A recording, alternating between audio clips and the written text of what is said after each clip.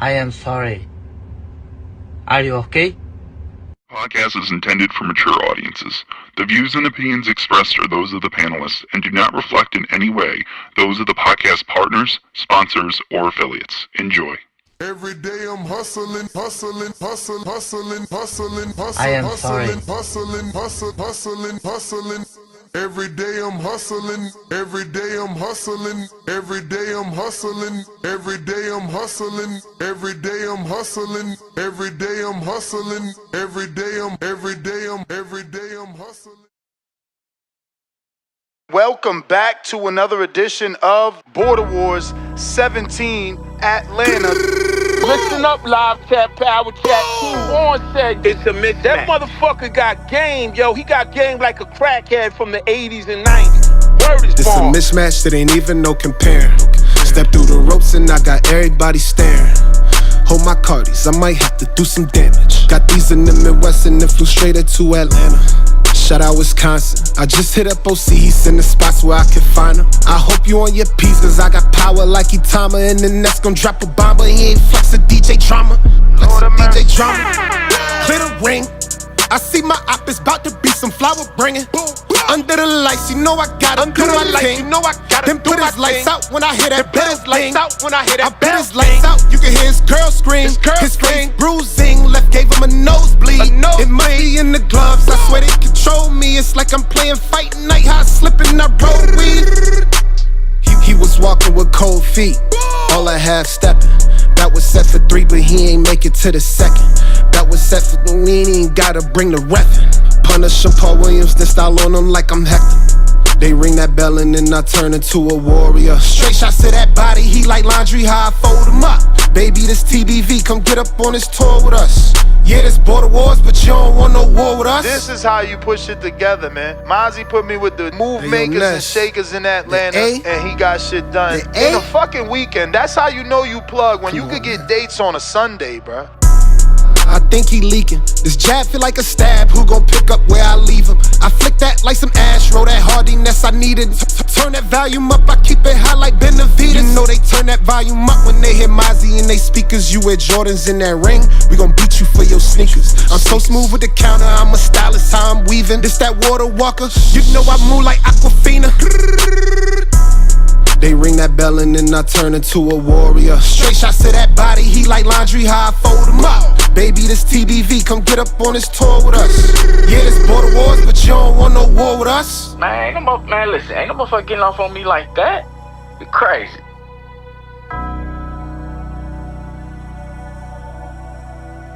Yeah, man, but when I send that fire, bro, that's the song I want to play, man. I don't be playing these other songs, man.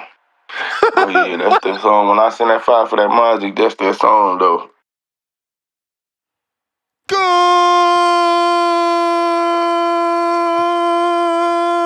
morning, TBV. What's going on, ladies and gentlemen? Welcome back to another edition of the Boxing Voice Radio. We are here today to discuss the Texas Hold'em boxing showdown between Vergil Ortiz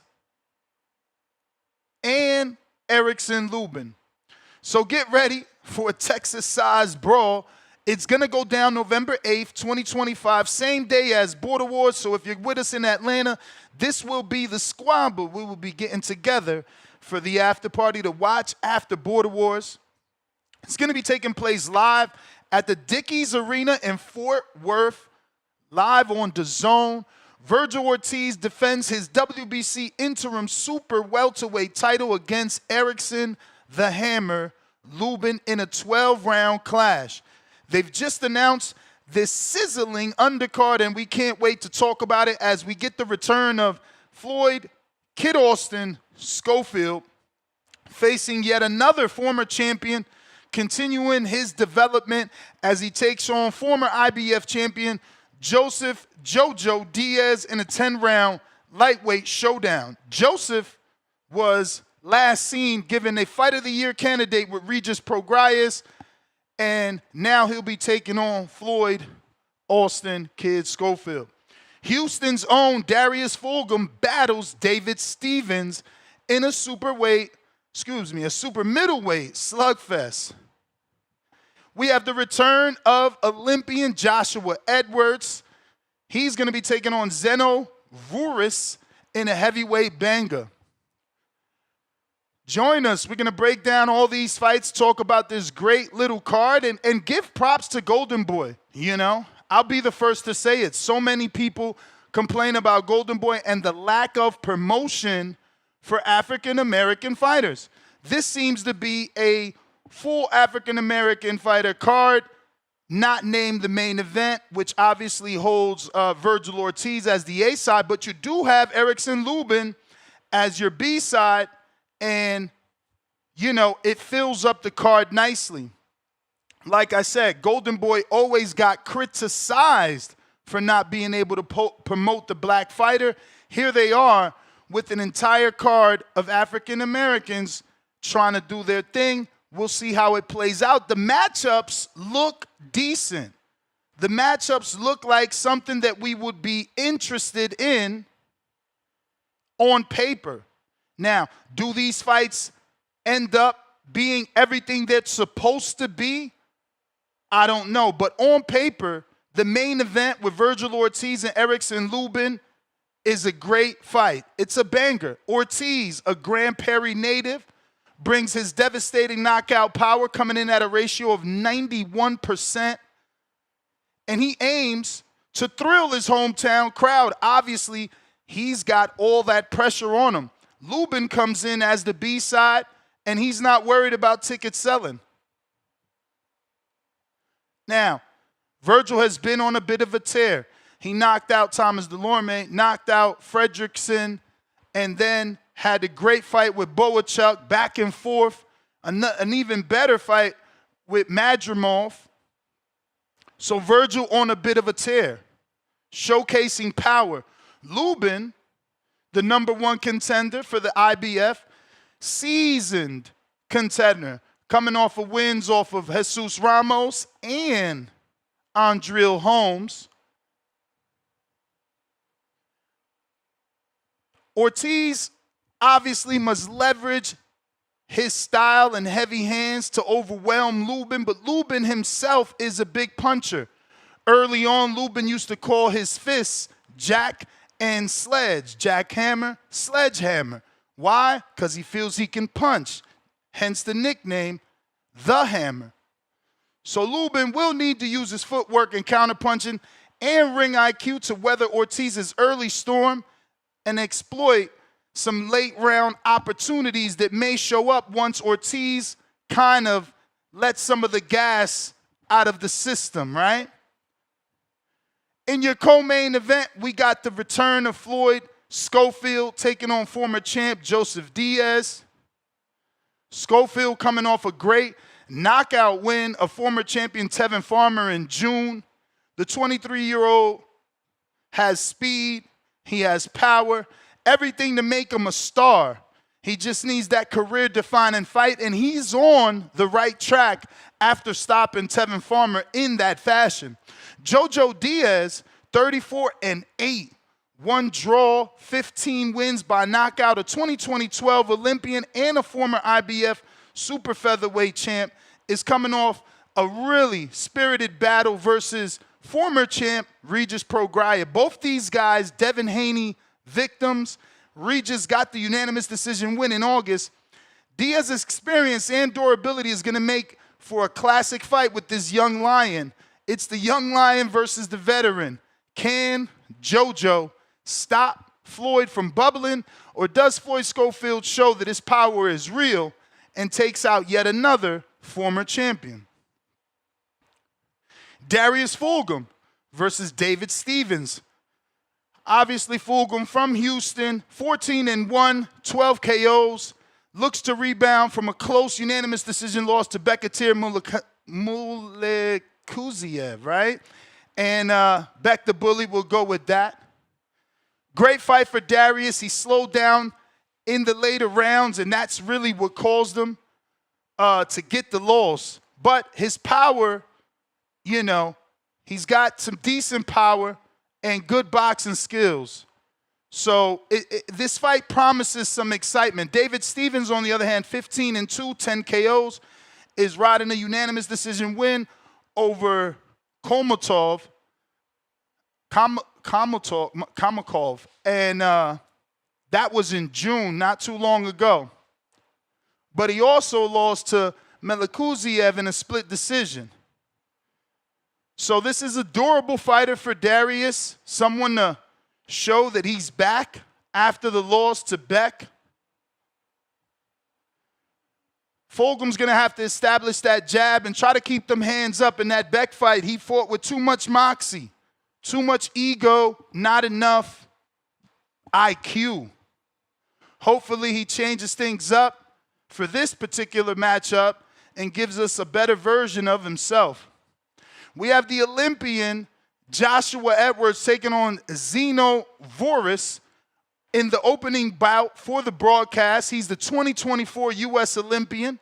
Joshua the Rocket Edwards, 4-0, 4 KOs. Faces Las Vegas' own Zeno Vooris, 5-1-5. So a good matchup here in terms of on paper. You know, both men have wins, both men have knockouts, and Zeno only has 1 loss. This will be a 6-round heavyweight clash. Edwards is trained by Ronnie Shields and has stopped all his opponents since his debut in April, and his debut was in April 5 months ago. They are keeping him really active. As you can see, 5 months, 4 fights, basically a fight per month. So we'll see, can Edwards use his amateur pedigree and footwork to set up some power and get the big stoppage. This card is promoted by Oscar De La Hoya's Golden Boy Promotions. It's bringing together some prospects, some veterans, and even some local talent. Schofield, on the brink of being a star, they're going to be highlighting his inspirational journey from homelessness to stardom, trying to add a little more emotional weight on their viewers. Diaz brings in, you know, a man battling demons, but trying to focus on the future. We all know Diaz went through rehab and has come out of it a better man, using boxing to stay mentally strong and physically in the best health, not resorting to the bottle. We'll see what the young man has left. We got a few talking points here for those that want to call in. Ortiz's homecoming. How does a fight in Fort Worth impact Vergil Ortiz's performance? We know how this goes. People always ticking you up, pulling you in different positions and directions for tickets, for better seating, whatever favors they feel they may need from the fighter. Does that affect Vergil Ortiz now that he's fighting home? We got Schofield star power. Is Floyd Schofield ready for a world title shot after facing Diaz, or does he need more tests like this? So this will be his second former champion. Do you think he'll need another before a title shot, or would he be ready for an actual title shot? Looks like we're joined by Miss Star. What it do? Good. Happy Monday. Happy Monday. Happy to be here. Ness, how was your weekend? Can't complain. I actually had a great weekend. Me and my wife hung out with Mozzie and his wife for, Saturday and Sunday. Nice. Went to brunch, 2 different brunch spots. Well, I think the second one we didn't make it to the brunch. It was packed, but we still had breakfast 2 times and, watched the fights. Regular weekend, did some working out. How about yourself? Yeah, that's dope. I definitely watched the fights on Friday and Saturday, and just worked out this weekend. I had a pretty laid back weekend. We had the kids this weekend, so that was cool. It's always cool hanging out with them. So just pretty laid back. Make sure I got my workouts in though. So that was good. For sure. Yeah. Looks like I got Huang with a counter punch. What up?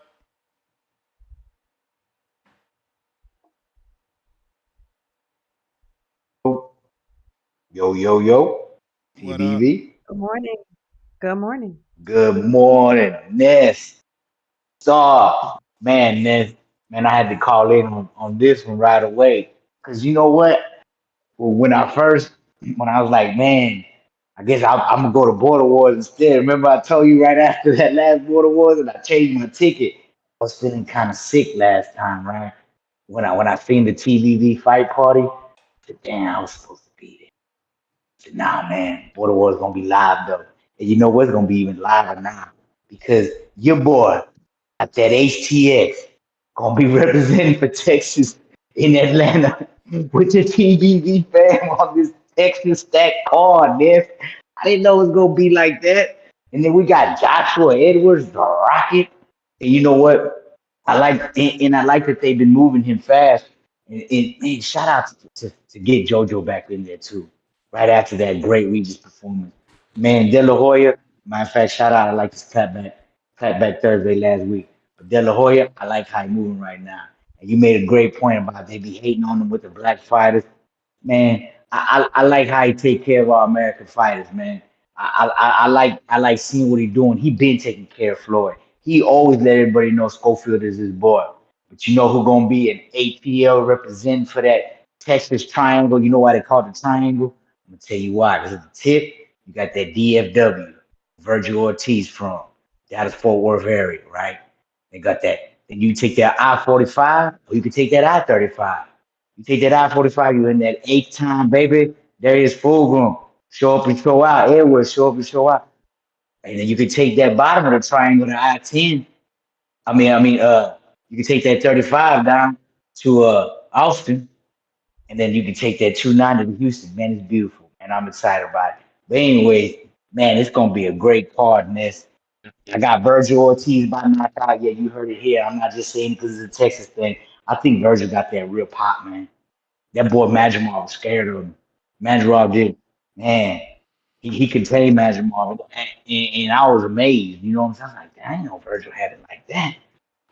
So, I'm glad that he's at this higher weight because I feel like now we can really see what he really about, Ness.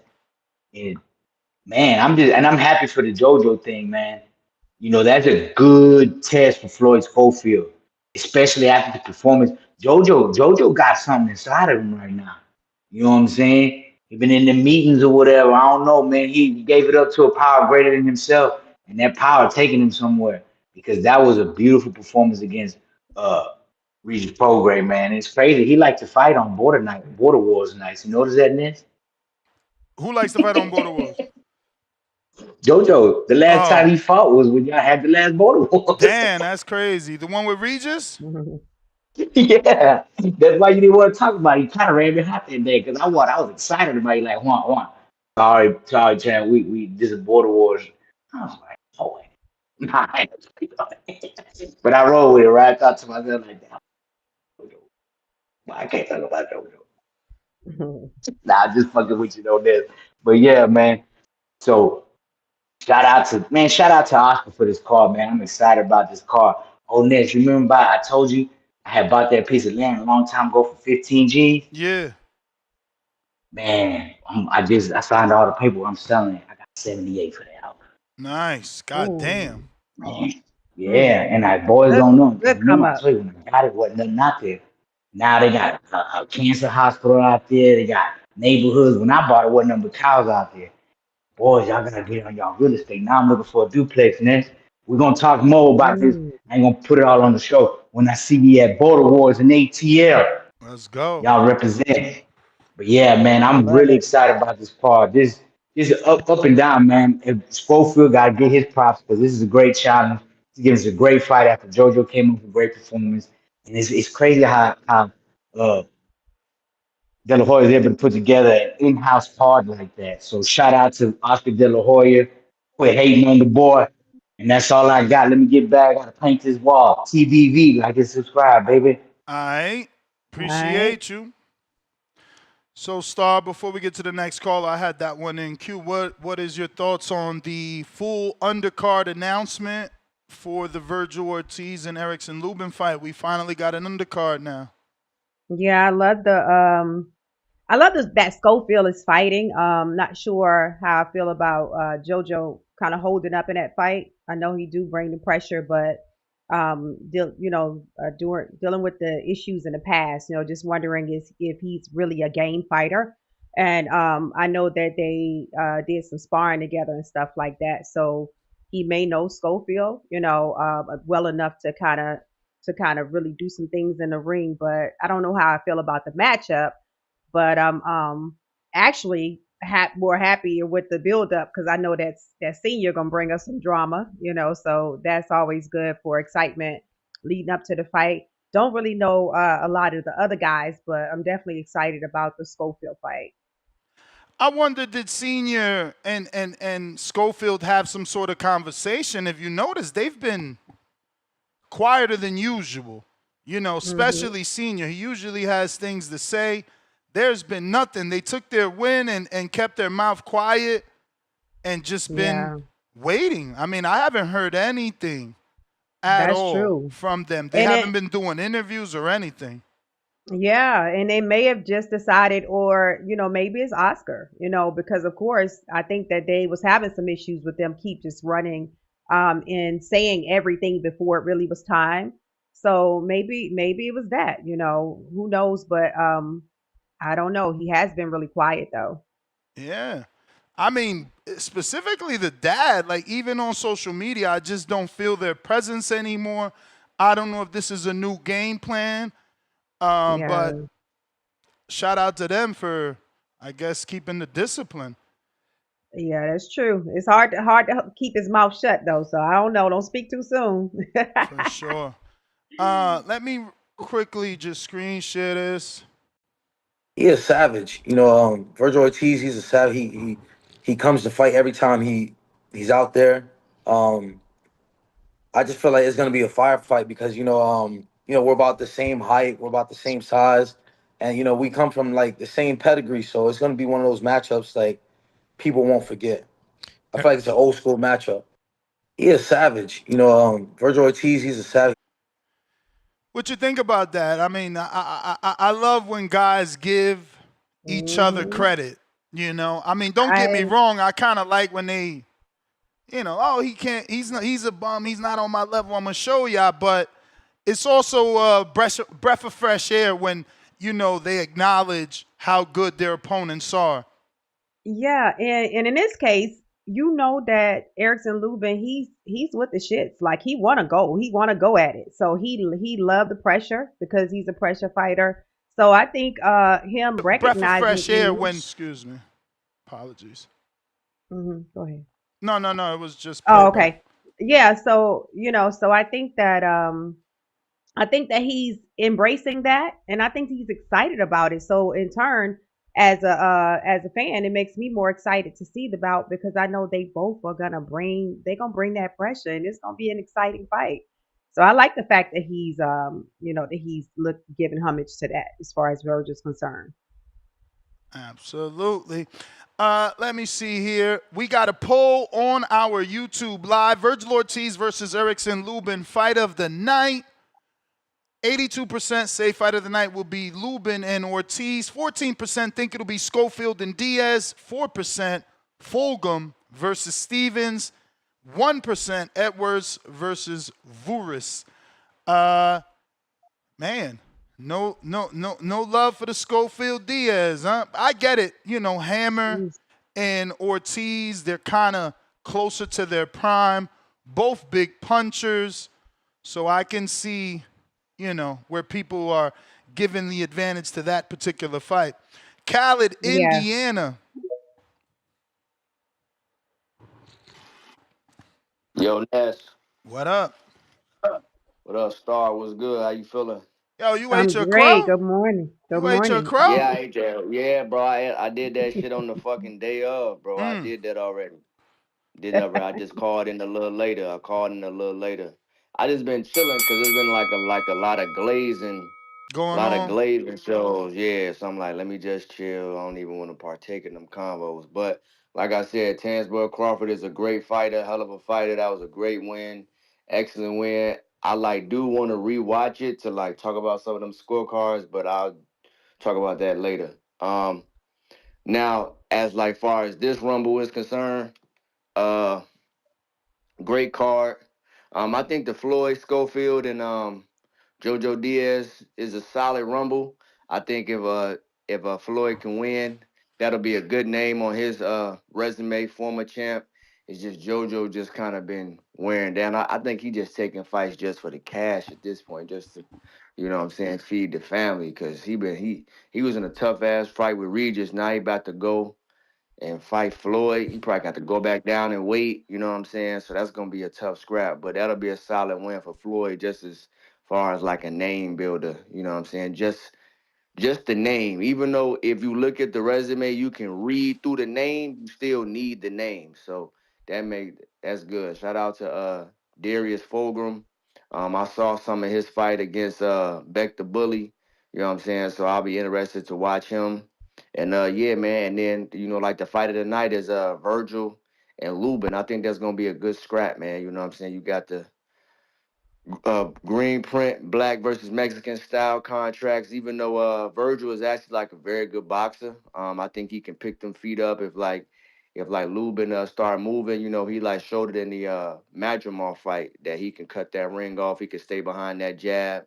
And then wear you down over 12 rounds. But Lubin does have the experience. He been in the ring with like a lot of guys. He got a great pedigree, seeing like a lot of different styles. And I think he got the punch to like make Vergil respect his power. So, but Lubin has shown to be a little chinny. So we got to see how that chin hold up and all that. But I'll probably end up going with Vergil just because Vergil been the more active fighter.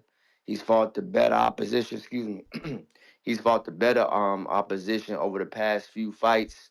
And that's been good. Oh, yo, let me shout out Brandon Adams getting the performance of the night. He came on this show, very articulate, very intelligent man. Came in, showed that Boachuk, I knocked you out the first time, then I come back, beat you in 12. So I hope Brandon Adams move up in the rankings. I hope we see him in like another big fight. And shout out to Brandon Adams, Joe. That's my call, and I appreciate you. All right, champ. Appreciate you. Feel like it's your time. But Ness, it's what you think about Papa Schofield saying that after this fight, Schofield would be fighting, he'd be up to fight Tank next? Yeah, I believe him. I mean, they've been waiting for this for a while in terms of getting that WBA opportunity. He's always said on this show, and I mean, Papa Schofield, that Tank would probably vacate the belt. He's probably going to vacate the belt. Not because of Schofield, just because of other issues. Like right now, he is fighting Jake, right? Like obviously they haven't mandated anything, so there's no reason for him to vacate. But, Tank is busy doing other things. And, the WBA gave him an opportunity to fight Roach, held up the division for that, then gave him another opportunity to rematch Roach, held up the division for that. The rematch didn't happen. He shifts, goes the Jake route. So, again, it's another holdup. We'll see, do they enforce him to fight a mandatory, which more than likely would be a Schofield. And then we'll see if Papa Schofield is right, or does, Tank and his team say, look, we're not fighting that kid. We're not trying to make $1 million when we could go make $20 million with Shakur or with anyone else. That would be insane if he get that fight before Shakur gets it. Oh, my God. I mean, it's about styles. I'm sure that Tank and his team understand that versus Schofield, they have more of a probability, as Calvin Ford says, to do what they do than versus Shakur, right? Schofield is going to give him the type of fight that would allow Tank to do more of what Tank does.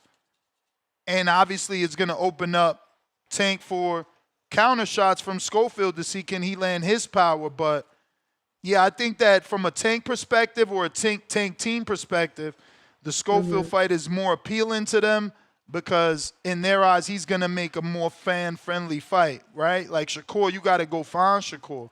He's not going to be there to be found. He's not going to allow himself to just sit around waiting for your big power shots. Not to say that that's what Schofield's going to do, but again, when you are thinking of these two, we've never confused Schofield for Shakur or Shakur for Schofield. So I just feel like styles make fights. Styles make fights. That'd be crazy. Wow. Mr. Perfect, what it do? Yo. What up? Yo, good morning. Morning. Now, you know why them niggas quiet, man. You can't just talk and then can't cash the shit your mouth can't cash. So he got the fight pulled out. So he ain't no more talking because you're going to talk yourself into another fight that you're going to pull. You ain't ready for and you're going to pull out for. So, of course, he been quiet, man. So, yeah, that's good, though. Go ahead. Take the JoJo fight. Shout out to JoJo. I heard he was at Pro Box facility or something. Yeah. Rehabbing. Okay, yeah. Shout out to JoJo, man. But who you got? Luben Gotta wait for the weigh-in. Tough fight. Man, nobody want to hear that shit, bro. Every fucking time you talking about a weigh-in, like, you really gotta wait on the weigh-in on every fight. Absolutely, that's my style. That's crazy, bro. Oh yeah, man. Shout out to Bud, man. Made me win 800. Actually, it was 850. Made me win 800. Thank you for walking them niggas out and getting their ass bust. Like, shout out to Michigan, man. I was watching the game and shit, and I see this nigga just walk these niggas. I'm like, oh, he walking him out, and they got the face on the whole jumbotron. Bet my young nigga freshman from Detroit went out there, went crazy. I had to make a parlay once I seen that. But yeah, shout out to Michigan, man, for getting that payback for me, bro. So yeah, man, it was a good ass weekend for me, man. But yeah, I like and what I tell you about that Curry fight, bro? They trying to call that the female fight of the year, bro. Yeah, I don't know how, man. Shout out to that girl though. That girl, what was her name? K. Scott. I told you, dog. Was her name K. Scott? Yeah, I told you she was working that. Bro. First and foremost, I no disrespect. Look, my co-host is what's the proper terminology? You're a figure. What do I call it? Bodybuilder? Because I know that's for men. What do you call your fitness? What is all the of it is term? all of it is under the umbrella of bodybuilding, but I competed in figure and bikini. So figure, figure. So is the term called like what? Like competing in figure competition? Figure competitor. Figure competitor. So you know all about weight. You know, I don't know, man. That girl, did you watch the fight, Star? Yeah, Curry, I watched the female fight, the co-main event? Yeah. Wow. You didn't think Kay was on sign. I'm sorry. I'm sorry. Her shoulders, I mean, bro, her back. Listen, no disrespect to her. I'm asking you because you a bodybuilder. Like, she was jacked. What's crazy is I don't even know what to say. I'm passing it to you. I don't really know how to phrase it. I felt like her shoulders were so broad and wide, and the back muscles was so defined. I'm like, what the fuck? But she ain't had no power. Let's be real. Right. She was punching soft as hell. No power. All the muscles, and she couldn't punch for shit. She was punching soft as hell, bro. That's why I'm like, I was like, I don't see how they see this a fight of the year. It was a good fight. But too I much knew it was a 50-50 fight.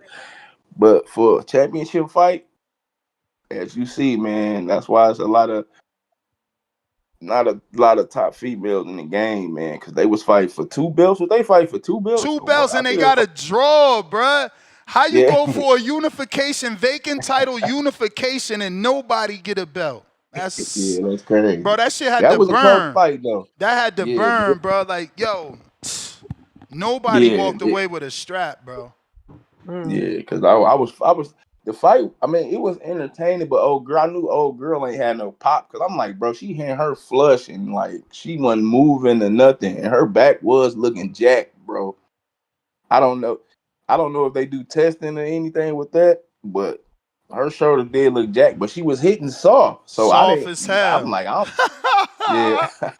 I didn't know she was so shit. How you that big and hitting, but she was landing that right hand on my girl Olivia. Olivia don't move her head. I'm about to text Trinidad, bro. She was not moving that head. She was just taking shots too. Like, fuck it, you gonna hit me, but eventually I'm gonna hit you back type shit. Yeah, that's what I was like. Damn, they both. Cause I'm looking at both. I'm like, no, they both don't really got no defense for real. They just out there slugging it. But that's how the female fights be. Cause it's 2 minutes, man. So, well, Olivia a dog though. I ain't gonna front. She a dog. You know, she give you that look like she ain't like that, but she be kicking up. She kicks up. She don't let that shit. Yo, I like her. Hey, they said Clarissa gonna be under that Floyd. Yeah, I haven't heard that, but just you telling me that, I could believe it because Mark Taffet is her manager, and he's part of that whole new conglomerate, bro. He's the one that helped Floyd sell fucking $5 billion, well, HBO $5 billion plus pay-per-view. So I knew. I mean, I don't know. I had a hunch. I still don't think it's true, even though you're telling me, because her and Floyd don't really get along. Yeah, that's how I feel too. But I'm like, who she gonna fight on that card though? It ain't gonna be your girl for sure. You know what? It would have been dope, but obviously it's not her because they would have been announced it because it would have been like a Legends card. But her versus Layla, 2 legend fights, like co-main and main of Legends, it would have been, could have did well. Yeah. Yeah. We gonna find out, man. See what's popping up on these streets, man. I don't know. It could be a catchweight circus fight with catchweight exhibition with Alicia Bumgarner. She just vacated the WBC. Oh. She did. But I'm faking it. That she ain't moving up. I'm just fucking around. She gonna be on the Jake. She gonna be on the Jake Tank, right? I don't know. She should. Shit, that would be crazy if she don't come back on that. I mean, I don't know. So. We don't know who they plan on that. But let me get to some other callers, champ. You the man. All right. Yep. Mr. Vega, what it do?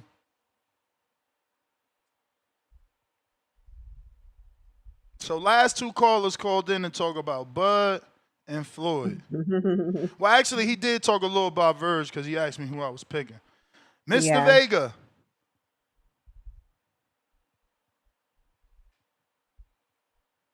Vega.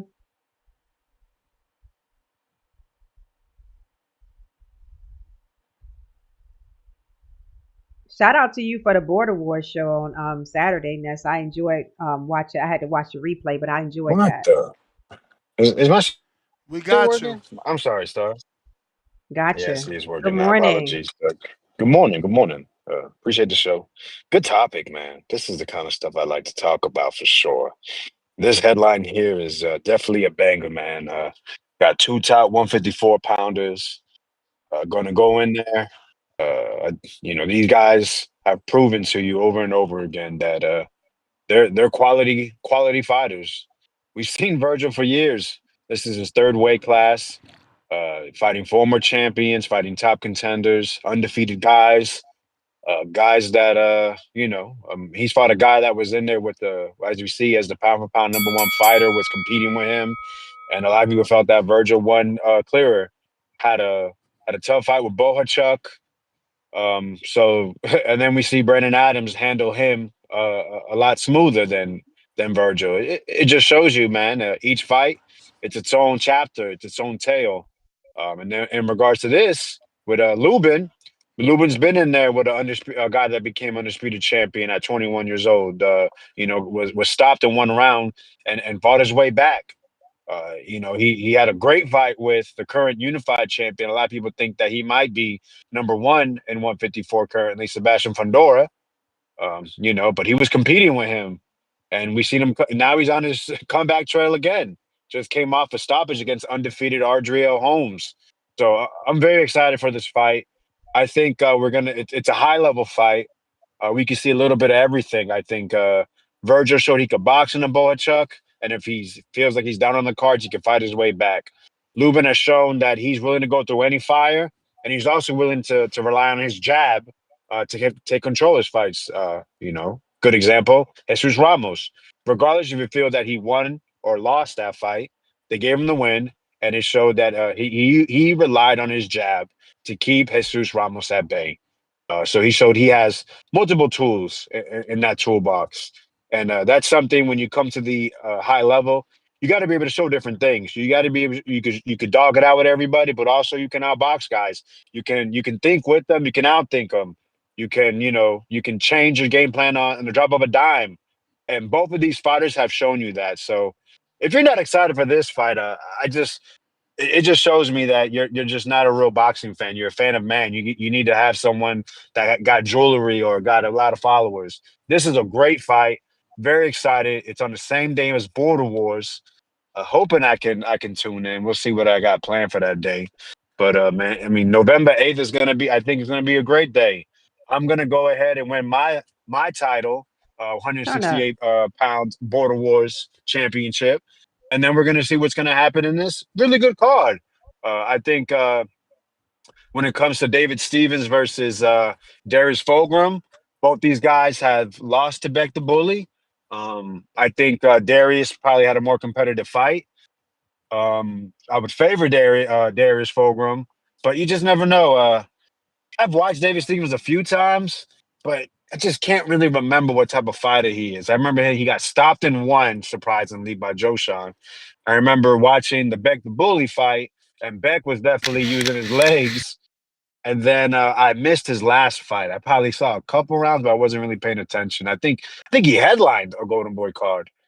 In regards to the co-main event, listen, Floyd Schofield young. It is what it is, man. But look, back-to-back former champions coming off losses. Yeah, not surprised. You could finish, bro. We don't got that many callers. We're going to stretch it out. I got a guest coming on, see if we could get some real hardcore listeners and talkers here. For sure. So I'll just finish on this point. Schofield is in position, but we just seen Oscar De La Hoya speak about it. Matchmaking. A lot of guys he feels don't know how to matchmake. And Schofield being so young and already in position, basically in a holding pattern currently to see what's going to happen with that title. They just fought Tevin Farmer, who's coming off 3 straight losses, competitive, but 3 straight losses. And now he's like JoJo coming off a loss in a competitive fight, but he is coming off 7. He's lost 7 of his last 9 fights.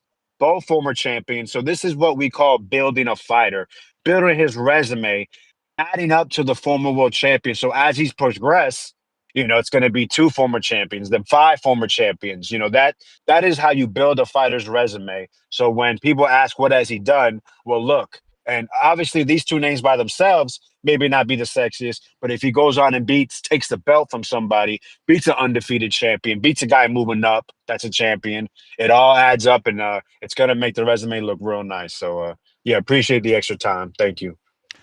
All right. We hit up Trinidad Garcia, the trainer of Olivia Curry. So he said he's free. We're going to try and get him on. We got Big Boss, Mandalorian.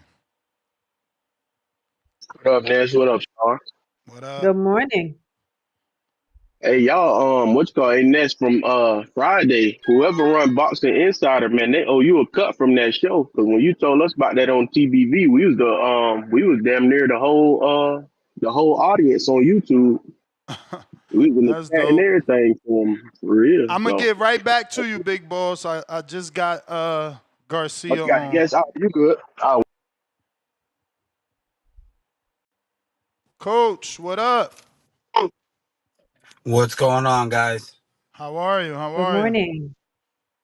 Good morning. How are you both doing? Cannot complain, man. Blessed, highly favored. How about yourself? I'm doing all right. Still, going through the emotions of the weekend, but, otherwise I'm doing all right. Thank you. Yeah, we were just talking about it. I said, let me get the coach on, see his thoughts, because I felt like it was a very unfortunate situation, man. 2 vacant titles. No one was able to come away with a win and take those belts home. And I had some criticism. Your girl was not moving that head. What is up with that? Bro, she took hella right hands. Like, I get it. Maybe it's cool to be like, yo, she got a chin, but fuck. She need to move No, her I'm head. definitely not gonna say it's cool that she took all those right hands. Like, No. look, I mean, some people like, oh, she's got a chin. And it's like, all right, but we gotta yeah, a move that chin doesn't fucking always. head. I'm with you with that. A chin doesn't always mean you got to take a shot, right? A chin, can Canelo learn how to move his head, he could still take a shot from anybody in the world. But yes, needed her to move her head more. I mean, that's plain and simple. There's no other excuse for it. We needed to move her head more. Yeah, yeah. Again, So all this is very fresh at the moment for me. So I'm still trying to process it. I've watched it already twice, obviously, but still trying to process it all. I know we're in the world of content creators and guys like yourself and fighters, managers, they automatically think that people like myself are just here to stir the pot because we need views and we want clicks. That isn't the case. I'm just prefacing all that before I give you this next question because I just want your genuine thoughts. Like, what did you think of Kay Scott? I felt like she looked like she might need to be tested. She wasn't punching like that, but physically, you know what I'm saying? I've been watching this sport for many, many, many years. I don't physically see women look like that unless they're bodybuilding. Man, was there any concerns? No. I mean, look, need to be. I'm not here. Plain and simple. I never thought Kay Scott was on anything. I didn't think that meant anything. No, and not saying that Olivia didn't take shots, and not that Kay Scott didn't land big shots, but Kay Scott had 0 knockouts against very low level opponents at one point in her career. Her power was never Olivia, and you can go back, you can watch it, you can hear her say it on live broadcast. She goes, I don't feel any of her shots. Like, her power is nothing, but she kept on coming.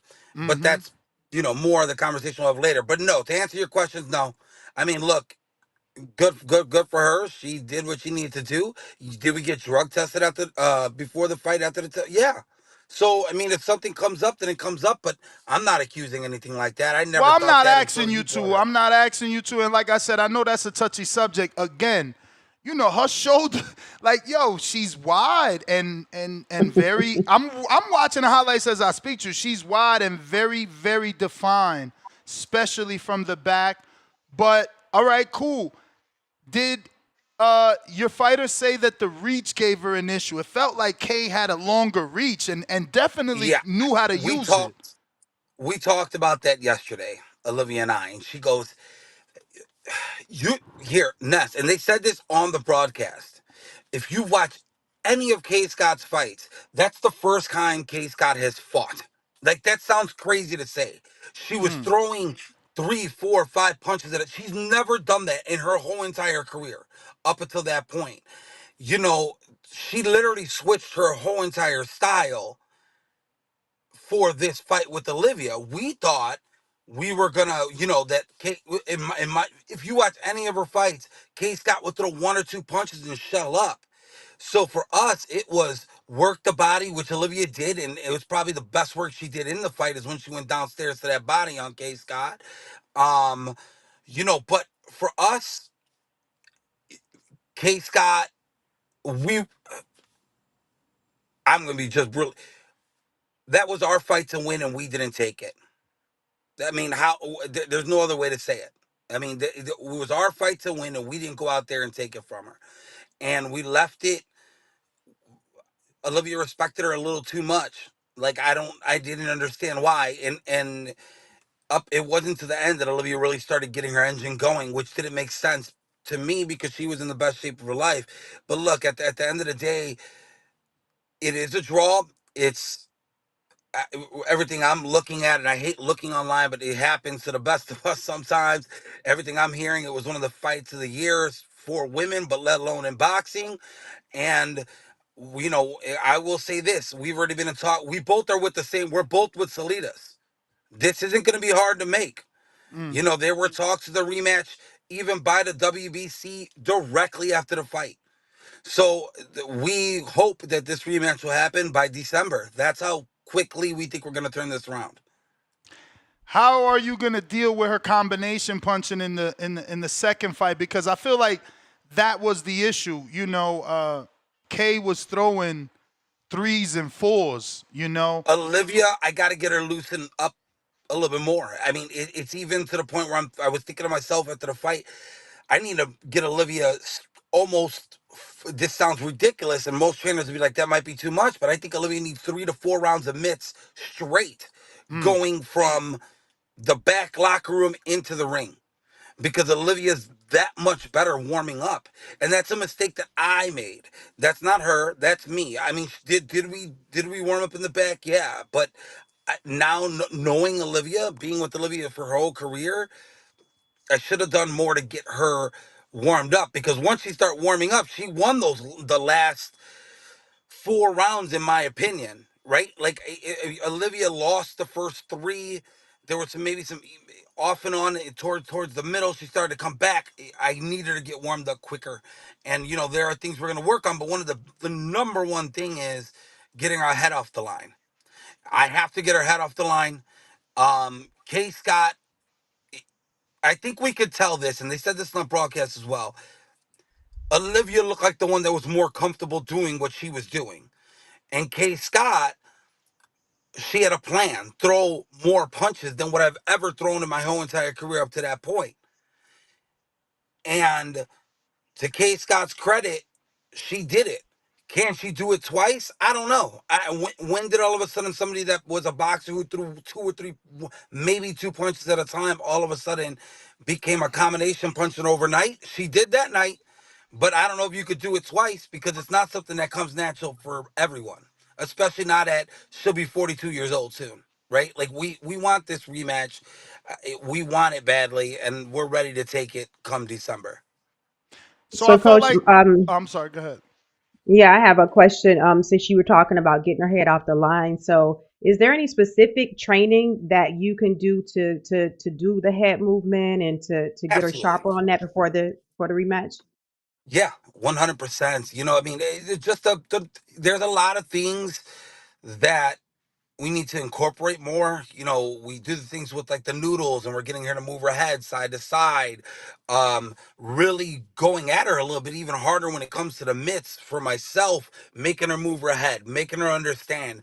I'm gonna have to, you know, it was funny early in Olivia's career, I used to hit her a lot because Mm, I needed to get her head off the damn line. And we went the idea was to run over Kay Scott. And to Kay Scott's credit, she put a fucking hell of a barrier up. And she did something that we didn't expect. So, again, I'm taking a lot of blame for this. And people are going to think, you know, why is he taking so much? Because I did not prepare Olivia Curry for somebody to throw 3 or 4 punches at a time. And I that is can on appreciate me. that.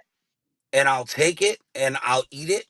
And believe me when I tell you this, I'm wearing it right now. You know what I mean? But Mm, it's it's what it is. And you know, I told Olivia yesterday, hey, and this is being so brutally honest right now. And I know you caught me. That's on a very emotional weekend. What's it called? But you know, I will say this. I told Olivia yesterday, I might not be the one to take you there. I told mm, her, and she was like, "You got to be out of your mind." You know, she, to her credit, was like, "I don't know where you're coming up with that, but it's not me. What's it called? That's me. That's like my daughter to me." And that sounds crazy because we're only like 7 years apart. But we're, you know, at the end of the day, I want her to win a world title with or without me. So she was like, "No, I'm take." She's like, "I didn't follow everything that we had set," and you know, I don't believe that. There's a bunch of different aspects that need to be done, and I think come the rematch, we will have that done. And if we don't come victorious come the rematch, then I will say, yo, it might be time. But we want that rematch. mm. I take a lot of fault for this. I feel like there were things that I needed to, you know, get in play here. Olivia got cut, you know, and no matter what anybody wants to say, I'm a young trainer in the game at 42 years old, where you got guys that have been in there with people that have been cut 100 times. This was the second time I've ever dealt with the cut as a coach in my whole entire life. I feel like that made a difference. I didn't feel like I was coming and giving her the proper guidance in between that time. But right now, again, whirlwind of emotion. Who knows? And I'll probably look at this a lot different in a week from now. Yeah. So I felt like her her best punch and the one that got the most damage. Let me see if you and I are on the same page here. What would you say was the shot that landed more than once that seemed to have the most effect on K. Scott? The left hook to the body. She was devastating with the left hook to the body. I mean, that was Miguel Cotto's left hook to the body. I've been working on that thing for 3 years, and it clicked. The thing that did not click was she didn't go down to that body early on. She should have went down to that body round one all the way through, because when she started to land that left hook to the body, she was coming back upstairs, and she started to land that left hook upstairs, and that's when she started to win those middle rounds that brought her back the late to middle rounds to bring her back into that fight. So yeah, the left hook to the body, Nas. Is she a converted Orthodox? Did she walk into the gym southpaw? No, she was just a converted klutz. I mean, I love Olivia, and I'll let her listen to that later. She's Olivia. Olivia, everything that you guys see about Olivia Curry, she made. She everything from any athleticism to every muscle. She's worked hard at getting herself where she is. She There are some times with Olivia, and you could tell it, she's a banger, dude. She wants to get in there and fight. You got to understand something. When Olivia first came and talked to me, Olivia goes to me, she goes, I want to fight the best in the world. Whether I win those fights, I do not know. But I want to know that that when I leave my career, I said I fought the best of the best. And and it's funny, it's crazy to think that now she's like, I want to win against the best of the best. That wasn't the case in the beginning. So for Olivia, it was like, I'm going to go out there and give a hell of a fight. And I used to make jokes to her. I'm like, you're gonna be the female version of Arturo Gatti when this thing's all over. And the two big fights that people have seen Olivia Curry on, which was with Shadeja in 2023, and now Kay Scott. With Shadeja, nobody thought she had a chance to even come out of the fourth round, let alone take Shadeja the distance. And Shadeja never looked the same until she won her unified world title. And congratulations to her. She unified those titles. And then Kay Scott, who 100 and something amateur fights, was considered a trailblazer in Australia, and here we are talking about the female fight of the year. Shout out to Kay Scott, because I'm sure she's going to receive this interview negatively just because we talked about her physique. But for 43 years old, that girl has an engine. I can't believe how many punches she threw, and just her accuracy too, man. She's not bad at all. I think that, I'm sure she's mad that she lacks power, because she hit Olivia with a lot of stuff that if she had more power, that fight shouldn't have gone that long. Same for Olivia though. If you work with Olivia to land that left hook more, because she was hurting this girl to the head with that left hook. You say to the body. To me, her weapon of choice and I guess her best punch is the left hook, whether it's up or down. She's doing damage with it. She's really heavy-handed with that left, but obviously she got to set it up to catch somebody when they're not seeing it. But it was a great fight, man. It was a great fight. How soon do you think both of these females can do this rematch? Because it was gruesome. They took a lot from each other. Nas, can you hear me? Maybe your battery's dying or your service. Jump out, jump back in, coach. All right, I'll come right back in. Yeah, wow. That was a war, man. I'm watching that shit right back, and it's crazy. K is more accurate, better combinations. She just don't have the pop. When she lands, she lands. It still gets it still looks good because she's landing, but it doesn't have the effect of Olivia's punches, in my opinion. Coach, you there? I'm going to try to do it one more time. Hold on. All right. I think I got it. All right. Hold on. Give me 1 second. I'll do it one more. Yep, no worries. We are live with Coach Trinidad Garcia, the trainer of Olivia Curry. And Olivia's feet are so heavy, too. She got to get better footwork. She right in front of her opponent. Any better? Yeah. All right. All Better. right. That's good. Yeah, so we were talking about setting up that left hook, man. What could you do to make that thing a little more sneaky since she has so much power in it, man? I think, you know, possibly with the right setup, she could get a knockdown. Yeah, I think, you know, it sounds... Uh-oh, Coach. Coach, is your battery dying or is it the service? Because you're still choppy. My battery's not dead. I'm pulled over. I've been pulled over, too. How about there? It kind of worked, and then it went out again. Hold on one second. Let me see. How about now, bud? Still kind of has that feedback. I'm gonna there you go. Call one more time. No, that's good. That's good. Let's just do it there. All right, there we go. Okay, so it sounds crazy to say this because it almost sounds like I'm insulting my own fighter. How about slip it? How about slip her right hand and come up with the left? Right? I mean, she didn't slip it; she ate it and then landed her shot. Right? I mean, that's probably the number one course at this point. Yeah, Coach, we having that sound issue again. I don't know. This is the second time we interview with the same thing. We're going to have to make sure you're on Wi-Fi next time. Are you there? Oh, shit.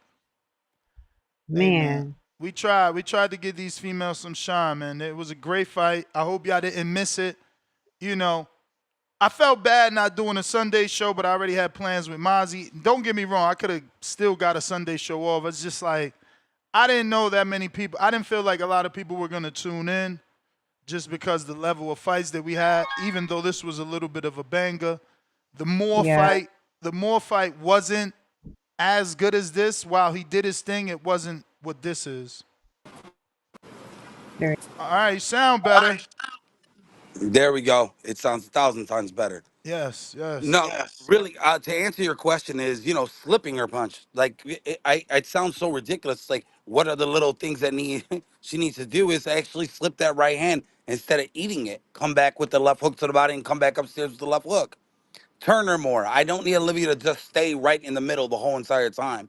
Get her moving. Not necessarily, Olivia's never going to be somebody that's going to be dancing, but definitely somebody that can move her. Just turn her around and give her a little different look, a couple different angles.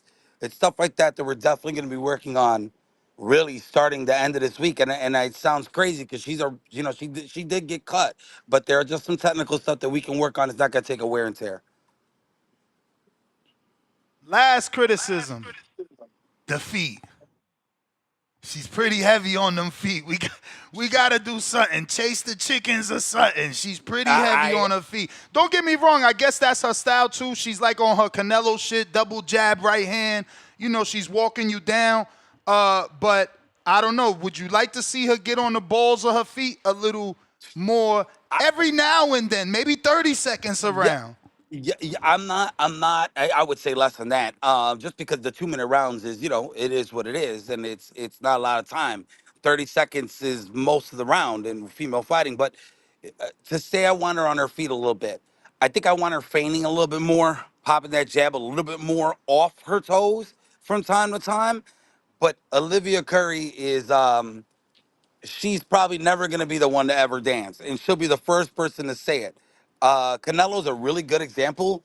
I mean, we saw that a lot with the Terrence Crawford fight. He looked like he was in cement from time to time, and that's. But the difference is Canelo has that head movement that allows him to do that, but not so much, obviously with that elite level, all-time great in Terrence Crawford. But yeah, I want to see her. I want to see her moving.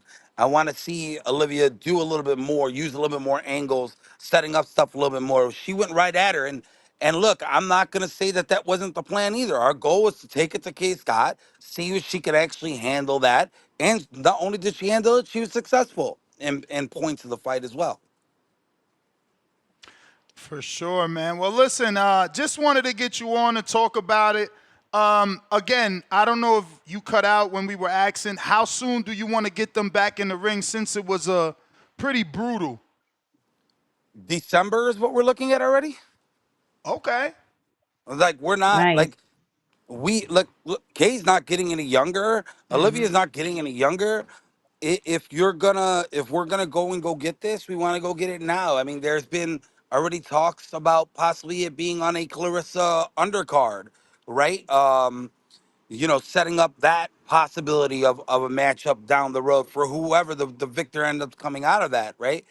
We still need to talk to the sanctioning bodies. I know when we were there, the WBC said they're going to recommend that there's an immediate rematch.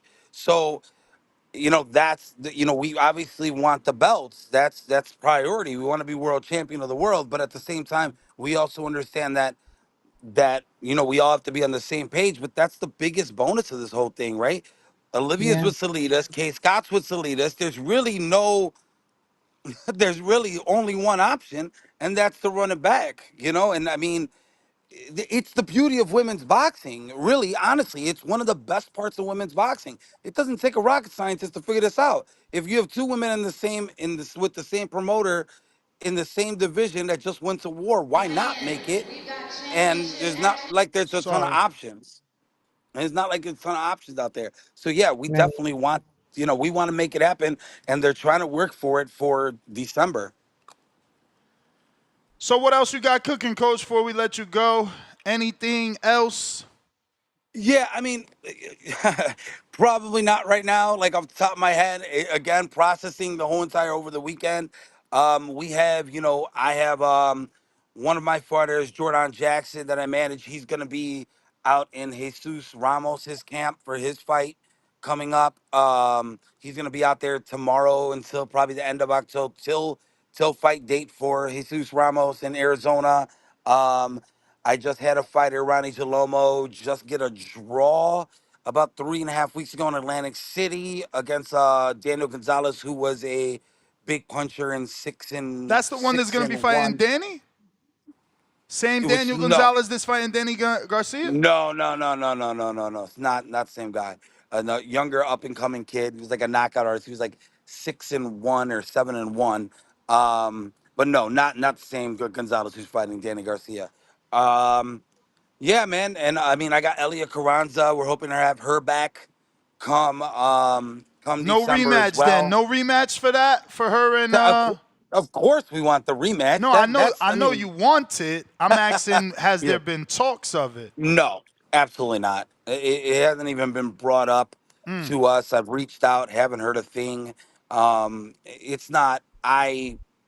I would guarantee you that fight's probably, there are certain rematches that are more risk than it is reward. Why would O'Shea go take that risk when there's no reward for her?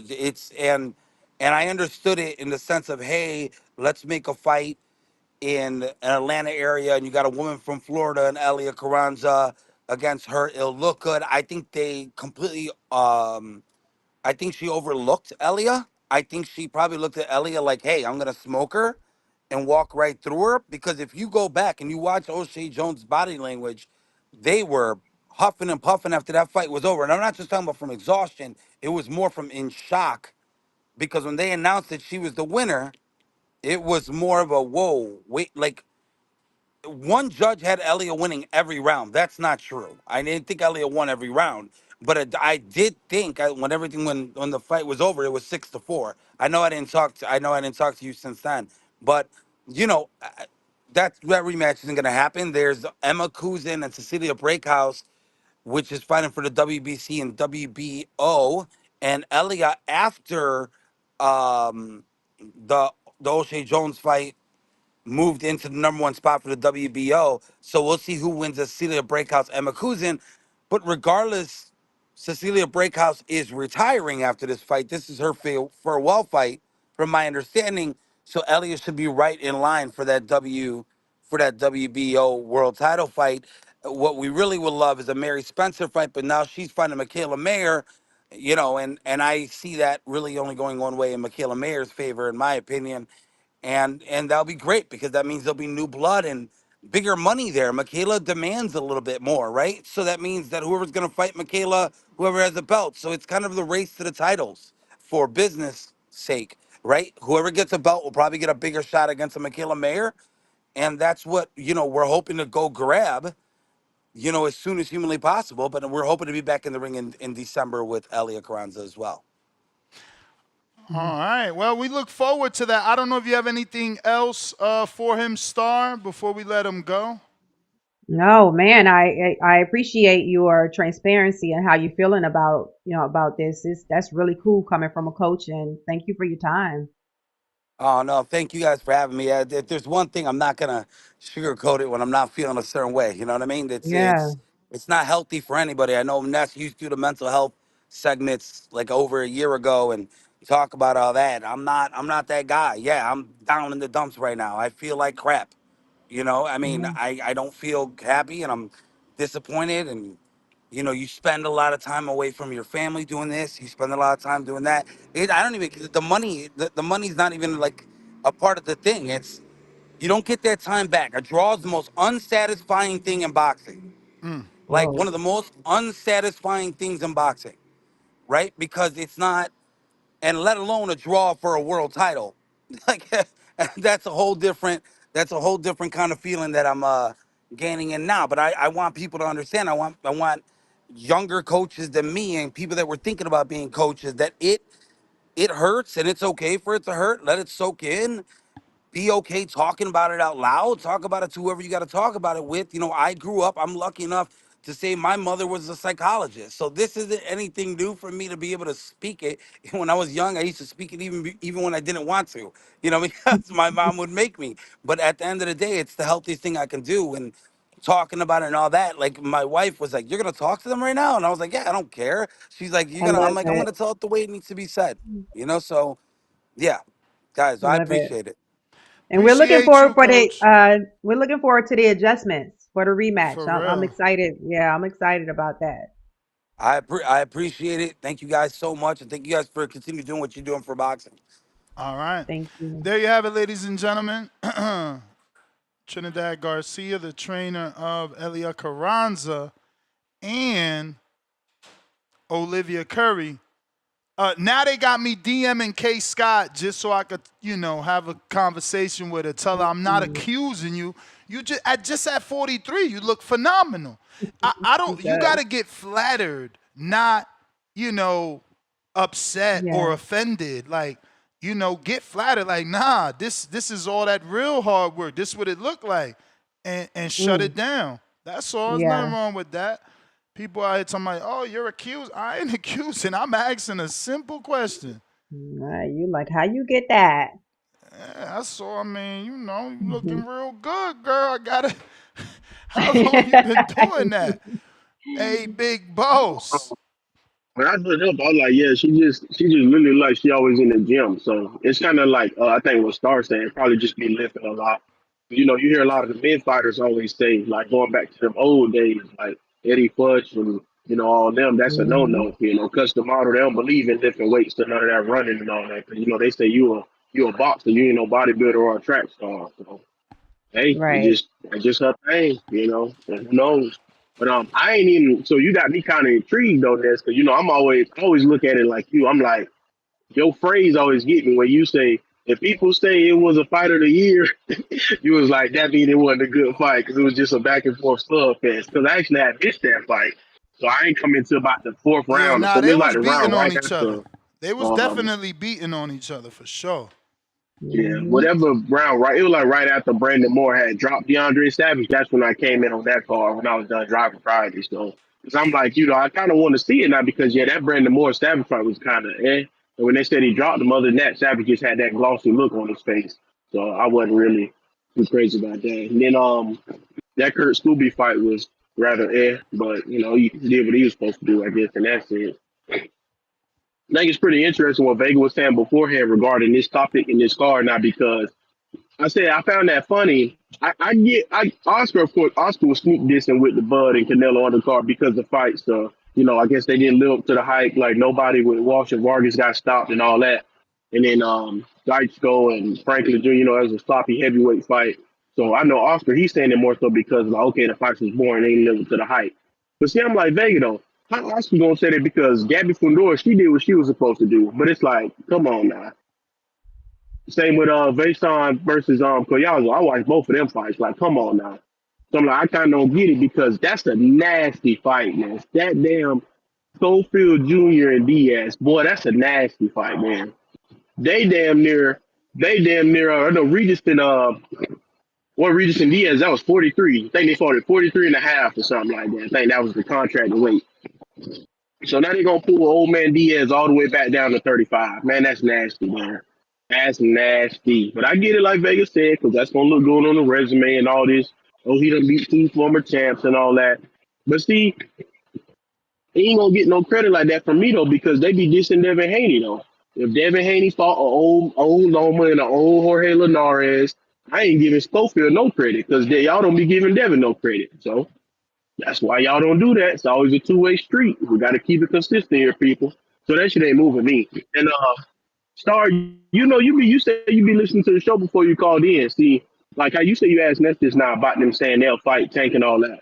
I don't be taking him serious because how Ness said he is, because you seen when Pop Schofield was on that show, he kept preaching, oh, we don't want the belts. We don't care about the belts and all that. So why they keep saying we want this IBF belt? We want this WBA belt. It's either this or it's that. They got to make up their mind, man. I don't know. I just too inconsistent for me. But hey, they got floor tickets next for this fight, this Vergil and Lubin fight for $200. Bro, the ticket pricing is phenomenal. I think the most expensive ticket is $100. Yeah, so I'm pretty sure. I don't know. Remember we were talking about if they gonna fill up that arena. I doubt they gonna do that, but they did pretty solid on their pre-sale so far. But yeah, them ticket prices crazy cheap. Yeah. That $200, that's like the 7th row in the front row. So look, the ticket is the most expensive ticket is $150. Now that's how you fucking do a fight. Cheapest ticket $25, most expensive $150. Man, we all over there. We all want front row. That's how you got it. That's why I finished. I was like, if they don't at the least, like fill up the nosebleeds or something, like that's how you fill up the floor right there. Like they got it right on that one. So I don't know. That's a good price, man. That's a nice blue collar price right there. Yeah, and it's Dallas or Fort Worth area, so. Yeah, I hope Fulghum bounce back though. Other than that, that's all I really had to say. So I just go back to listening and I'll tap back in with y'all. Oh no, I did say last thing that's speaking of Michaela Mayer, I ain't seen it to you, but Richard Torres said he might be on that card she fighting in October up there in Canada. So he said they just gotta wait and see. They told him they're trying to find him an opponent. So guess we gotta be on the lookout for that. But other than that, that's all I got though. Appreciate y'all. Appreciate you, man. Gotcha. Yeah, man, that's how you price a fight. That's making it affordable for fight fans, blue collar people, regular people, man. Regular people with a regular 9 to 5, man. That's how you price it. Yeah. You and your girl, y'all spending $300, $150 a piece for some great seats. That's too much. You spend $150 for 2 tickets, $75 a piece. Yeah. If that's too much, then you spending $50 for 2 tickets. Now that's how you get people in the door. Yeah, that's love right there. Chad, Canada.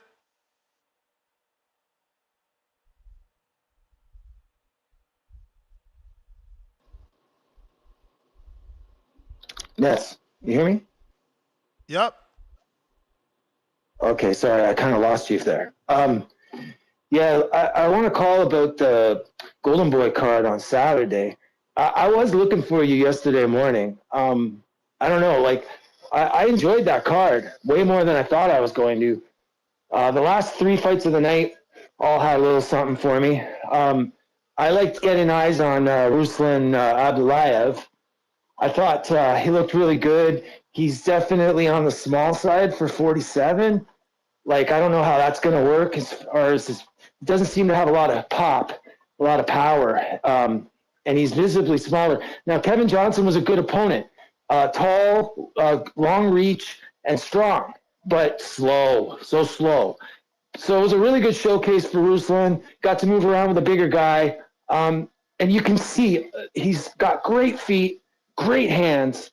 But again, I don't know why they've got him at 47. There must be some reason, with the opponents at 47, they feel they can be more successful. I just think with his size, he's a better fit at 40. But definitely he's someone to watch. For anyone that's listening, doesn't know the name yet, he's an Uzbek. He was a Uzbek amateur sensation, right? And now I think he's had maybe 4 or 5 fights at amateurs, or pro. I don't know how many he's had yet. He's just getting going, really. But that was fun.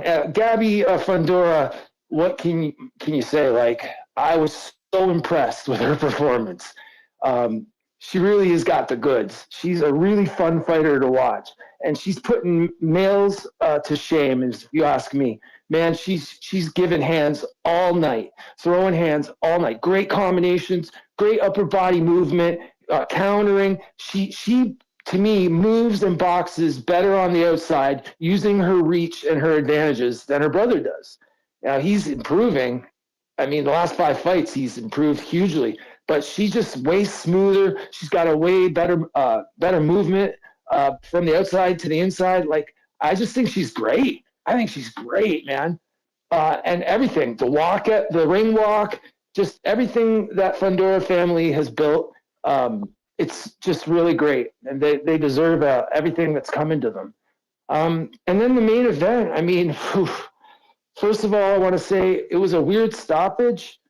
After watching things back, I'm not sure what I think. Like, I'm going to assume his corner, Vison's corner, saw something that in their fighter that we just didn't see. He was definitely getting touched, but so was Colazzo. And it looked to me like the damage was kind of even at the point they stopped it. I think Colazzo was getting challenged in a way we haven't seen, really. Vison was able to really bring it to him, man. He was strong. And I felt like Colazzo, not a very good counterpuncher. If you notice, he doesn't counterpunch much. He'll just move out of the way and reset. He likes to be first. And Vison was really screwing up that plan for him. I feel like in a lot of ways, Colazzo looked like, not like he was in trouble, but this was a real challenge to their strategy. Vison, I hope Colazzo and Vison will fight again, because I thought it was a really good fight. It was looking like fight of the year type of stuff. And then, boom, they just stopped it. I thought the ref stopped it at first. And then I realized the corner had stopped it. It was kind of shocking, to be honest. But overall, I thought it was a good little card, man. I thought Golden Boy did a good job. And the crowd seemed into it. I don't know. Did you watch it, Ness? Yeah. Decent. Yeah. I preferred the Salida card, though. Yeah, I didn't watch it. I didn't watch any of it. Not even the highlights. I have to go and look at the highlights still. You thought it was a better night overall? Yep. I mean, the Golden Boy Fair card enough. was just very small, right? Like low weight classes. Yeah. You know, even the women were lightweight. So, but Fundora is a champ, man. She deserves all the shine. It sounds like the internet wants her to move up to 118 and fight Shanika Johnson. Mm-hmm. Okay, I'll have to look into that, because that's all I'm thinking at this point is who can stop her. Like, I don't have enough depth of knowledge for the women's side of it to say, like, we need someone like that to really speak to it, because I have no idea. Because she looks, I mean, she's just so well-rounded. She's a very complete fighter. I just not much else to say. Like, I was really impressed. With her. But anyways, how you doing, Star? I'm doing great. How are you? I'm good. I will let you guys go. I'll go back to listening. Yeah, I wanted to ask real quick about Fundora. So do you think that it's strategic that they kind of building her resume? Because it seems like I'm just seeing her in a lot of fights that's not 50-50, that you can kind of see that she's dominating over her opponents. Yeah, so I would say that's got a lot to do with just the women's side of the sport in general. Like, even in the amateurs, competition, like high-level competition is, you could say, I don't want to say few and far between, but like amateur women tend to have to travel great distances to find good fights, or sometimes any competition, depending where you live. And I feel like the pros is definitely gotten better in the last, like, say, 10 years, the women's side, and the overall level of ability and everything's looking better. Like, there's women now, to me, that move and are fun to watch as much as some of the men, better than some of the men. There's nights where the men disappoint me hugely. They're not throwing their hands hardly. They're barely doing anything in there. And some of these women are in there like just bringing it. Total all heat. And I feel like Fundora is one of them. So, I mean, it's just the nature of the women's side of the sport. I feel like the opponent they brought to her, even though she's Canadian, I'm Canadian, I'd never heard of her. I didn't know her. And maybe that's something I need to change. But she looked game to me. I mean, she looked game. And I don't think she probably had a chance to beat Gabby, but she brought it. She was a great opponent for Fundora. Yes, she did.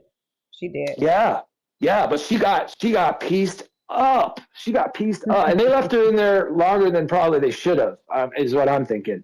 They really left her in there as long as they could. So I don't know that's what I'm saying, Star. Like, I don't know enough about the women's side to even suggest who might beat Fundora at this point. It's going to be a bigger fighter for sure. It'll have to be someone physically bigger, that comes down maybe to meet her.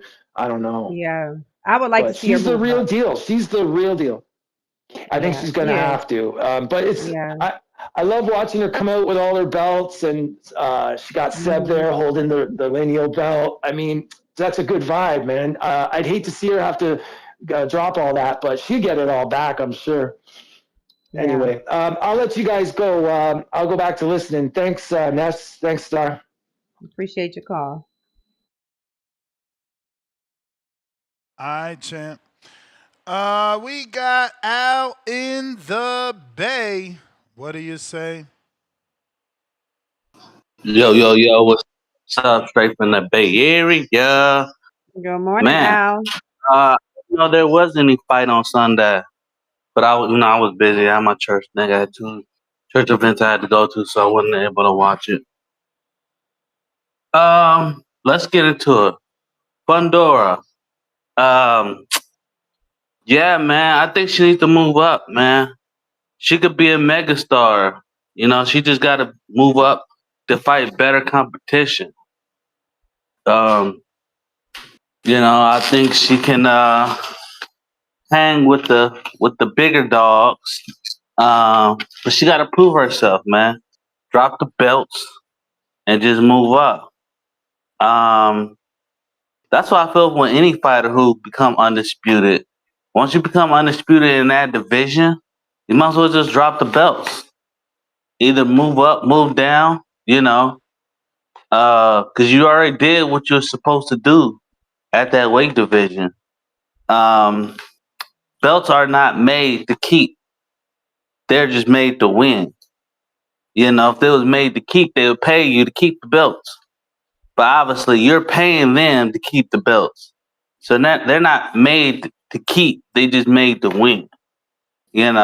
So if I was in her corner, I'd tell her to drop the belts. Because we're not keeping it. We're not paying to keep it. Only time we're going to keep it if y'all pay us to keep y'all belts. But obviously, y'all not paying us to keep y'all belts. Yeah, man. Luben, man. That's gonna be a good fight. That's gonna be a good fight. Luben is definitely what I would be considered a gatekeeper. He only loses to the top dogs. So this is Vergil's chance to see if he's on that level. You feel me? To see if he can really shine. The ones who really beat Luben up, they became champs. You feel me? Is Vergil Ortiz on that level? We don't know. We believe he's on that level. Right now, we believe that Vergil Ortiz is on that level. But we don't know if he's on that level. This right here is the pinnacle of what that level is. With the top dogs. You beat him in a fashion that the other champs beat him. You're on that level. But I think Luben can come out on top on this one. Right now, I'm not taking no picks. I'm just saying it's a slim chance Lubin can come out on top. Yeah, man. Kid Austin. I'm just gonna come out and say it's ugly. It's ugly. Whoever is moving this guy's career, it is ugly. It's ugly, man. There's no better way to put it. You went from fighting a top dog for a belt to losing the opportunity because you got sick. Hey, you got sick. That's another way of chance of saying, I want my shot. But you take a little, well, I guess we'll call it a little step up, tune up, you know, and then you beat that guy who's a former champ, right? And then they put you in a position where you got to fight another former champ who's really not on the level that the guy you just beat, you know. Diaz, man, I liked him. You know, he was, you know, he come to throw the squabbles. You know, he got a good, you know, storyline that he wanted to share. That's all good. But he's not on that level anymore. He became from a champ to a contender, now back down to a prospect. Diaz is considered a prospect now. Is he considered a prospect in your eyes, Ness? Who? Diaz? What Diaz? JoJo. JoJo Diaz. No, he's a former champ. You can't be a prospect after being a former champ. Yeah, man. I just feel like the losses that he took, man, he kind of dropped down a peg. Like, you know, I don't put him on contender status anymore. So if I don't see him as a contender and I don't see him fighting those top echelon guys, I have to put him back down as a prospect. And that sounds ugly. I thought he retired. Yeah, I mean, I'm not sure it looks that way.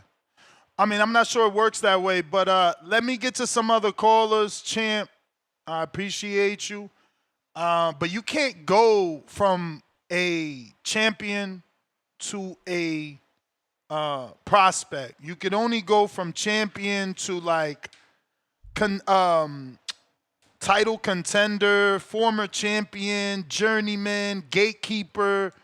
You can't become a prospect. You're past the prospect stage. But we got QG, the God.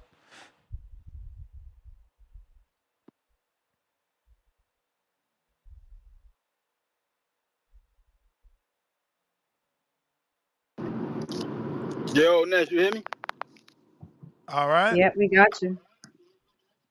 What's going on, man? How you doing? I'm bad. Good.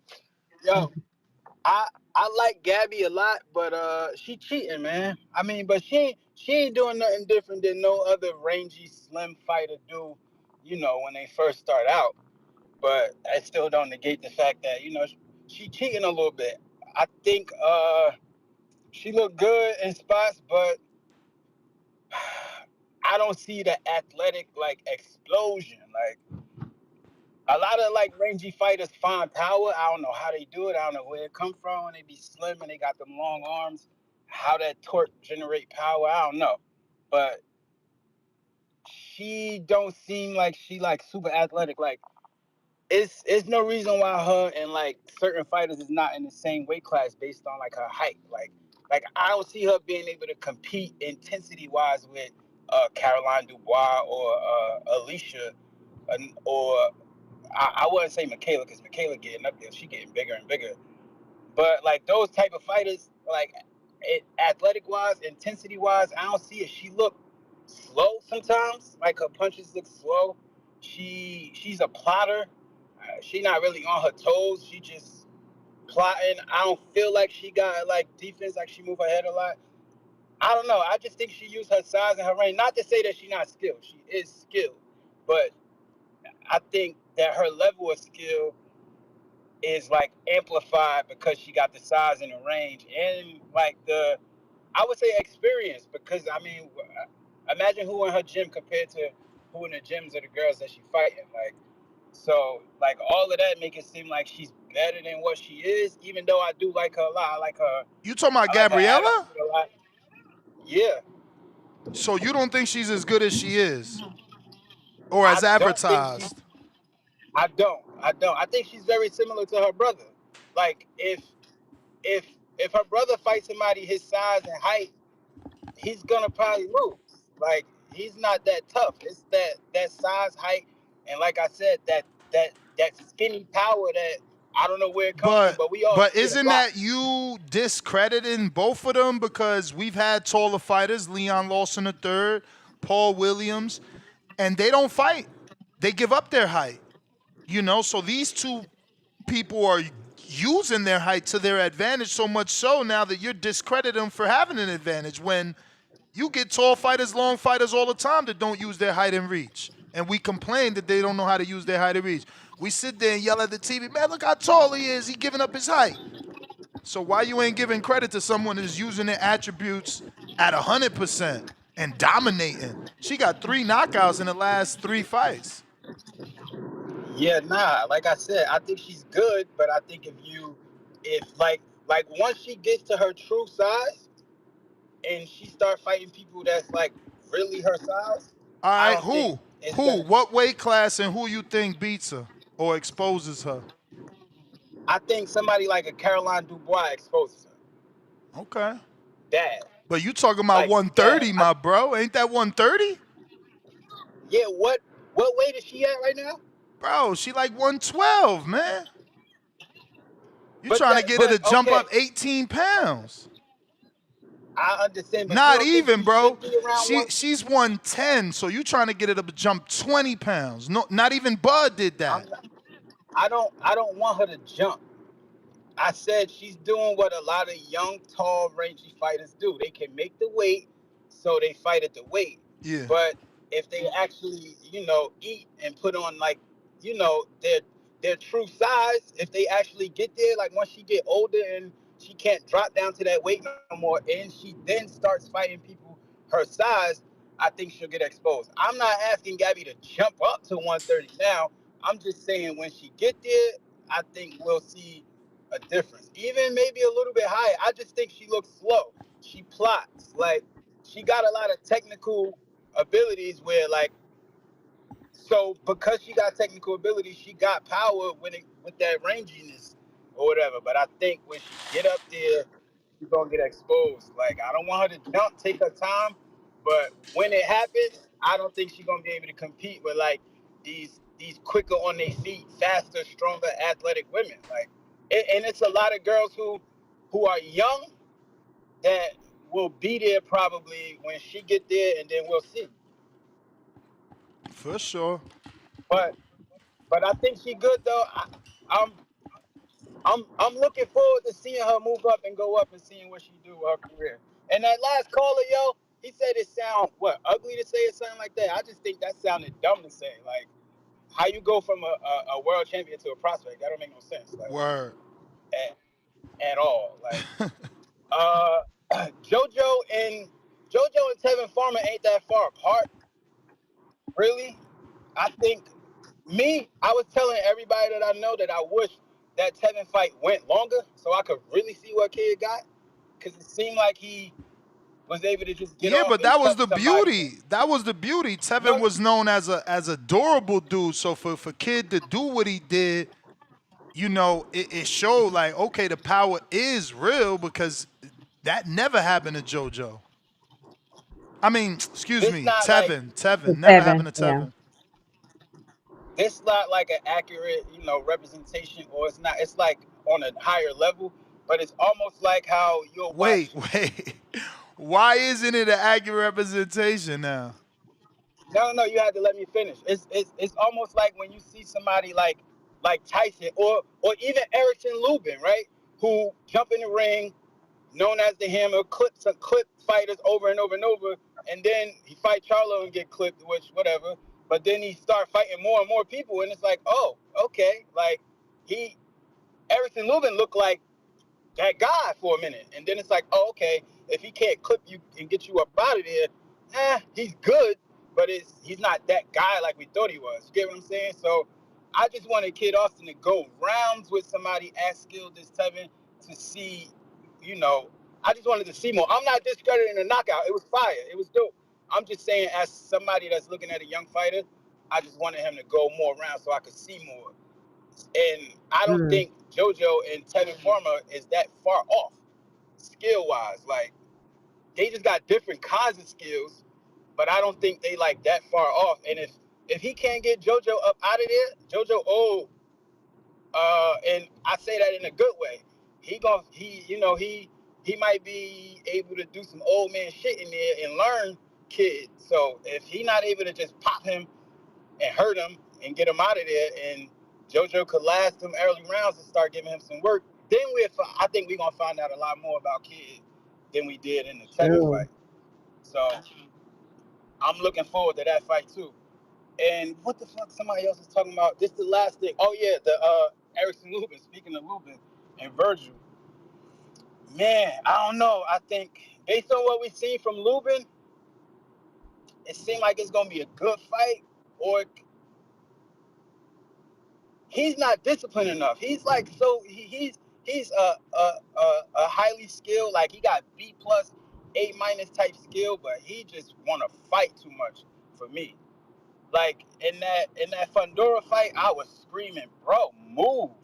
Like, use your skill. Why are you just in there with this dude who bringing these crazy uppercuts from somewhere that you can't even see, and you getting clipped when you could boom move way better than him. He's flat-footed, like, and he's a plotter. And Erickson Lubin's supposed to be somebody that could box, and he was just standing there getting hit with uppercuts and against somebody who hit harder, and it's harder to hit in the face.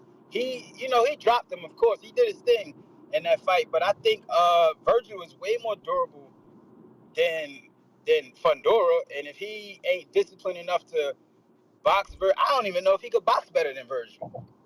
But that's the narrative, right? I'm sure that's be the better boxer and knock him out.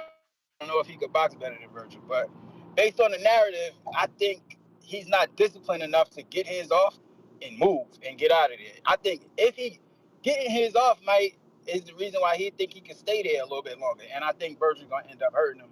And I don't know if he'll knock him out, even though we've seen him knocked out and shaking on the ground before. But I definitely think he's gonna get stopped, like mid to late, like 7 round 10 or something like that. I think my boy gonna get stopped, and I'm rooting for Lubin. I want him to win.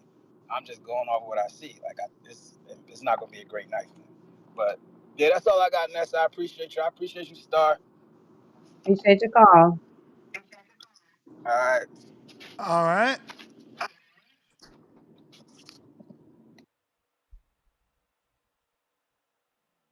Makayo, what it do? What's going down, y'all? What's going down? Got the Good morning, win. Makayo. Congratulations. Oh, you won. Yeah, I bet you it feel different now. Yeah, it feel good. It feel good. Just a little bit. Not what I expected. Like, I don't know how I expected though. For real. I mean, I've won before, but after going through all them losses and stuff. Yeah. What'd you say, Miss So Star? I know you said some of those losses you felt like, I think you said you felt like you didn't lose, or you didn't, it was the refs or whatever the case may be. So in this fight, you actually won. Do you feel like it was more of a win than any of those losses? You felt like you really won? Oh yeah. It was a tough win for real. He came out. It was awkward. He was weird, and he caught me with a flush right hand early in the first round, and I lost that round. So going back to the corner, my coach was just like, "Bruh." I mean, I started doing well towards the back end of the round, but it wasn't enough to to steal the round back. So they was like, bro, you need both rounds. You gotta come out and you gotta be on fire. And I was able to pull it out. It's just testament to the hard work and the dedication, and stay focused and pull it out. Okay. Congratulations, man. Happy to hear that. Thank you. But yeah, as far as like, I don't know, I just that way I wanted to be more dominant in the win. Like I was able to dominate the last 2 rounds, but I want to dominate from bell to bell. So still hungry for real. You know what I mean? Like I don't know, just we got one out the way, but I'm not satisfied. That wasn't the satisfaction I was looking for. And I guess I don't know. That's just me in general in life. I reach a goal or do something, and then I'll be like, man, all right, on to the next thing. Right. Next one in October or Border Wars? You doing one in October too, right? Yeah. They're trying to get the details on that one, but yeah, I have to fight October 18th, and then Border Wars. Yep. Okay. Ready to go. But to the topic, man, I'm excited to see Erickson Lubin with this opportunity for real. I gotta do my film study. I gotta really look at the fighters and look at the fight to have a better opinion. But my heart just at first glance was just like, all right, come on, Lubin. This could be what could get him back on track. Vergil is hot right now, so this win could really put Lubin back in the discussion. With his 2 losses, because it seems like he's been able to get to the top, but hasn't been able to stay there. So I'm hoping that this is something that he can accomplish and really put a stamp on it with this win. As far as the Schofield stuff goes, man, I think this is the way that Schofield should have really been moved the whole time. I didn't like the fight with Shakur for real. I thought that was way too soon. I thought Shakur was just gonna tear him up for real. I just feel like he didn't know enough going in there with a Shakur for real. I think we take Shakur for granted because Shakur's not an exciting fighter, that we take his skill set for granted, and he's like a Bud almost. He makes good fighters look very mid, and then he hasn't fought a lot of big names, so I think we take his resume for granted for real. So I think this is the way that Schofield should have been moved. Let him fight these former champions. Let him get his experience. Whose resume we taking for granted? I think we taking Shakur's resume for granted. Like Shakur fighting Kid Austin to me was a joke. Like I think that was one of the best things that could happen for Kid Austin's career was not fighting Shakur. I mean, he was able to get the buzz from the buildup of the fight, but I think people would have just thrown him away at the way that Shakur would have been able to just pick him apart. I think that fight is better later after him getting all of this experience fighting these former champions. I think he'll beat JoJo. But I think JoJo will give him some trouble. I thought Tevin would give him some trouble if the fight would have went longer. I think that for real, Farmer just been through some wars and his body failed him more than anything. And that's an explosive young fighter and a hungry young fighter. So he came in there and got down to business in the first round and did what he was supposed to do. And that was a great win. But like everybody's kind of been saying, we need to see a little bit more of Floyd fighting a higher level fighter and see what he's able to do if he goes through some trouble in there, See, is he able to bounce back? See what he really has. See if he has grit. Is he able to step it up? If he's facing some challenges, is he able to make adjustments and fight? All of those type of things. We know he's explosive. We know he's athletic. We know he's got power. But at the elite level, that's not always going to be enough. You gotta have the mentality. You got to be able to make adjustments, especially in championship boxing. So, just ready to see more of him. I think Gold Boy's moving him well. Fight of JoJo. I mean, that's typical of how prospects get moved. You fight former champions, you step up your competition, then you start fighting other contenders and move up in the rankings, and then you get a championship fight. Him jumping up straight to Shakur, I didn't think that would have benefited his career for real. It's a great opportunity, and sometimes you got to take those opportunities and take those chances. Chances make champions for sure, but I don't think that would have benefited his career for real. But we'll see. See how it goes. All right, champ. Hey, Tip, man. And I hope you in camp, man. I hope you in camp, man. I hope you working. Cause what I'm about to do, going back to this drawing board, listen, I'm strong. Like that was everybody's comment after the fight, man. You look like you could have went and fought 2 more times, bro. I'm in crazy shape right now. You know what I'm saying? I'm taking my couple days off, let my body relax. But I'm back in the gym Tuesday, so it's literally a couple days off. And we right back to it. And we about to get in this weight room. We about to put some more muscle on. We about to get more explosive and get stronger. Keep working on this power. So hold it down, little bruh. Little bro, huh? Alrighty then.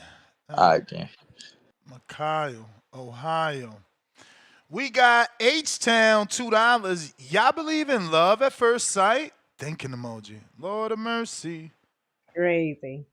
Bones 13, member for 24 months on the prospect level. 2 years rocking out with the gang.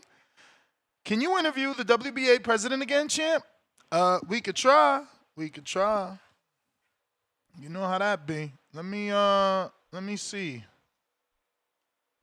if I could get it set up.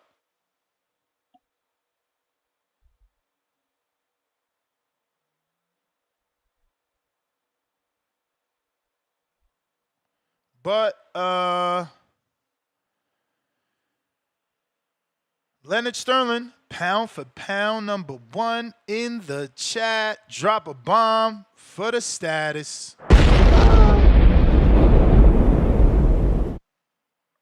Yeah. He says, who you had winning? I had Scott winning. I'm going to be honest with you, my brother. I did not think I needed a scorecard for that fight, so I didn't score round by round. I'm not mad at you for having Scott winning because she was more active. You know, it was one of those fights where you hear people say, oh, I like the bigger, more telling shots from Olivia Curry, or you got somebody tell you, no, I like the activity of K. Scott. You know, so it's really that type of fight. Leonard Sterling, pound for pound #1 in the chat with the 5-pounder this time. 50-50 for me, like Ortiz versus Lubin and Fulghum versus Stevens. Edwards, main card for profile, easy win. Schofield Diaz feels like a late option, stay busy fight. Well, they've been talking about the Schofield JoJo Diaz fight for years. I mean, we've interviewed both Schofields here, and they've brought that fight up numerous occasions. So they're not in a rush, you can tell, and they're young, right? So there's no reason to rush. You know, let him get right. You feel me? Yeah. Maybe they trying to see, you know, if they could stay with the division, right? Like Shakur's moving up to 40, Tank's moving up to 200.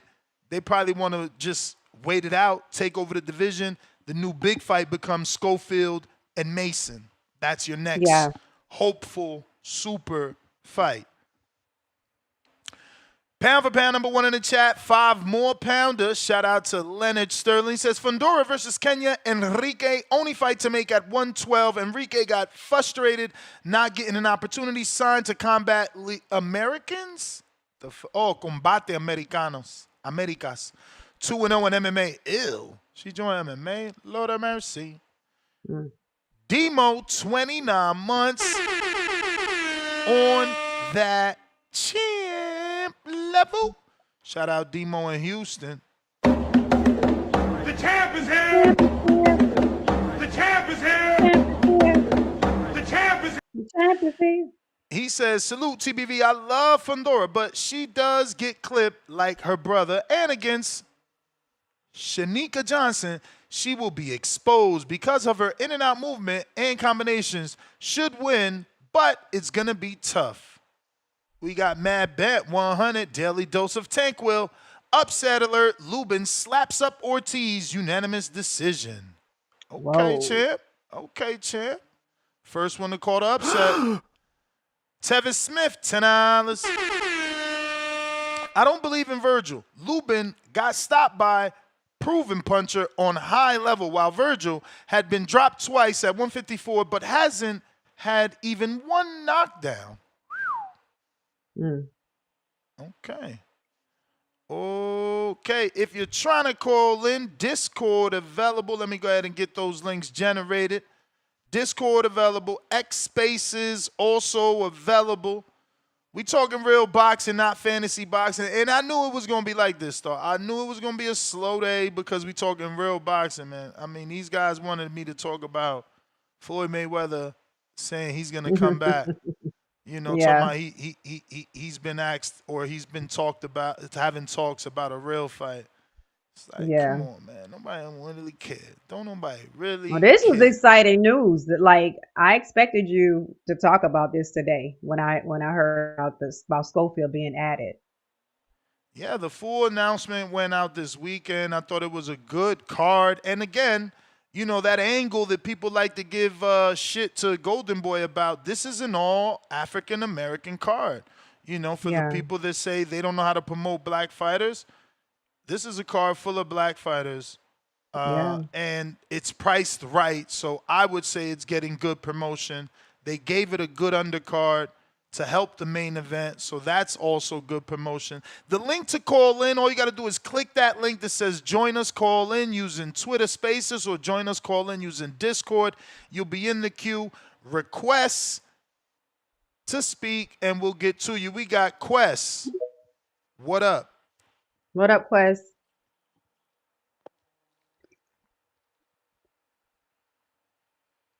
Damn, Ortiz is a minus 650. That's crazy. That fight shouldn't be that wide at all. Quest, you got to unmute. They looking at Lubin like he's old in the tooth, man. But, you know, we don't even know if that timeout served him good. He's come back, shook off the rust with Holmes. I don't know, man. I don't know why I mean, the Jesus Ramos fight was a good win. It could have went either way, in my opinion. Quest, you there? Yeah. Last call. Yo, Ness, come back to me. Come back to me. All right. Demo, what up? I mean, Tip, what up? There he is. Yo. What's up, Tip? What it do? What it do? Yeah, man. Congratulations to Michael, bro. He finally got one. You know, it's good for you, champ. You know, now you get to fight a dude coming off a win. No, I was just listening to the call, man. You know, he ain't feel no type of way, you know. I mean, that's what happens when they give you a sympathy win, man. You know, they see you out there losing so much, and they're like, yeah, we got to handle one, bro. We got to handle one. You know what I'm saying? We got to give them, you know, got to give them one. And split decisions, man. I know, they be hurting. Split decision king over there. That's Michael, split decision king Bowie, man. Shout out to him, bro. You know what I'm saying? Coming out of the great state of Ohio, man. The great state of Ohio. You know, it's just nasty, man. He nervous, Ness. He nervous. You can tell he nervous. You know, just by the way he speak, man. You know, Tip, I hope you in the gym, nigga. You hope I'm not in the gym. That's what it is. He hope I'm not in the gym, Ness. Because he keep fighting the split decisions, man. He hope I'm not in the gym training. He want a Lobo fight. See, he want me to gas. See, that's the type of fight he want, man. That's not the type of fight you gonna get, Playboy. That's not the type of fight you gonna get. Man, you better be training your ass off. All this talking you doing, talking about Tip better be in the gym. Nigga, you better be working on the fundamentals. Because it's going to be belt to ass when I see you. You wanted this, so this is what you got. It's going to be belt to ass when I see you. It's going to be belt to ass, man. Yeah, all that weightlifting. Don't let that juice get to your head, man. Don't let that juice get to your head, man. You know what I'm saying? Them protein shakes will fuck your head up. You feel me? Them protein shakes will fuck your head up. You know, respectfully, man. But Tip, what you think about him? What you think about him having a fight in October too? He's staying busy. Oh, I mean, that don't matter to me, man. You know what I'm saying? Listen, it's like I said before. I'm training for Michael Bowie. Yes, sir. Michael Bowie. I'm training for Michael Bowie. Yes, sir. Y'all know how we coming, man. Shout out to Mike, man. Shout out to Mike. Yes, sir. Michael, help is on the way, man. Help is on the way. You feel me? November 8th, help is on the way. Come Border Wars, you know what I'm saying? I might revert back to my first fight, man. You know what I'm saying? I'm feeling a certain type of way. You know what I'm saying? I'm feeling like what's his name again, man? You know what I'm saying? Feeling like what's his name again, you know? Yes, sir, man. But look, shout out to my boy Kurt Scooby. You know what I'm saying? I did catch Kurt Scooby this weekend. And y'all know Gabzilla did what she was supposed to do. You know what I'm saying? As usual. She went in there, cleaned up shot, you know. And then I ain't really watched the Coyozo fight. Didn't watch that. Yeah, ain't none of them fights really excite me, man. You know what I'm saying? I assumed the Brandon Moore fight was what it was. I heard he called out Anthony Joshua. I don't know why he would do that, but you know what I'm saying? Everybody want to go out on their shield for a payday. So I mean, if you want to go out on their shield for a payday, why not call out Anthony Joshua, man? You know, it just is what it is. But yep, it's almost that time, man. It's almost that time. October 25th. Y'all know PBC, we back in action. Sebastian Fundora versus Keith One-Time Thurman. You know what I'm saying? We back, baby. We back. And then to follow that up, you know, we got the great Gervonta Tank Davis versus Jake the Problem Child Paul coming out of Cleveland, Ohio. You know what I'm saying? This will be another preview of the DMV or Baltimore area putting belt to ass to somebody from Ohio. You know what I'm saying? You know, I'm gonna start it off. You know what I'm saying? I'm gonna start it off, and my cousin gonna finish it. You know what I'm saying? We gonna lead off with me putting belt to ass on Michael Bowie. You know what I'm saying? Coming out of Ohio. You know what I'm saying? Split decision king. Champ. And then you know what I'm saying? We gonna follow. Yo. Nah, I was gonna say let me get to some other calls. Oh, go ahead. Yo, Michael, congratulations, man. Congratulations. H-Town. What up, Messi? Loud and clear. What up, H-Town? What up, Star? Star, why you hate Gabby, Star? You sound What's the deal? muffled, H-Town. Sound a Yeah, little bit muffled. Call you muffled I'm at up. work. You're at work. Huh? Okay. Can we hear him, Ness? Yeah, why you hating on Yeah. Gabby now, Star, with your father? You You don't know, like the youngest undisputed champion? I want to see Gabby fight more competition. You know, every time I see her fight, I know she's gonna win. So it's like, if she needs to move up. Like some people chat was saying that she's weight bullying. I'm not saying that. I'm just, I just want to see her with better Yeah, hey, competition. we on bum garden. Hey, we're gonna get a Tyler Durden on. I feel like it's throwing something beautiful. We're on bum garden. You make it ugly. Can't hear you. But all that is. Okay, bring on bum garden. Bring on bum garden, next. You want to see her with bum garden? That. Yeah, I doubt she's gonna fight Bumgarner, man. She's not moving I up would no love 20 to see pounds. And remember, Man, she blocked cool. me. She blocked me for saying she should fight Bumgarner. So I never said anything bad about her besides that she'll be a star if she fights Bumgarner. She might not want that smoke, H-Town. 2026 that's happening. That's I hope. I mean, look, it ain't worth the same no more. She could have did Undisputed versus Undisputed just like all the men be doing. She let Bumgarner give up that belt. So, I don't know. Yeah, but she still got the pain, you know. They love the pretty ones, man. It is what it is. Yeah, I be coming for that smoke, man. I'm out. All right. Demo, what up?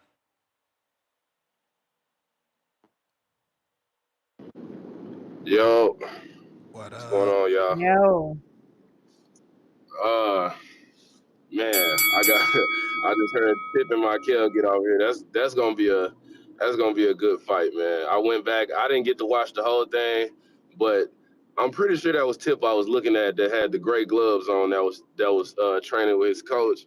Looked like he training for a knockout. So I be watching Michael though. Michael be putting in work, regardless what niggas think of him. He putting that work in. So this gonna be a good fight. But yeah, to the topic. Vergil versus Lubin. Man, I don't really know how to call this one because this could go a bunch of different ways. Like somebody could get knocked out in this one. Lubin can come out and to me he can outbox him. You know what I'm saying? At the same time, Vergil can come out and use his angles kind of like he did with Managerial and Boachuk, even though he got dropped in the Boachuk fight. But he can kind of use them angles that'll throw Lubin off a little bit, and it can go his way. So I mean, I don't know how this fight actually gonna pan out. If I had to put money on it, being in Texas, shit, I'm gonna go with Vergil just off the strength, you know. But we'll kind of see how that goes. Schofield and JoJo, somebody already said it. This fight right here seemed like it was kind of a late push, even though they've been talking about it for a while. I feel like they should have had a different option, especially with JoJo coming off that war he just came off of. We expect him to show, you know, his experience, but I think this is a chance for Schofield to shut up the critics. You know, everybody was saying, especially because of Shakur. You know, Shakur came out, they was laughing, making a joke saying Tevin was ticking at the time when he got clipped. Even if that's the case, the power's still real, you know, so this is a chance to go out and show it. We just saw him go against Regis, who we know is heavy-handed, whether you want to say he's a puncher or not. Like, I know for a fact Regis is heavy-handed, so this gives you a chance to see exactly where you're at. And if he come out and steamroll JoJo, can't nobody really say nothing about him, you know, from there. Good to see Darius Fulghum come back. I don't really know who the dude is that he fighting, so can't really speak to that. It was one more. It was another fight on there too. Who was the other fight that was on that card? The heavyweight, Edwards. Oh yeah. I don't really know him. So you got I mean, yeah. Go ahead. Nah. I was about to say shit. I was just gonna speak to the fights that happened this weekend, because you know, I'm biased to my side. I felt like Gio. I don't know if you've seen them fights, but Gio Marquez lost a decision. I feel like that was a close fight that should have went his way. Breon did his thing. Everybody on that card really did their thing. Shout out to Mares too. I want to see him back. You know, putting on. Like I'm gonna tap back in. But it's not your time. All right. Shout out to sources. My sources was right, and the bout with Brandon Glanton and Marcus Brown is official. It's happening October, I want to say the 1st. Mm-hmm. That's right around the corner. Yeah, 1st of October. Oh, wow. The 1st of October. And it's taking place in Lagos State, Nigeria. Ooh.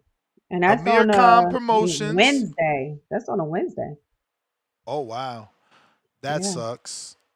I mean, that's good if you're going to be consistent like Pro Box used to be. They gave up that Wednesday. But if you're not consistent with a Wednesday, how do people even know? But, hey, it is going to be on DAZN. It's streamed live on DAZN. That's great. And it's Amir Khan Promotions. So, shout out Marcus Brown, Brandon Glanton. That's a good fight, man. That's a good fight. I like Glanton. Let's see here. Mike in Omaha. Mike. Boxing boys. What up? Good morning, Mike. What up, Mr. Gibbs? Hey, good morning, Smith Star. Good morning. What we talking is Vergil and Erickson Lubin. No lie, that boy Luben is a shot fighter. He gonna get his ass whooped. You know what I'm saying? I can't even lie. I keep it real, but I don't care what color they is. Vergil gonna whoop on Lubin. I feel like Lubin lost his last fight. They gave him a lucky decision, didn't they? Didn't they, Ness? Yeah, man. To me, I thought Ramos won. Not his last fight. The Ramos fight is the one I thought he should have got the decision. Oh, the fight before. The fight before? On the Canelo card, yeah. 2 years ago, though. Yeah. Yeah, the fight before was on Pro Box, huh? Yeah. Yeah, that nigga, he done, man. This is one of his last ones. He better go out with a ball, though. He might get another call. Schofield, throw that motherfucker away. Straight up. This motherfucker went from supposed to fighting Shakir. Now he went to go fight old boy Tevin Farmer. Now he going to JoJo. How you go from Shakur to all of this to downgrading to this shit? Hell no. Get the fuck out of here. Throw him in his anti-Sko away. Throw them niggas away. I do not fuck You with don't them think at you don't think all, that's Mr. you don't think Gibbs. that's a better deal than throwing him in there with the Shakur? That may have been too soon for him. No, they talk too much of that hot shit on this internet. Hell no. You done wrote that check now. You gotta go show what you talking about. He said his son the greatest. He said he the best boxer ever and some more shit. Well, come on, why the fuck are you come on? Let's see it now. And then we about to fight Shakira, nigga all of a sudden in the hospital on his dying bed. Hell no. Hell to the no. Now he fought Tevin Farmer. And hell no. I don't. It's something about them. I cringe when I even see them do interviews. I don't like them two motherfuckers, bro. It's something weird with them motherfuckers. I'm for real. They with that 4-letter crew. Y'all know what I'm talking about. I ain't gonna say it. Shit, for real. Them niggas is weird. But man, help is on the way. Yes, sir, y'all. Enough of that. Vergil gonna do his thing. Y'all know Vergil gonna do his fucking thing. That's an easy call. He might stop him. That's what it is. He might stop him. I done seen Lubin get his ass whooped too many times to believe in him. For real. I think he was one of them good amateur fighters. You know, some of these fighters be good in the amateurs. They're not the same in the pros. And that's what I think about Lubin. I think he was a great amateur fighter. But if he was like that boy T-Bug Crawford, he'd be good all the way around, y'all. Yes, sir. Y'all have a good day, y'all. Money make it Monday. Yes, sir. All right, Appreciate it, Mike. Mike. Appreciate you calling in. As always, Discord available, X Spaces available. If you need the link, let me know. But it is in the live chat. Power chat. Let's see on Discord. We got my man Queen City Cobra. What up? Yo. Yo. Yo, Yeah, good you know me, morning. I'll never call and talk about boxing. But no, I missed the Border Wars show. I listened in, I was I was out in the Queen City doing my thing, catching up on training, doing all that. But I'm back in Florida now. Sadly. I miss home, man. I miss that shit. But yeah, I'm back, man. So tomorrow I'm hopping up. I'm gonna drive upstate a little bit, see what Keem the Dream and them talking about up in the spar, man. Get me a little got some up in Cincinnati and get some down here, do my thing. So I'll get you some good footage. Probably some down here at the gym down here too, man. I got plenty. I might even get down there to chill with Vega. Chill with Vegas. And he helping the enemy. So I'll get out there, get him some private footage for the enemy, just in case he might need some help. Help is on the way for homeboy, I guess. You Shut know, up. I mean, some of these fights is new to me. I've been a little bit out the loop. I've been grinding, so I ain't even. So Virgin Lubin fighting. Oh yeah. My thing about Verge is he just been kind of a disappointment his whole career, man. Like we've been talking about Verge for how long? 6, 7 years now? How old is Verge? 27. 27. Yeah, we've been talking about this dude since he been 20 damn near. He prospected a year a couple times. He Golden Boys, Golden Goose. And he went from 40 to 47, and he just now getting a title because he ducked all the champions in 40. He ducked the champion in 47. And now he's a champion now, but now he's still fighting shot-worn dudes. Man, go fight the champions. Where's that Eastern European dude that mopped up Zoo? Go fight him. You know what I'm saying? What is Lubin doing for your career at this point? Like Lubin just a gatekeeper, basically. So I mean, sad to see, but Lubin worked himself back into position, not this position. Obviously, it was an IBF eliminator, but that win got him in title contention. And he's the bigger name, right? Like who do you know, Lubin or Bakram? you want to be a champion or you want to fight a shot-worn dude? I mean, we've seen the best of Lubin. We've seen him get his face broke. We've seen him get dropped and stopped in one shot. Like he's not the goods. He's just decent. He's just a decent fighter. I mean, credit to him for You working and don't think he getting the his way back. goods? But Wait a minute, bro. You get stopped by an undisputed champ, he was just a champ then. and then the war that you had where you drop the current former unified champ. Like, we not talking about losing to nobodies, bruh. True, but an L is an L is an L. I mean, let's just call it what it is. You put him at the top spot, he wasn't competitive. You put him up against Charlo, he wasn't competitive. You put him up against Fundora, yeah, he did his thing for a little bit, but ultimately he got iced. I mean, and really, he just a warrior because I saw his corner. His corner should have stopped that a long time ago. Dude's face was a balloon. Like his face was broken in 2 rounds, 3 rounds. Like, come on, man. Like it's good to see, but like for Verge anyway, go fight somebody better, man. It's you 27, you in your prime, like go get started. Like where you gonna get started? You got your title now, get started. Go make a legacy. Like stop fighting guys that ain't gonna be a champion. Lubin is not gonna be a champion. Not in this division, not with the Sharks in there. That's it. I Like mean, so you don't think he could hurt Vergil? Like, Vergil hasn't nah. knocked no real 54-pounder out. Like Thomas Delorme and Lawson, they not. Neither has Lubin. When we seen Lubin drop somebody on the upper echelon level, he What ain't you never mean, dropped nobody on that level. Fundora? Oh well, yeah, I guess you could say it. Yeah, yeah, but I guess you could say that was that was Fundora's little. I'm putting my chin down to his level era. Man, Now come he fighting on. top. Now you just taking all credit away.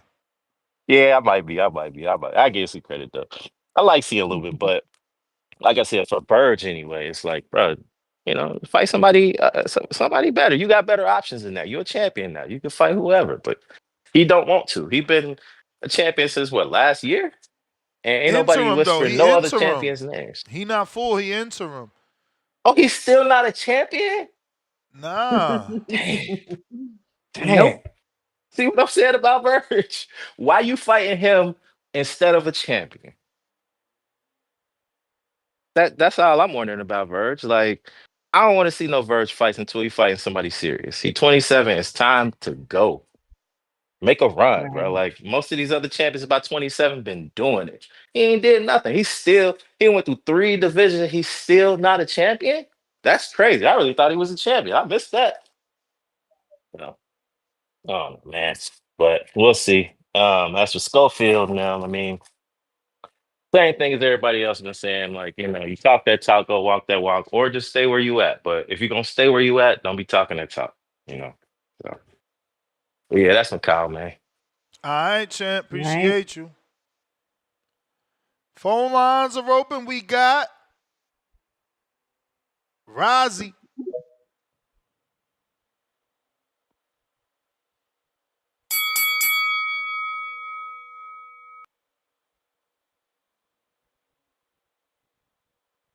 Rozzy got to unmute.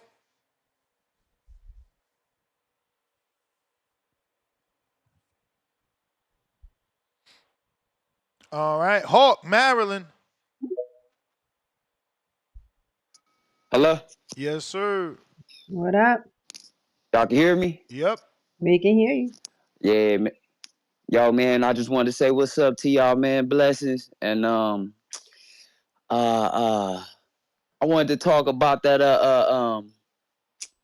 Devin Haney and Norman. Man, I got Devin easy, 12 round sweep. Norman gonna try to bite, but Haney too slick, too composed, too boring for most people. But I love it. You know what I mean? That's that boring boxing that win titles. A lot of people don't really understand. Then when we talk about Shakur versus T.O., man, that's an easy Shakur by decision. Because T.O. gonna gas out late trying to fight with his heart. Yeah, instead of just being smart, Shakur gonna hit him with the jab until he just start looking like he just a lost Uber driver. You feel me? And then with that tank and that Jake Paul, I don't care what nobody say. I love this fight. I love it. Because Mike got embarrassed by Jake. and I wanted somebody to go get that get back, and Tank stepped up to the plate. And that's what I was waiting on. Tank to step up to the plate. I thought somebody else would have did it, but Tank doing it. I don't care what nobody else got to say. I know he doing it for that purpose of Mike, that legend. Somebody got to step up and represent. And he doing it. And then I really like Inoue. In a way, I mean, I really like Inoue. But I don't like the fact that people using his fight to say that it was better than Canelo versus Bud. Like, y'all really trying to take away from Bud legacy. Like, the way he did Canelo, I understand that was y'all GOAT, but he made him look easy. He took away all his power shots. He smothered him.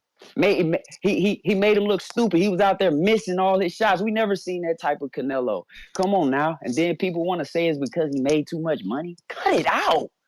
Cut it out. That boy been made money. He had all the hype. He had all that full of energy in the press conferences and all the interviews. But then he get fight night. Oh, it's a million excuses for the boy. Man, cut it out, man. Just give him his props and let it go. The Bud is the new face of boxing. And then when I'm talking about Clarissa Shields, she's still the baddest woman breathing right now. I don't care what nobody say. With them gloves on, period. She putting everybody to sleep. Even if she don't put them to sleep in my eyes, she putting them to sleep. And then when we talking about Vergil Ortiz and Lubin, man, I got Vergil. Because I'm going to tell you why. Because Lubin just been on a losing streak. That is the man, I guess I got to go, man. He on a winning streak, though, champ. He on a winning streak, though. You got that a little bit flip-flop. That's it. What up, Hawk? What up, Hawk? Hey, what's up, man? How you doing, Star? Good, thank you.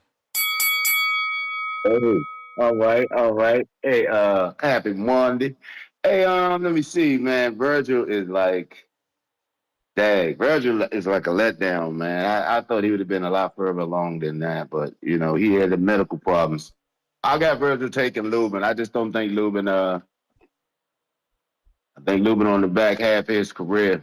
But if Lubin catches, Lubin is a puncher, and he will fight. He gonna fight hard.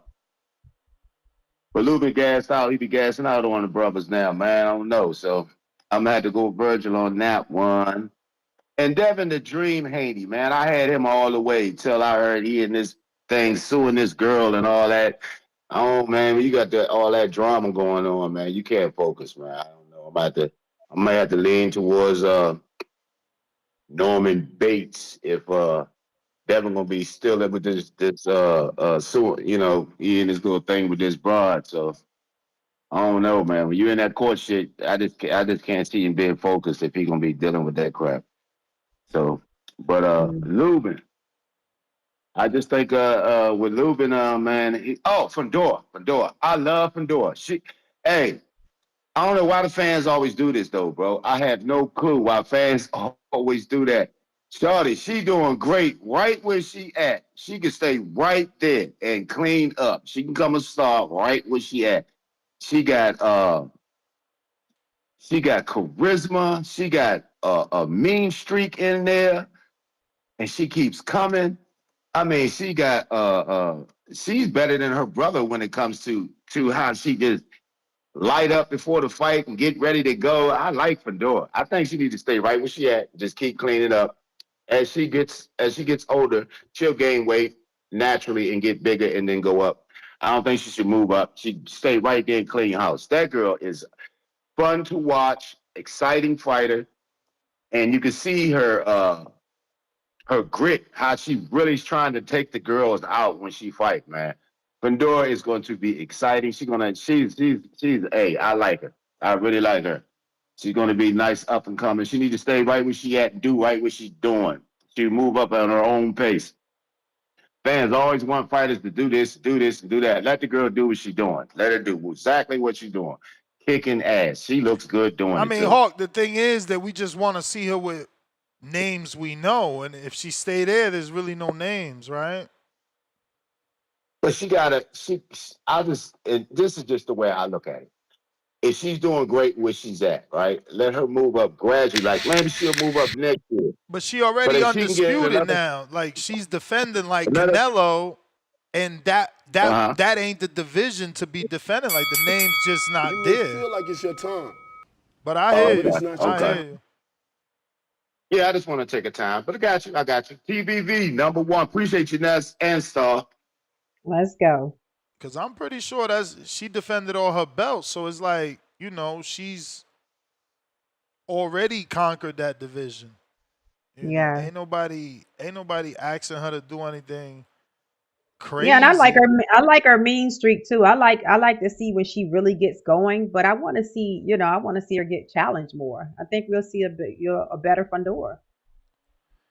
And look, that I think it was the second, not this fight that just passed, but the last fight. That short Hmm. girl was inexperienced, but gave her some good looks. Yes. Yeah, and She that's put when you really some. see her turn up. You see that mean face. So if it's somebody that's even challenging her even more, it's gonna bring out more of that monster. So yeah, I'm looking forward to seeing that. Yes, sir. We got Just Nas. What up? What up?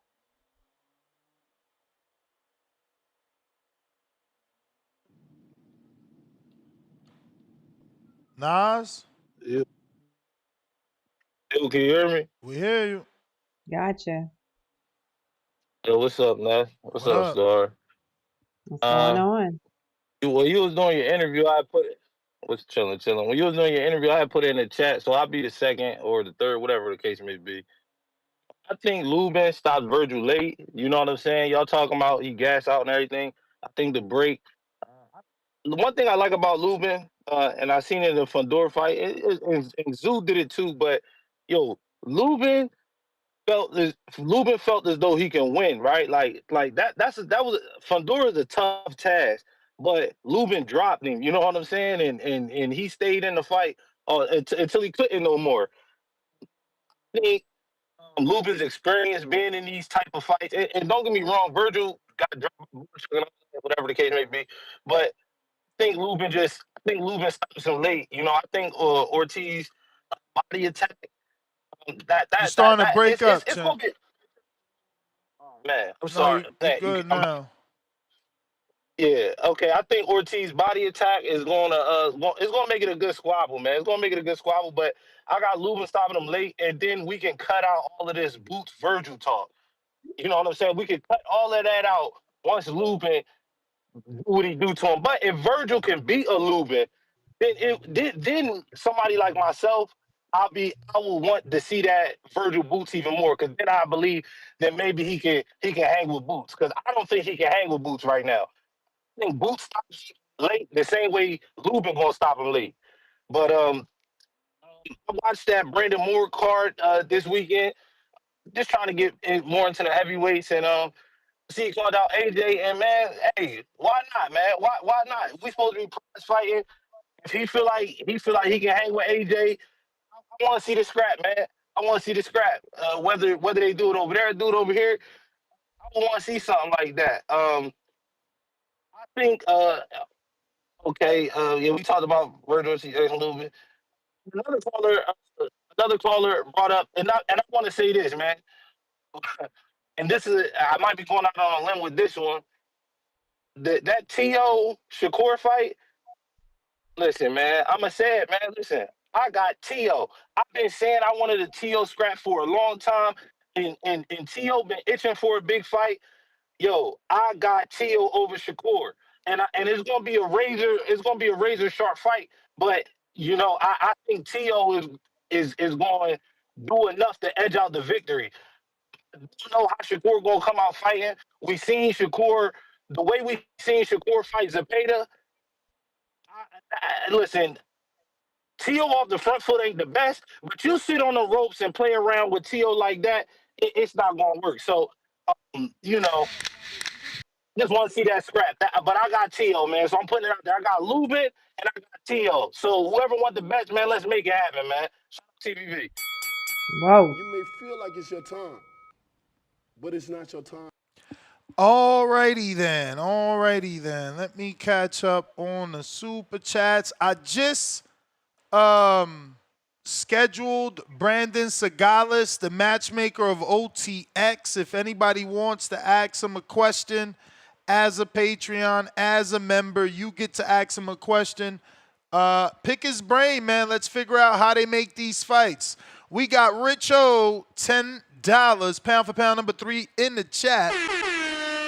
Get Vergil. Hopefully he, no, excuse me, got Vergil. Hopefully he fights the winner of Thurman Fundora. I think Fundora is the best at 154. Jeremy, $2, excuse me. He says, is Floss versus Tiger Johnson for real? I've sent out some messages. I got to get an answer back, but I think it's real. Pro Box is promoting it, or at least I seen a video on them promoting it. Leonard Sterling back with another 5-pounder, pound for pound, number 1 in the chat, holding the status. Drop that bomb for the status, and he says, Fundora said she can make 108 or 115 female. 108 and 115 are strong divisions right now. 108 and 115 better fights for her. Plata, Cavell, Hiruata, and Artiga. Yeah, I mean, I know Artiga, and I think Clavel. Those are the most recognizable names you mentioned. Back with another 5, pound for pound, number 1 in the chat. He says, Glanton versus Brown, been scheduled on DAZN for a while. It starts at 7 p.m. in UK, 2 p.m. Eastern. Your guy, Jersley Vargas, is scheduled on it versus a TBA. Shout out to Jersley. Hey, man, we got to break free, man. I don't know if he did, but he got to break free. Norman Haney, November 22nd, member for 4 months. Bud and Fury with champs at 27. Usyk, 29. It takes time. So basically he's saying Bud and Fury became champ at 27 and Usyk at 29. Stop rushing Lubin. Yeah. Tevis Smith, $5. Gabby just looks like a 6th grader picking on a 3rd grader. Ouch. KT Blicky, welcome to the prospect level. If you're watching this on YouTube, Discord available, X Spaces available. James, what up? What up, James? Yo, what's up, Ness? What's up? Good morning, good morning. Yo, what the fuck they talking about? Take time, man. Lubin already blew his chance, man, when he fought Charlo and everything to become champ. So it is James, what it hold is. me down. I'll be right back. All right, bet.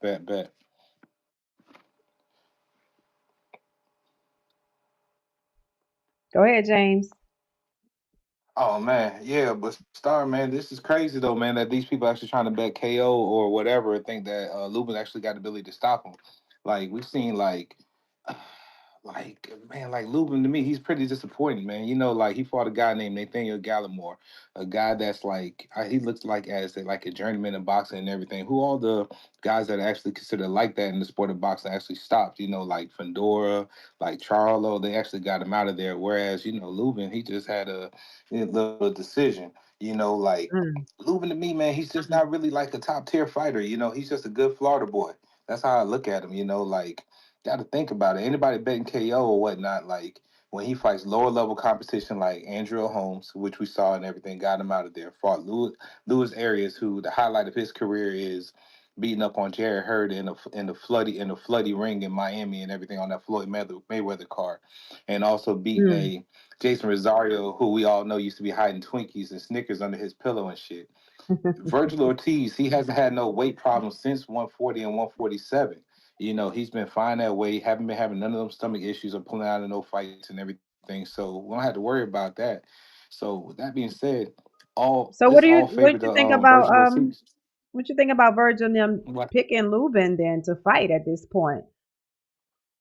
I mean, I think it's just I think they're just getting a good name and just staying busy until they get the Boots fight.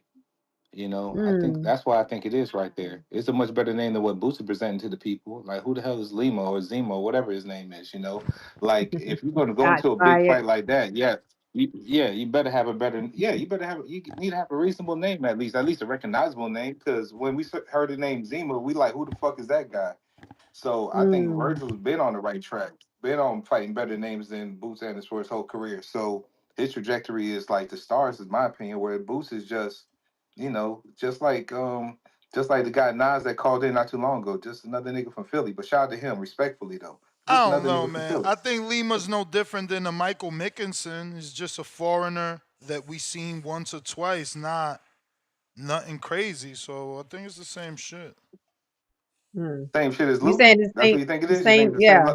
same level of opponent? Not the same level opponent, but definitely recognizable names. I mean, like Andre, like this kid Holmes just became popular because Salita got a deal. Not even popular, like we got to see 2 of his fights because Salita got a deal. Before that, we wasn't seeing no Andre Holmes. Yeah, I mean, respectfully. Yeah, respectfully, I had never heard of Lima, but I know I've seen a lot of Lubin fights. I mean, Lima fought McKenna, so we seen that. But yes, there's no debate. There's no debate that Lubin's had the better names, but there's really no debate. I mean, but you got to think though. But even all the performances that he had though, like the Gallimore and the Gaucher and everything, which he was expected to knock out or whatnot, he didn't give us what we wanted. He just gave us just decent boxing. Which, that being said, and he arguably lost to Jesus Ramos. So with all that to be said, I think Vergil Ortiz is gonna fuck him up. But that's just my opinion. So, I'm gonna go ahead and bet KO. Anybody wants to bet KO that Luben's actually gonna get it, y'all just throwing y'all money down the drain like Adrian Broner.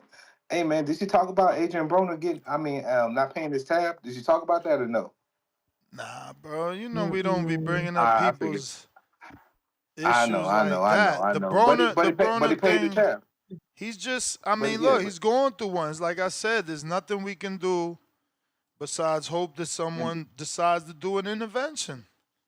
And did you talk about Gary Antoine being possibly on the Tank and J card? Did you throw that out there or no? I didn't throw that out there because I don't have any facts on that. I mean, he is listed to be at the press conference today, I think at 2 p.m. Eastern, something like that, maybe for Tank and Jake. And he's scheduled to get interviewed. So I don't know. Are they going to announce a possible fight with him on the undercard later? Did PBC, was the deal to we'll let you fight Tank, but we get a couple of undercard slots? I don't know. Yeah, and last but not least, you probably already brought this up. Did you bring up Janabek and Adamas being close to the deal and being co-main for Shigor and Tio? Nah, I felt like that was his own show because, that's a good co-main to a good main. Then the implications there are, does the winner fight Bud? Yeah. No, I mean, Bud's probably gonna fight Lewis. I mean, I guess if you're trying to be, negative. Or let's think about it real quick, and I'll say the rest for the show. Or what do you say if Jermell Charlo moves up to 160 like he's projected to do and fights Laura, and we get that fight that we won in that division, and Bud does go the way that would be dope. That would be dope. Yeah. Yeah, but I don't think so. Jermel's clear. He's been clear about staying at 54, and he the king of the division, putting out all these lion pictures. So, Man, I don't think he's trying to move up. He made it clear he could make the weight. Well, hey Ness, I'll holler at you, bro. All right, my brother. Appreciate you.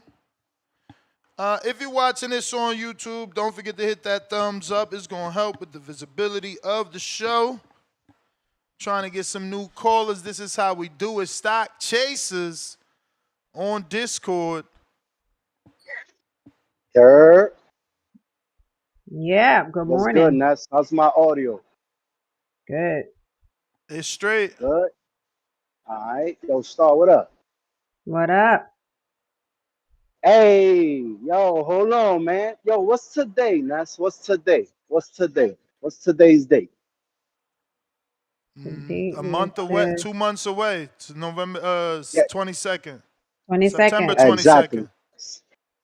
Exactly. So, feel me? 60 days out. We're going to Riyadh. Haney versus Norman Jr. I'm coming for that belt. And listen, man, I heard somebody call in talking about, he got a lawsuit going. Man, Devin Haney got about 10 lawsuits going on. But this is how it works. You pay the lawyer handles that. You feel Exactly. me? Devin Haney's in the goddamn gym. Like, if you ain't following Devin on Instagram, you might as well hit that follow. Cause my man been working for about 2 months now. And he's working, bro. He's looking good. Feel me? He's looking good at that weight, man. Listen, he's looking solid. So yeah, man, it's just a friendly reminder. Hey, Star, you gonna bring out the notepad and pen for this one? I think this is worth a notepad and pen, man. I need you to jot names there for this. Yeah. Feel me? Yeah, Starting with you. Because word on the streets is that you got Norman Jr. You from the ATL. What? That's what they saying out here. Listen, I But learned from that last fight. yeah. I ain't picking until the weigh-in. I nah. No. I fuck with you, Star. But yeah, man. Everybody get ready to see the best jab in boxing. Feel me? Devin Haney's return. And listen, it's gonna be a great fight, great night of fights, man. It's gonna be a great night of fights. We got David Benavidez on the main. Feel me? Gonna get that work with that UK brother. Gonna put him down, man. There's a lot of talking about Benavidez ain't getting knockouts at 175. Listen, man, he's still getting acclimated. It's been about what? One, two. It's been 2 fights, right, Ness? 3? For who? This only first fight for For Devin at 40. Benavidez. Benavidez? Nah, Yeah, Benavidez Benavidez at third. This will be 175. his third. Mm-hmm. It Let was my boy get acclimated. Vazdek, then Morel, now Yard. Facts. Yo, I just want to, I got to thank Turkey, man, for getting my 2 favorite fighters on the same card. It's going to be a beautiful night. But, yeah, man, we got Devin Haney, all these Brian Norman fans, all these dudes that's been crawling out the woodwork. I want y'all to call in, make y'all pick, let it be known who y'all got. Because November 23rd, man, you're going to get a stock chaser takeover, man. Word the mother. You're going to get a stock chaser takeover. And yeah, man, we 60 days out. Soon we'll be 30 days out. This year going by fast. And yeah, man, don't worry about them lawsuits. Don't be changing your picks up, bro. This is why you hire the lawyers. You hire the lawyers to handle your work, bro. That has nothing to do with nothing. My man's in the gym. He's working. Put that on wax. He's looking great. He's gonna weigh in 147. Gonna rehydrate, and we're gonna get the best Devin Haney we've ever seen. I want everybody to know this, man. All the talking, all the yapping is leading up to this point. So yeah, man. Shout outs to Ness, shout out Star, and yeah, man, 60 days out, man. Devin Haney in 12. Let's get it. I'ma holler at y'all. Appreciate it. All right. Crazy, man. I don't know. I mean, I could have been lost. I'm texting in the obviously, I'm gonna go ahead and let y'all know because I think I am not gonna be able to do the show on Wednesday, either the second show or end the first show early, but I'm not going to say too much as I don't know what I can say, but I know that there's going to be an auditioning happening, and I'm obviously going to be privy to seeing it. What I will say is that someone's flying in to spar Tiger Johnson, and there'll be eyes on that sparring session, to see if the person is worthy. So wow. We'll see what's up with that. I'll be there to give you the details. I just don't know what time yet. Nice. Yeah. We got Q from North, $2. Who got better wins at 154, Vergil or Lubin? At 54, I'm going to have to go with Lubin. But maybe that's tough, though, right? Let's see. Well, you got the Jesus Ramos win. That's a great win for Lubin. And then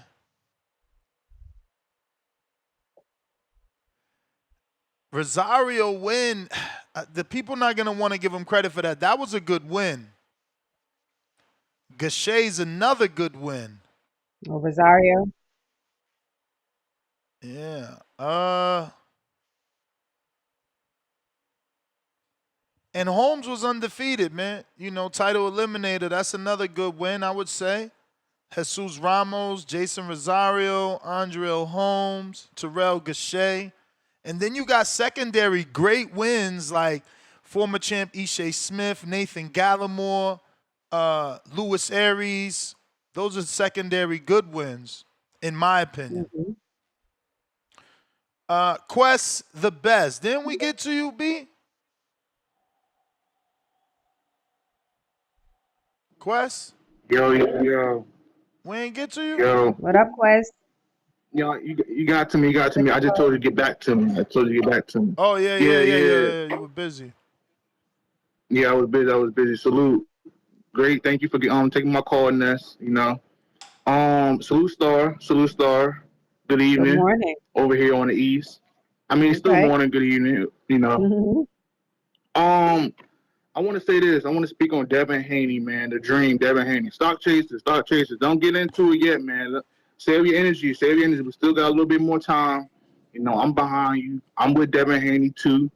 We still got a little bit more time, man. So let's save our energy, bro. Let's gather our energy up. Wait till at least 30 days out, and then we here, man. We here. But someone said earlier about Devin Haney having lawsuits. I think that was Hawk from Maryland. I think you still on here, Hawk. Hawk, don't base your pick off that, man. Every boxer has things going on outside the ring. If you're a boxer, you definitely have something going on outside the ring. I don't care who you are. We're just humans at the end of the day. Ryan Garcia had the crazy fiasco with him going crazy, all that stuff going on. People have stuff going on outside the ring. I'm gonna say this. It's crazy because Devin Haney, the only boxer that can't sue. Boxers were suing to the beginning of time, but now when Devin Haney sues, it's a big problem. Devin Haney has his own team. He has his own guys worry about that. Devin Haney has lawyers with lawyers. You know what I'm saying? Like, he's not worried about that. He's in the gym, focused on getting his work in. And if you have a baby mama or a girl that's putting out false accusations on your name, you will want to do something about it. You know what I'm saying? I'm not letting no female put out false rumors about me. I don't care if it's, you know what I'm saying? That's not your right. That's not your right for you to do.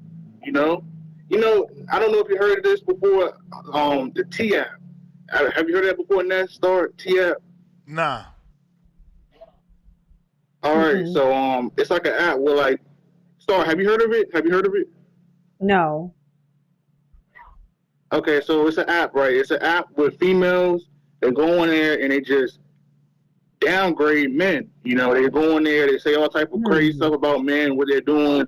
They say, oh, this guy, he's DL, or this guy, he hits on females. It could be true, it could be not true, but it's a whole app dedicated to doing that. So I'm not saying that Devin Haney girl was on the app doing that, but it's something similar to that.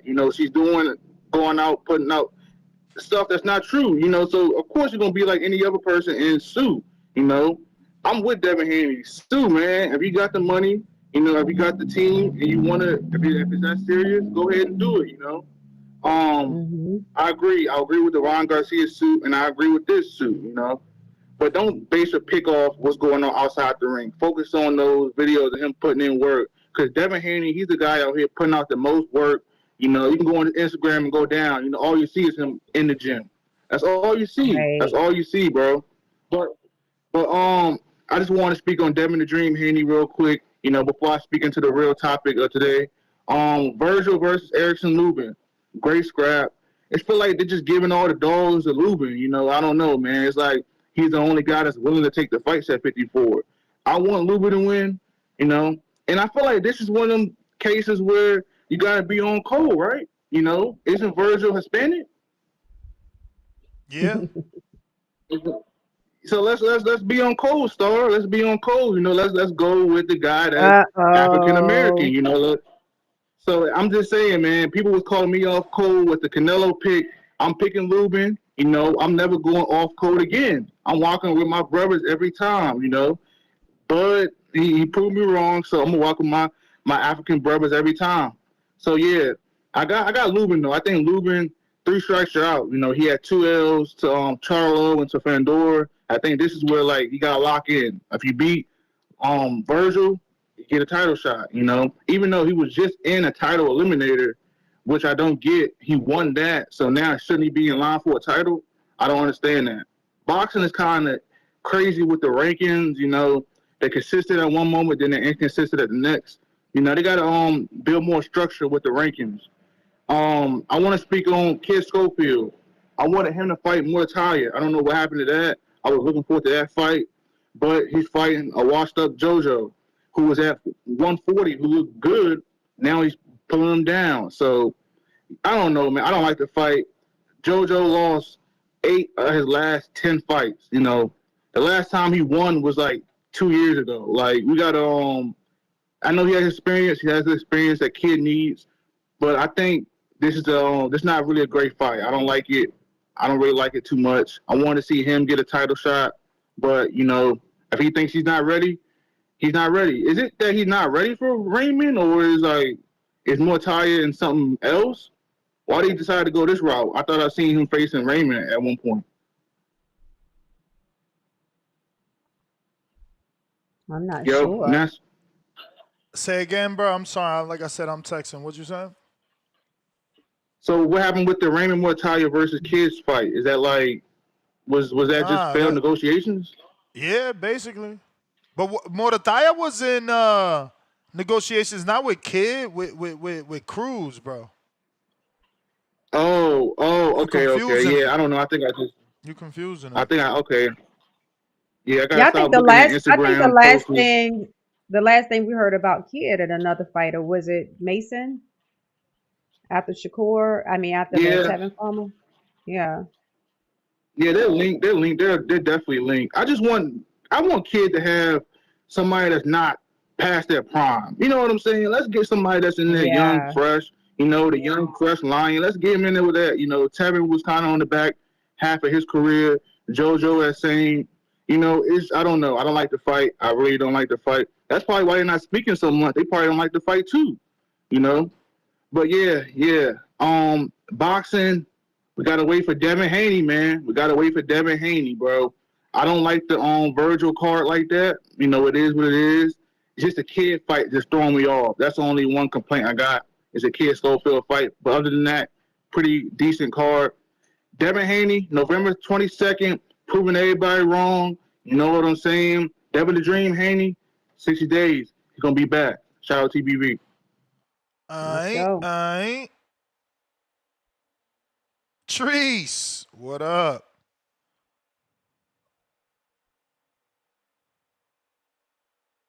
Yow.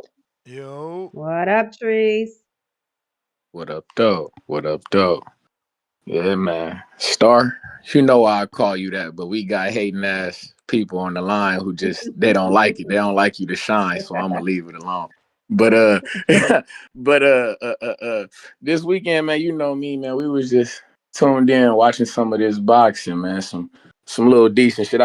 I just want to say, man, my fighter of the weekend, who I was really impressed with, young boy. And that's, I don't know if you heard of the young Mexican boy, Joel Iriarte. You ever heard of him? Yeah. I was very, very impressed with him. I like him. Wow, young really? boy. It wasn't about more. It was like the guy he fought had apparently never been stopped. He stopped him and shit like this, but the way he did it. Yeah, it must have been this fight though, because you know he ain't been really showing that. Yeah, I liked what he did, man. I liked what he did, though. I was impressed with him. I liked what he did, man. Yeah, it was another young boy, Mexican cat as well on that Golden Boy card. Grant Flores. Are you aware of him? Grant Flores, no. Grant Flores. He fought at 154. You feel me? He was in there with a wily vet, things of this nature. He got pushed and shit, but he showed toughness. He didn't lose his cool. You feel me? He listened to his corner in the late rounds and shit like that. I was impressed. There'd be little shit like that with the fighters I like to see, man. This is a different dude. This is the Iriarte dude is different. This is not who I thought it was. Yeah, Joel Iriarte. Yeah. I don't know who that. You, sir. I got an eye on you, sir. I like what you did. I was impressed. I was very impressed. I will say, man. Like I say, I keep an eye on everything. I got an eye on everything. But shout out Tierra Brown and Gabby Fundora, man. Women's boxing, they got that done. They showed true championship material, you feel me, defending their straps. Shout out to them. Tierra Brown, we back in the mix. Hopefully we can get us a big fight. You feel me? We beat the shit out of Sky Nicholson in Australia. Hopefully somebody like an Amanda Serrano or something, or we can get us a big name in the ring with us. Tierra Brown, I fuck with you the long way, man. I like what you do. But this nasty ass JoJo fight with Floyd Schofield, oh no. This shit disgusting. Absolutely fucking gross, brother. And I'm mad because it's like my fighter, Albert Bell out of Toledo, Ohio, you understand me? Top 10 in the WBA. Floyd Schofield, why you ain't fucking with him? Why you doing this nasty ass JoJo Diaz fight? This shit gross, man. This shit very, very gross. Especially like I say, I got a fighter in a division who I know who will fuck with you. Put hands and hooves on you. Who ready for a fight? Nasty, you understand? So nasty like, calling a former world champ a nasty fight, but not Keith it's Hunter. Nasty, man. Not Keith Hunter. Hey, man. Not Keith I don't Hunter. give a fuck what you say. Not I hear Keith what Hunter. you saying. I get it. Okay. Shout out to him and his accolades. See, that's why you should not. That's why you should not spit up, because it lands on your face, man. Hey, man, you can't be out here talking about somebody opposition when it's better. It's better than the dude you campaigning for.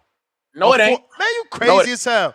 That motherfucker just showed he still got No, it ain't. You can't ask a fight. You can't ask a caller on this motherfucker if they would have rather watched Floyd Schofield fight JoJo Diaz over Albert Bell. That's not what and we're I know talking I talk a lot of shit, and that's I know. Listen. That's not what we talking about. That's what you're trying to change it to. That's what you're trying to change it to, because you the one that discredited Schofield's opponent. I'm not Ness. That's not what we talking about. We talking about you discrediting his opponent. I paid money to watch JoJo Diaz fight. Meanwhile, his last fight. You came on here all last month bigging up Keith Hunter. So you should just be. You should do what I be saying. We're not going to do that when I spent my hard-earned money to watch that man fight live. I'm not going to do it. If you could lie, for Hunter, you should be able to tell the truth for Joseph Diaz. And I hear and all that shit is fine and dandy. Shout out to his accolades, former world champion. I hear it. That's all sexy. I hear you. But I'm telling you, I got a top 10 fighter in the WBA sanctioning body, of which the belt that you campaigning for, my nigga, I got a guy who just fought, you feel me, who was ready to fight again. Why the fuck ain't you calling him? You got a guy who you just plucked from 140 who just fought Regis at 140. Fight of the year. You understand? Man, listen. I hear you. I'm not jacking that shit. I'm not.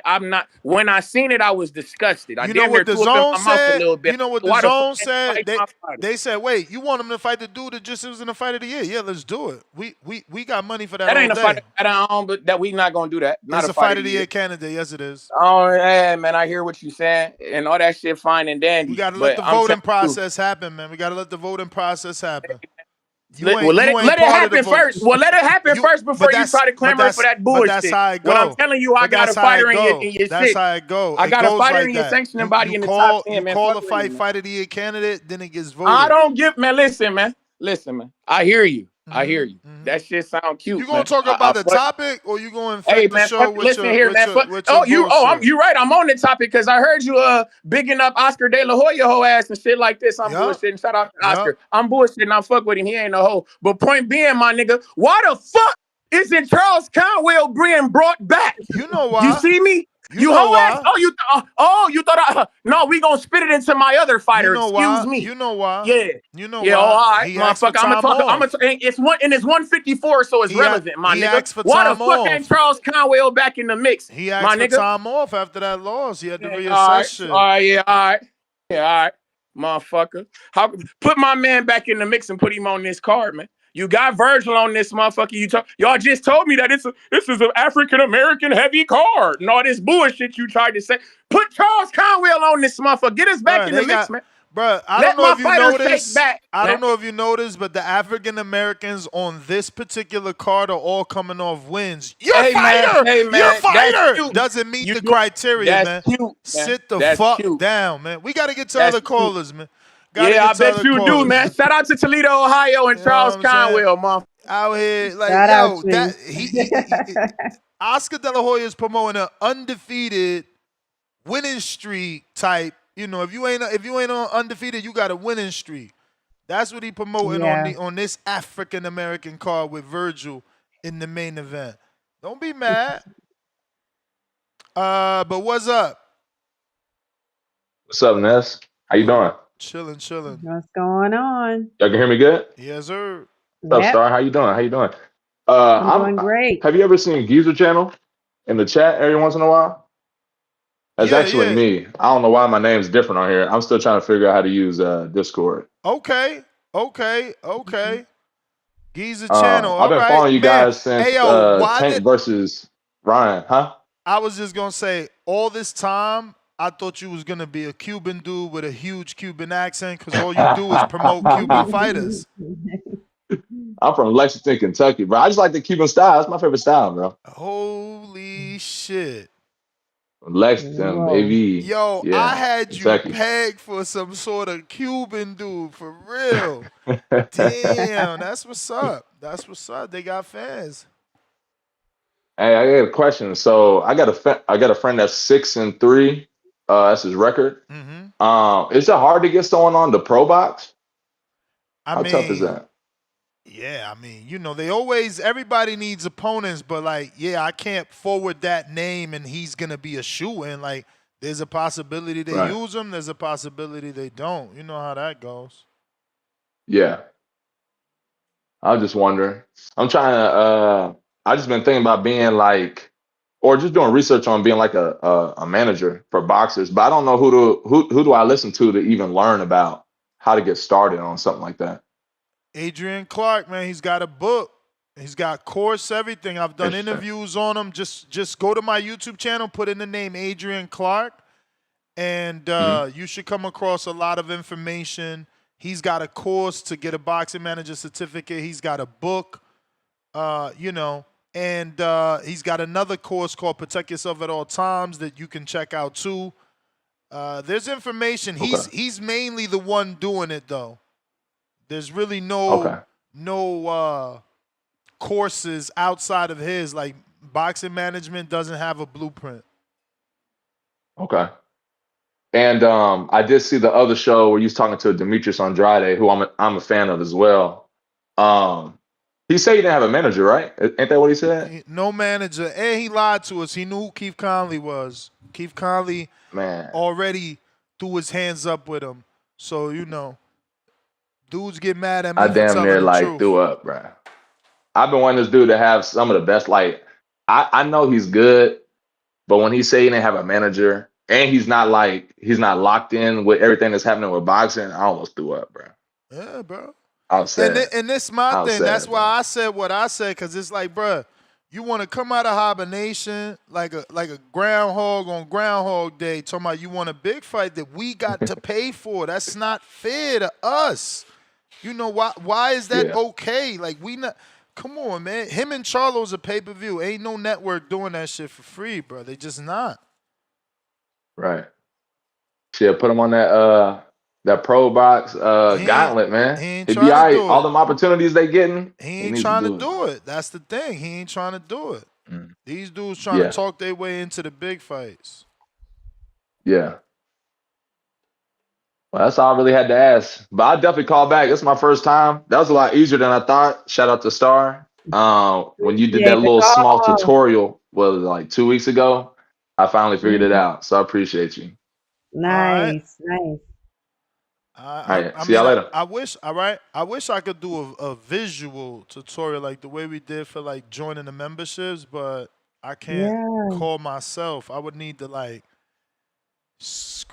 have you call in and screen record your process, then send me that video and I share it for people. We figure out how to do it. But the phone lines are open. Let's go ahead and make sure that James doesn't win this bet. He said in the pre-pro, he said, "Oh, you doing this show instead of the Floyd show? Okay, this is definitely not going past 3 hours." So we are past 3 hours by 12 minutes. But if we can't get past that 3 hour mark completely, then he has an argument here, man. James Benitez, your local hater. He is the inspiration for the Hater of the Year award that Tip has won. Crazy enough, the guy that invented the award hasn't won it yet, and that's why I think he goes so hard. Yeah. No, I did watch the replay of the Border War show. That was a good one, Ness, on Saturday. For sure. Appreciate it. Mm-hmm.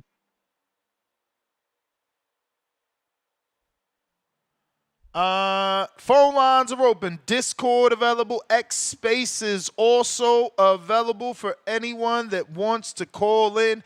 And remember, if you are a Border Wars fighter, don't forget to schedule your Unguarded with me. We are like 49 days out, something like that. Let me pull it up. How many days, Star? You got the count? 47. We're 47. So there you go. You know, the days are counting down. So if you haven't had your Unguarded interview scheduled, do so. Only days available for that are Monday and Tuesday at 12 p.m. Pacific Standard Time, 3 p.m. Eastern. Thursday and Friday, same times, 12 Pacific Standard Time, 3 p.m. Eastern. That's all right, I right. guess we're doing that last call for callers. Early show, as James predicted. Last call for callers. Last call for callers. If you are trying to call in and voice your opinion, now is the time. Yes, sir. No need to pay for a counter. You're going to be at the front of the line. We got Angel Padilla, member for 10 months on the prospect level, says, ran into Vergil last week. He's looking solid. Flexing emoji. Yeah, shout out to Angel. He actually trains in Robert's gym. And he told me to stop saying he's sparring pros. He's not. My bad, champ. I thought you were sparring pros. I thought we'd get some ladies to call in about these female fighters this weekend. I don't know if it's and ladies, let me know this.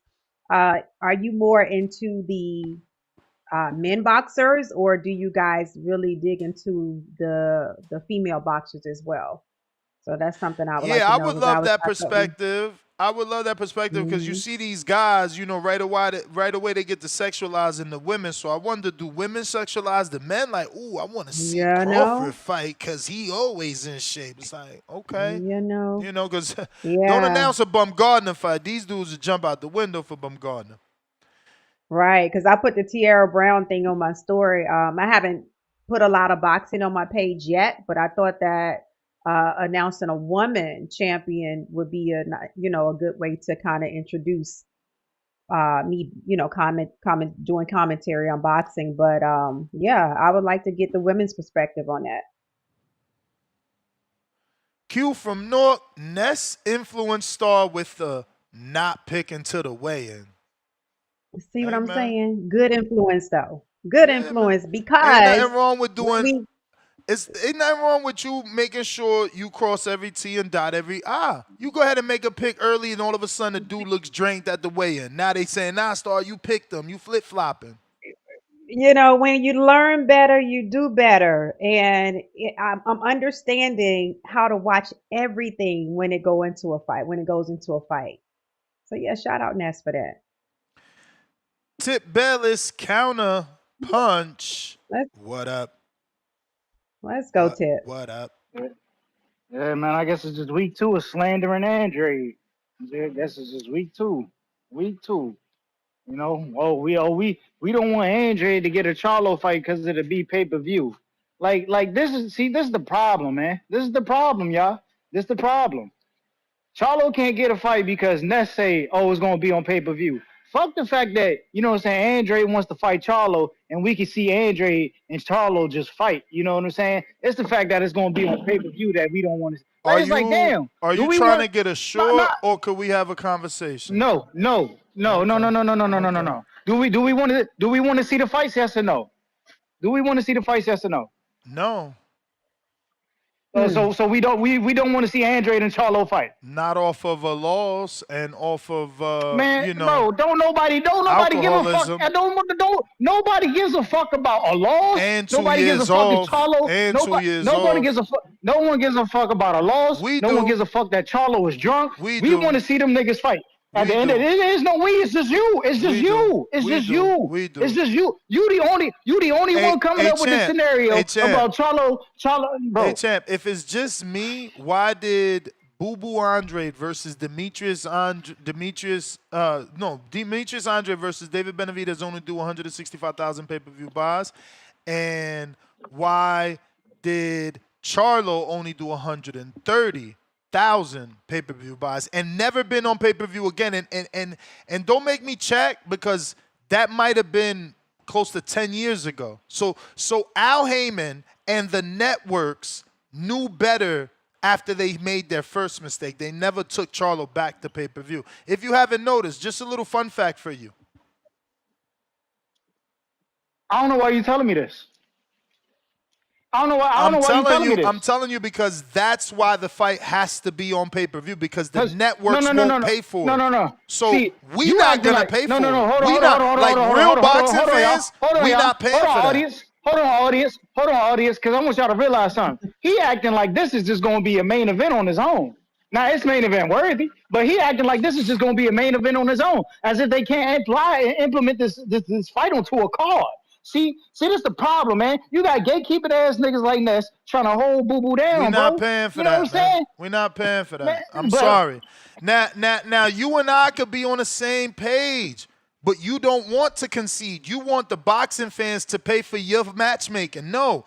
You could be like, yeah, Ness, you right. This shit should be on DAZN. This shit should be on Amazon Prime. This shit should be on whatever is part of my subscription, but you not. You not saying that because you not for the boxing fan. You are for some weird Hater of the Year award. I'm not paying for a dude coming off a 2 years layoff and a knockout loss. And I'm not going to pay to watch him fight a dude that we don't know is 100 yet. How am I hating? How am I hating in any type of way by saying I want Boo Boo versus Charlo? Like, how am I hating? You the one over here capping for a dude talking about, oh, man, he drunk. And you know what I'm saying? Oh, this dude been out the ring for 2 years. Stop using the word drunk, man. You got dudes like, you know what I'm saying? You started this shit with Andre. Like, stop making things up. I didn't say that. I didn't ever call him a drunk. Like, bruh. You don't get it. Nah, you see what these niggas is doing? They mad because I'm telling the truth. And it's based off you. You lying. Okay. I'm forced to tell my audience the truth because you keep lying. You keep telling us that you don't want to see Andre fight Charlo because Charlo needs rehab. But you know what I'm saying? There wasn't an excuse of Charlo needs rehab when Charlo fought Jose Benavidez or he fought Thomas That Amana. is the rehab, but don't you get it? That is the comeback. Let him come back. Oh man, he not even showing that he's back, bro. Like, what is up with you in this handicap fight shit? Why you capping, bro? How's he not showing? Bro, let me ask you a question. What's wrong with Pacheco and Andre? What's wrong with Billy and Andre? What's wrong with Lester and Andre? Like, people that are active, people that are mentally okay. Like, what's wrong with you, bro? So you don't want none of the active guys. You want two dudes that are iffy. You want an iffy matchup. Like, this is weird, bro. We got callers, man. We got callers. No, hold on. You can run me. That's cool. But since you want to have this conversation, let's speak the truth about why these fights ain't for Andre. Why? Let's speak the truth. Why they not? Let's speak the truth about. Tip, let me tell you something, dog. Because I'm not gonna keep going back and forth with you. I already told y'all. Keith Conley called me. I already told you someone else that did 6 fights with Andre called me. No one agrees with you in the business. 3 managers called me, and I gave that man 3 numbers, and he lied about not knowing one of them. Motherfuckers been here with him before. You just can't see it. We got world-class managers throwing up their hands like, I'm good with that situation. What the fuck is you talking about? You in denial, bro, but you could talk to yourself because I know the truth. I could screen share the texts with you, whatever the fuck you want, because I don't need to lie for no one.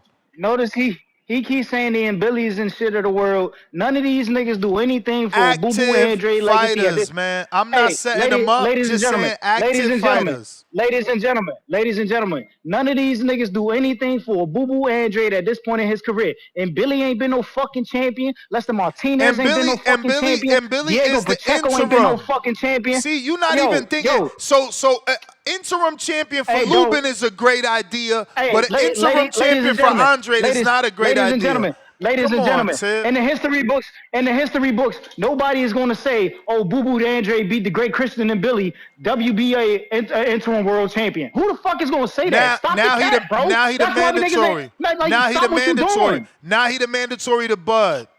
See? Man, get the fuck out of here, bro. Okay, so Vergil's not the mandatory to Fundora? Nobody gets a fucking Vergil the mandatory. Nobody gives a fuck about Vergil. I gotta go, man. You're not talking boxing, bro. You're just being delusional. I'm talking boxing. Run me for my counter. I'm talking about. Any fact I give you, you say, so what? That's your answer for the facts. So what? I'm giving you the real perspective of where Andre is at in his career.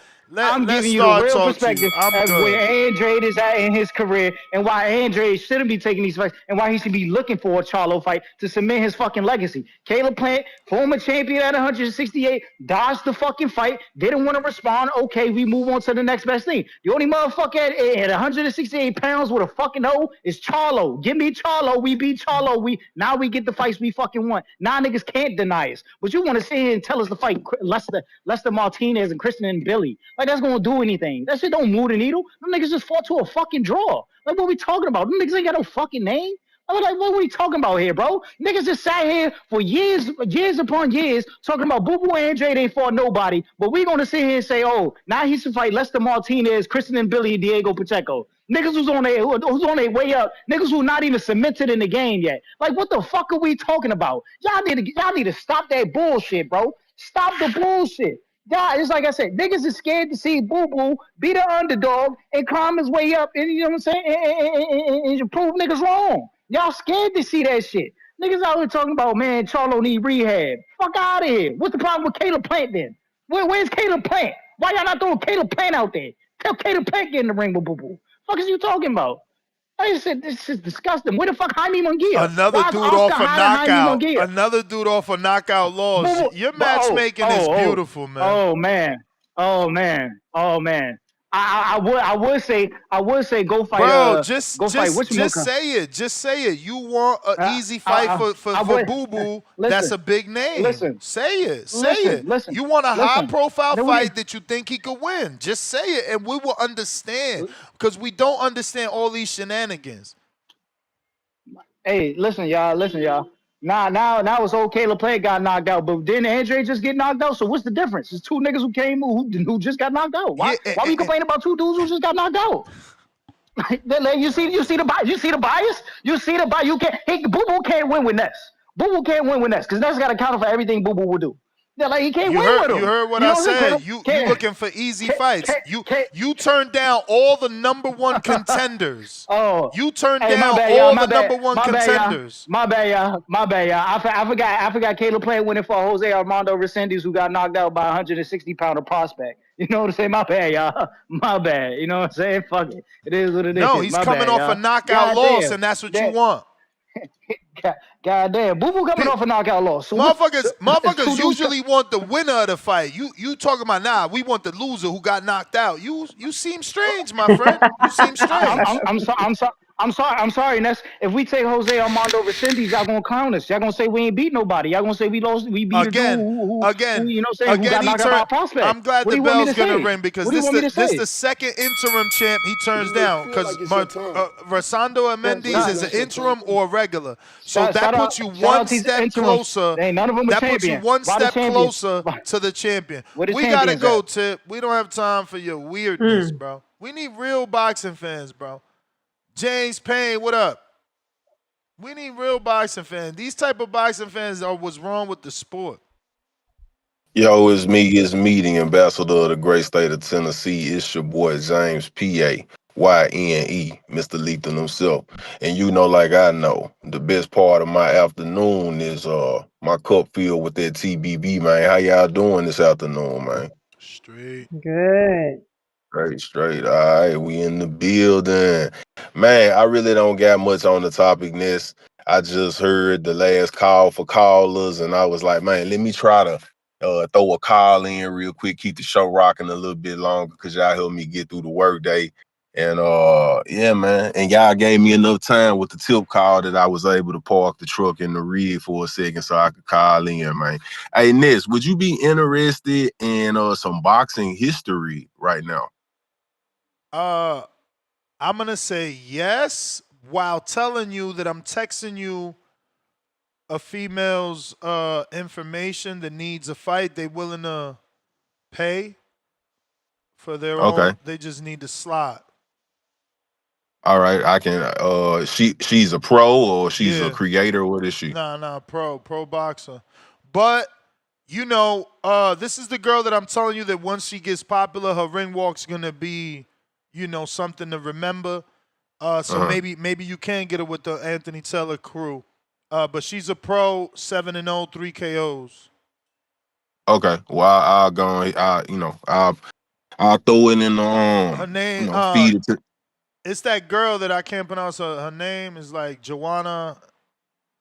Don't worry about it. We got translators for that. You know what I'm saying? So yeah, I'll throw it in the I'll take a look at it and then I'll go ahead and feed it up the chain. Joanna Nwamaru. Nwamaru, some shit like that. Yeah, we'll work it out for sure, man. For sure. Yeah, man. So yeah, man. And I appreciate that hookup too. Hey, and real quick before I give you this boxing history, man, are you still interested in having that conversation? So possibly we could be making an announcement in Atlanta. Are you interested still? Of course, to bring it to Tennessee. Yeah, absolutely. Absolutely, bro. What you mean? Okay, for sure. All right, so we're gonna get that on the docket too. We'll get that conference call schedule and we'll try to get that on the book so we can make a big announcement. Word. Fantastic. All right, man. So what we gonna do is we gonna hop in the time traveling machine right now. We in the TBV DeLorean right now, everybody. So we gonna jump in the time machine and we gonna rewind the calendar 100 years, or about 98 years, so right there 100 years, to this day in time of September 22nd in 1927. The location would be Soldier Field, Chicago. And there was a bout. It was a rematch bout between legendary Jack Dempsey and Gene Tunney. Are you familiar with any of those names? Yeah, Dempsey. Absolutely. Well, they had a rematch. This was a rematch from the first fight in which Tunney was able to beat Jack Dempsey and take the World Heavyweight Championship. You know, there was only one championship back then. And this bout is most famous for not only setting a gigantic attendance record. Over 104,000 people were in attendance at Soldier Field for this fight. And also is notable the purses that these fighters received. Comparable to today's money, they made over $1 million per fighter. So, I mean, it was big stakes, and it was for the lineal only World Heavyweight Championship. And the most notable thing that would have happened in this bout is the infamous long count in round 7, in which Dempsey was able to drop Tunney. And Tunney was given extra time, about 14 seconds real time, to recover from the knockdown, and wasn't counted out. And he was able to recover and overtake Mr. Dempsey with technical boxing and ultimately get the victory. So that happened on September 22nd in 1927. And that is this week's Boxing History with James Payne Lethal. And you're listening to the Boxing Voice, and I hope you all went through the checklist. If you don't, we could run down at one time to make sure you're in accordance with the rules and the protocol around these parts. If you're watching this on YouTube, make sure you hit the thumbs up button. Let each and everybody that you know that you rocking with TBV, so that way they have a better chance of supporting the show. And if you like the content, make sure you hit the subscribe button one time if you don't mind, man. Run them likes up and getting this hyped up, man. If you're watching this on X Spaces, formerly Twitter, make sure that you hit that repost so that way more boxing fans like yourself have an opportunity to locate this spot where we talk this sweet science, you know what I'm saying? And salute to Ness and salute to Miss Star for their hard work and their consistency of blessing us with these shows. If you're watching in the Discord, make sure you hit the hands up so that way you can let your voice be heard like each and every OG that does it on a day in, day out basis, man. And if you didn't know, hey, man, This is the illest, trillest, dopest boxing podcast in the entire galaxy. You know what I mean? That is the third rock from the sun, astrologically, if you did not know. And I am the blue collar bully, James Payne Lethal, about to partake of this delicious meal prep.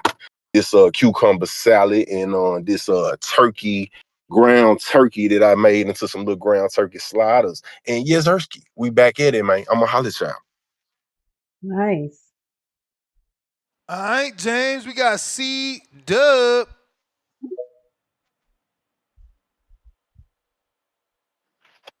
Yo, how the audio? What up? Straight, that's what's up, man. Shout out TBV, smash that like button, it's free. Do something with yourself. Salute to Ness.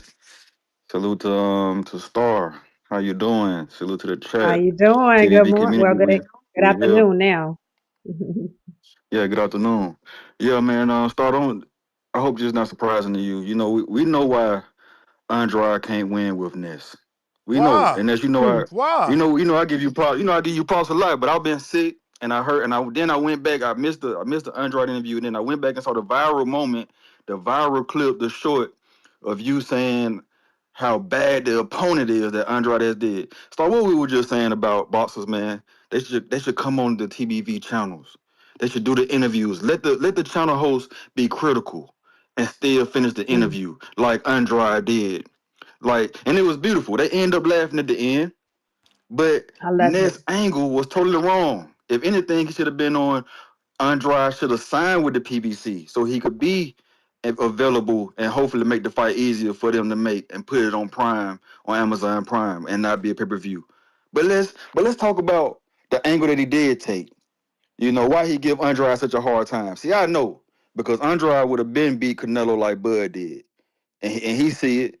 So that's probably why he give Andrade such a hard time.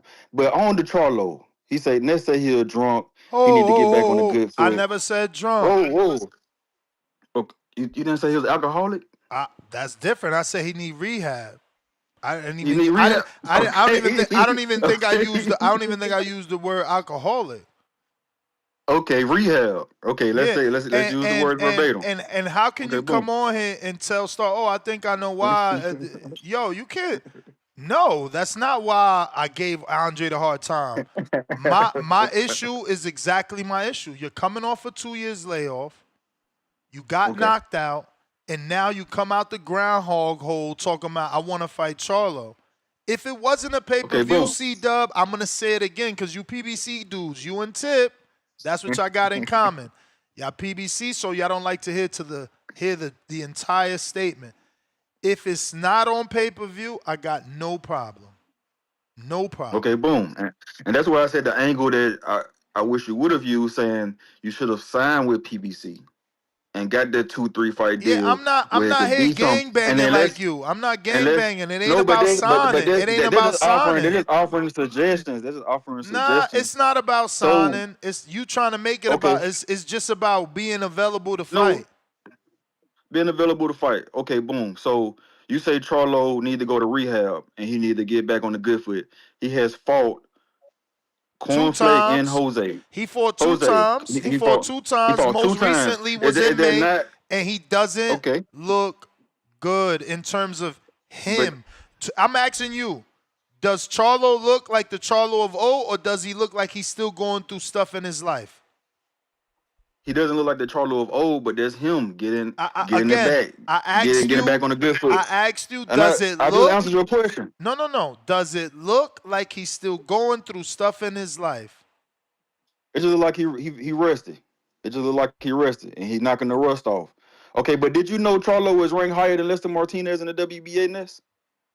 Yeah, I mean, rankings. Did you know that? Rankings. What do you want me to tell you about rankings? Did you know that? What does the WBA stand for? What benefits Al, man? What benefits Al? Did you know that Lester Martinez was in the Fight of the Year with Kristen Billy, the interim champion for the WBC? Did you know that? Did you know that? Did you know that his fight got watched by 40 million people? Did you know that? Yes, you know that? Yes, and Charlo is also ranked number 6 in the WBC. So why are we saying this is a bad opponent for Andrade when he coming off a loss? What did you say against David Benavidez, the monster? I've been specific since day one. But let's if it's not pay-per-view, I don't have a problem. But, I told Andre, you they wanted put to it be on in pay per Fantasyland. view. You wanted to be in They put it on Fantasyland pay per view. We fire sticking it. No, I'm not on fire. I'm not on Fantasyland. Hold up. You are. Hold up. You But are look, because you don't want to admit. You don't want to admit that they gonna fire stick that shit.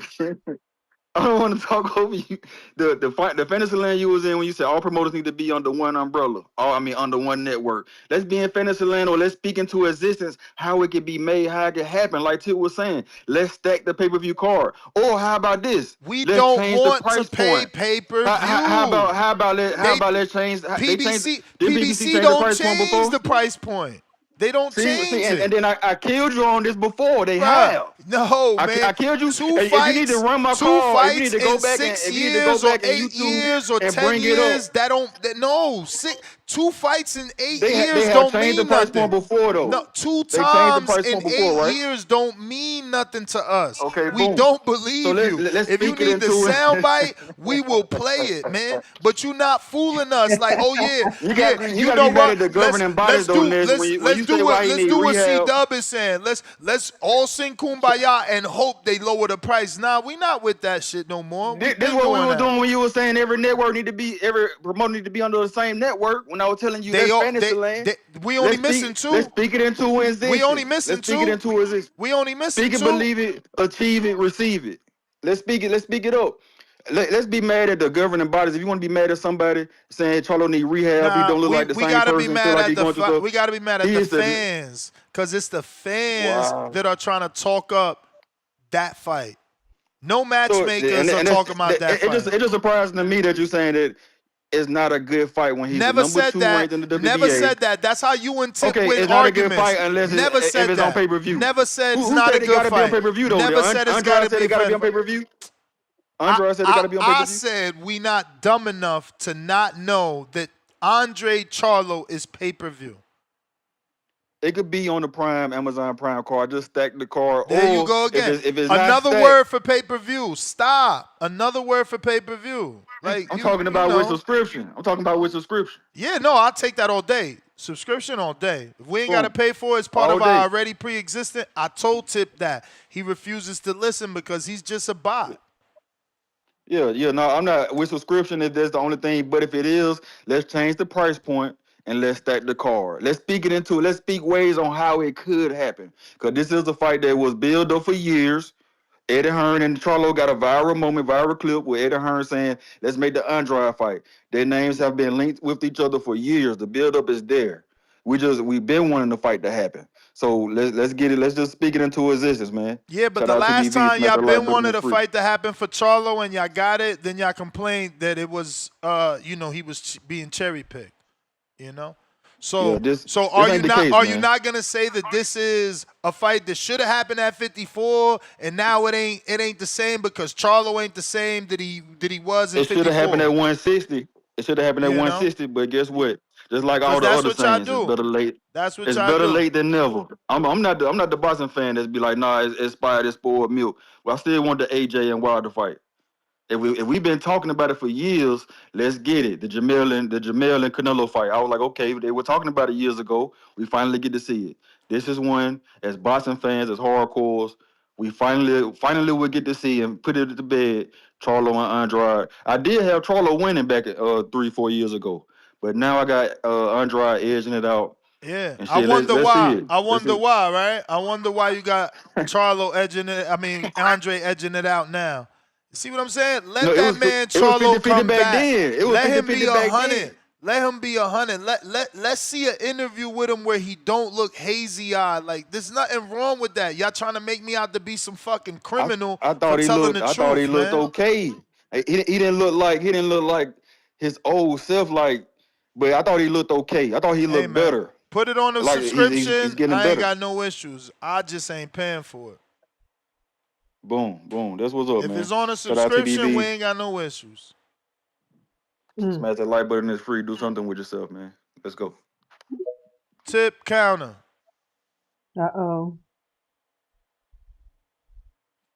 I just had to come back and speak the truth, man, because, there was a lie told on here that Caleb Plant got knocked out in his last fight. Caleb Plant went all 12. Caleb Plant went all 12 with Jose Armando Resendiz, and he got beat up. He got beat up the same way Boo Boo Andre got beat up. You know what I'm saying? But Boo Boo Andre can't get a Caleb Plant who's coming off a 12 round loss. You know what I'm saying? It's just nasty, man. It's nasty how we move the needle out here in this sport. You know what I'm saying? When it comes to certain fighters, man, this is crazy. Now, if Caleb Plant was to come back and fight Edgar Berlanga, it'd be all praises and cheers.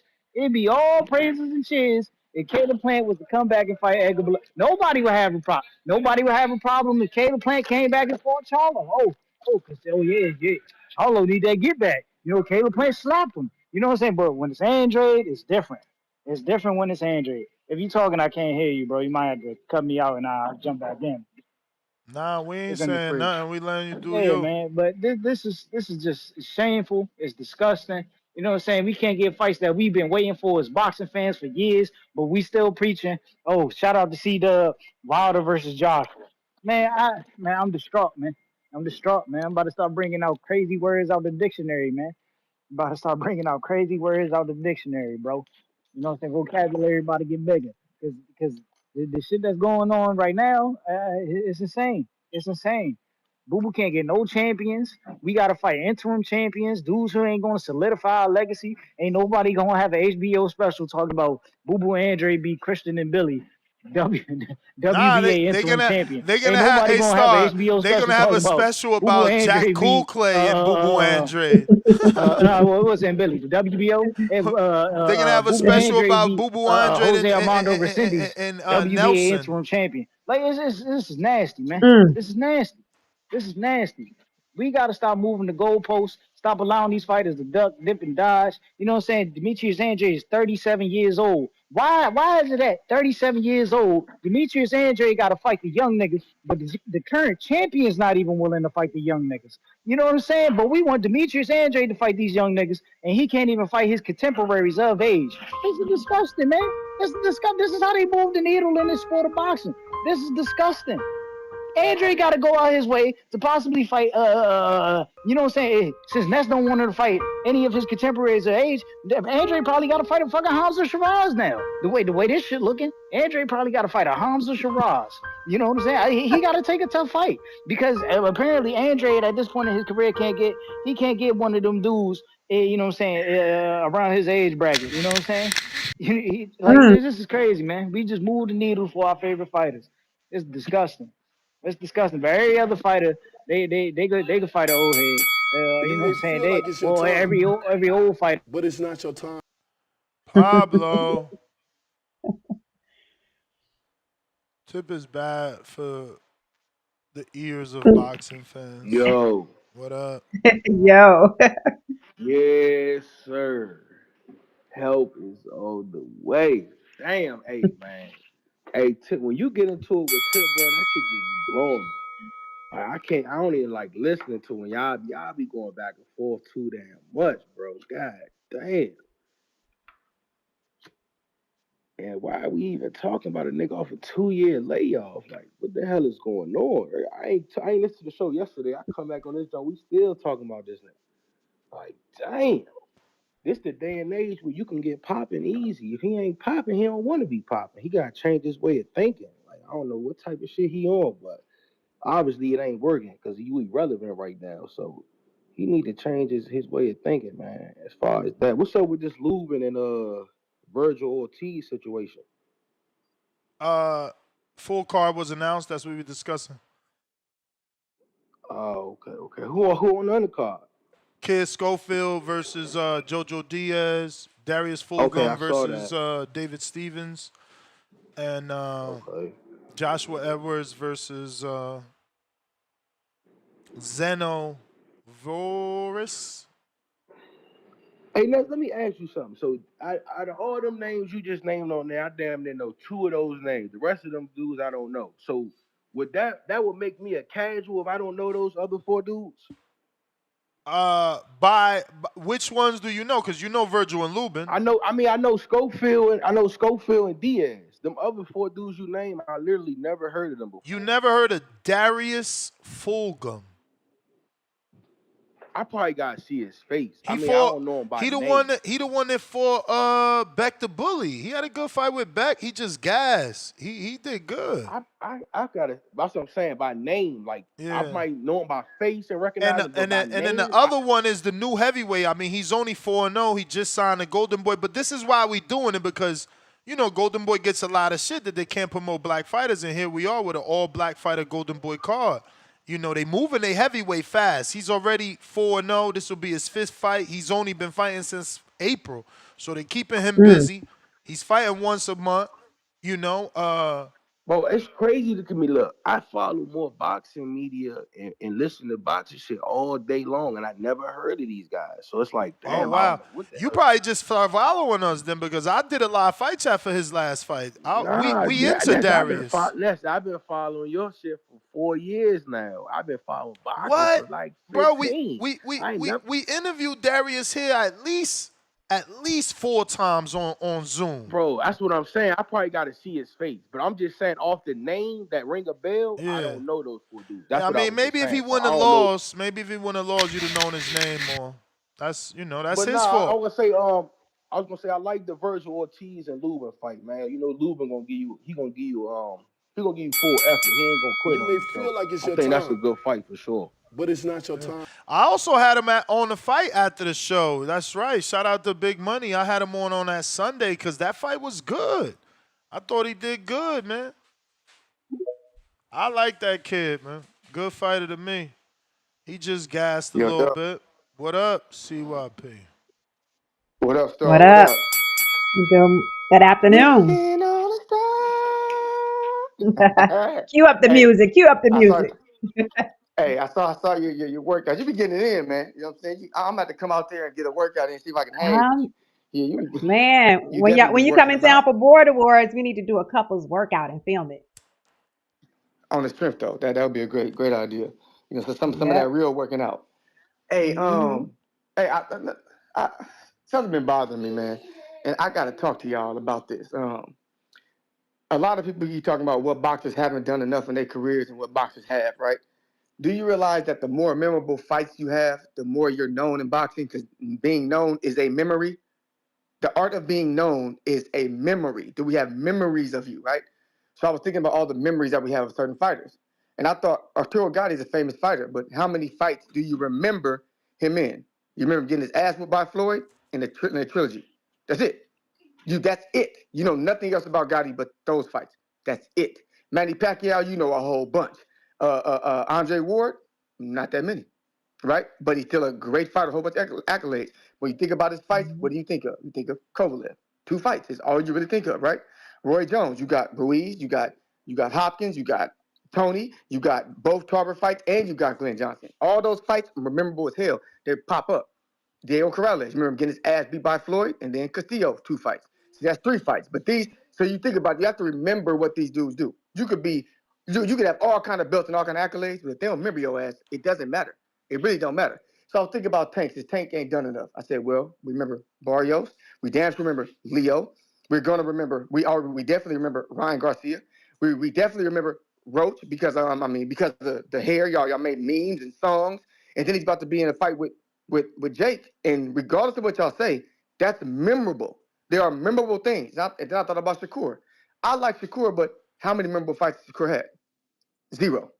The casual fan in boxing hears Steve Shakur and they go, oh, yeah, that's that one guy. But what fight do you remember? He don't remember none. Like, damn, you're right. I don't remember no fights. That's the point. Some of y'all don't understand what marketing is, right? Everybody is not supposed to be a star. In anything, I'm talking about podcasting, sports, entertainment, movies. Just because it's a good movie don't mean people are going to like it. It doesn't mean that, but you can still win an award for it. A lot of years, the guys who win Oscars, the movie, we didn't even see it. But for some reason, he still won an Oscar. Okay, so go accept your Oscars in boxing, but don't cry when it flops at the box office. Because that's 2 different things. That's two different things.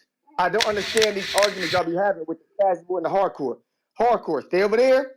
Casuals over here. But casuals are the reason why these fighters make all this money and why they get remembered. The hardcore memory doesn't fucking matter. It's your time, but it's not your time. All right. Alrighty then.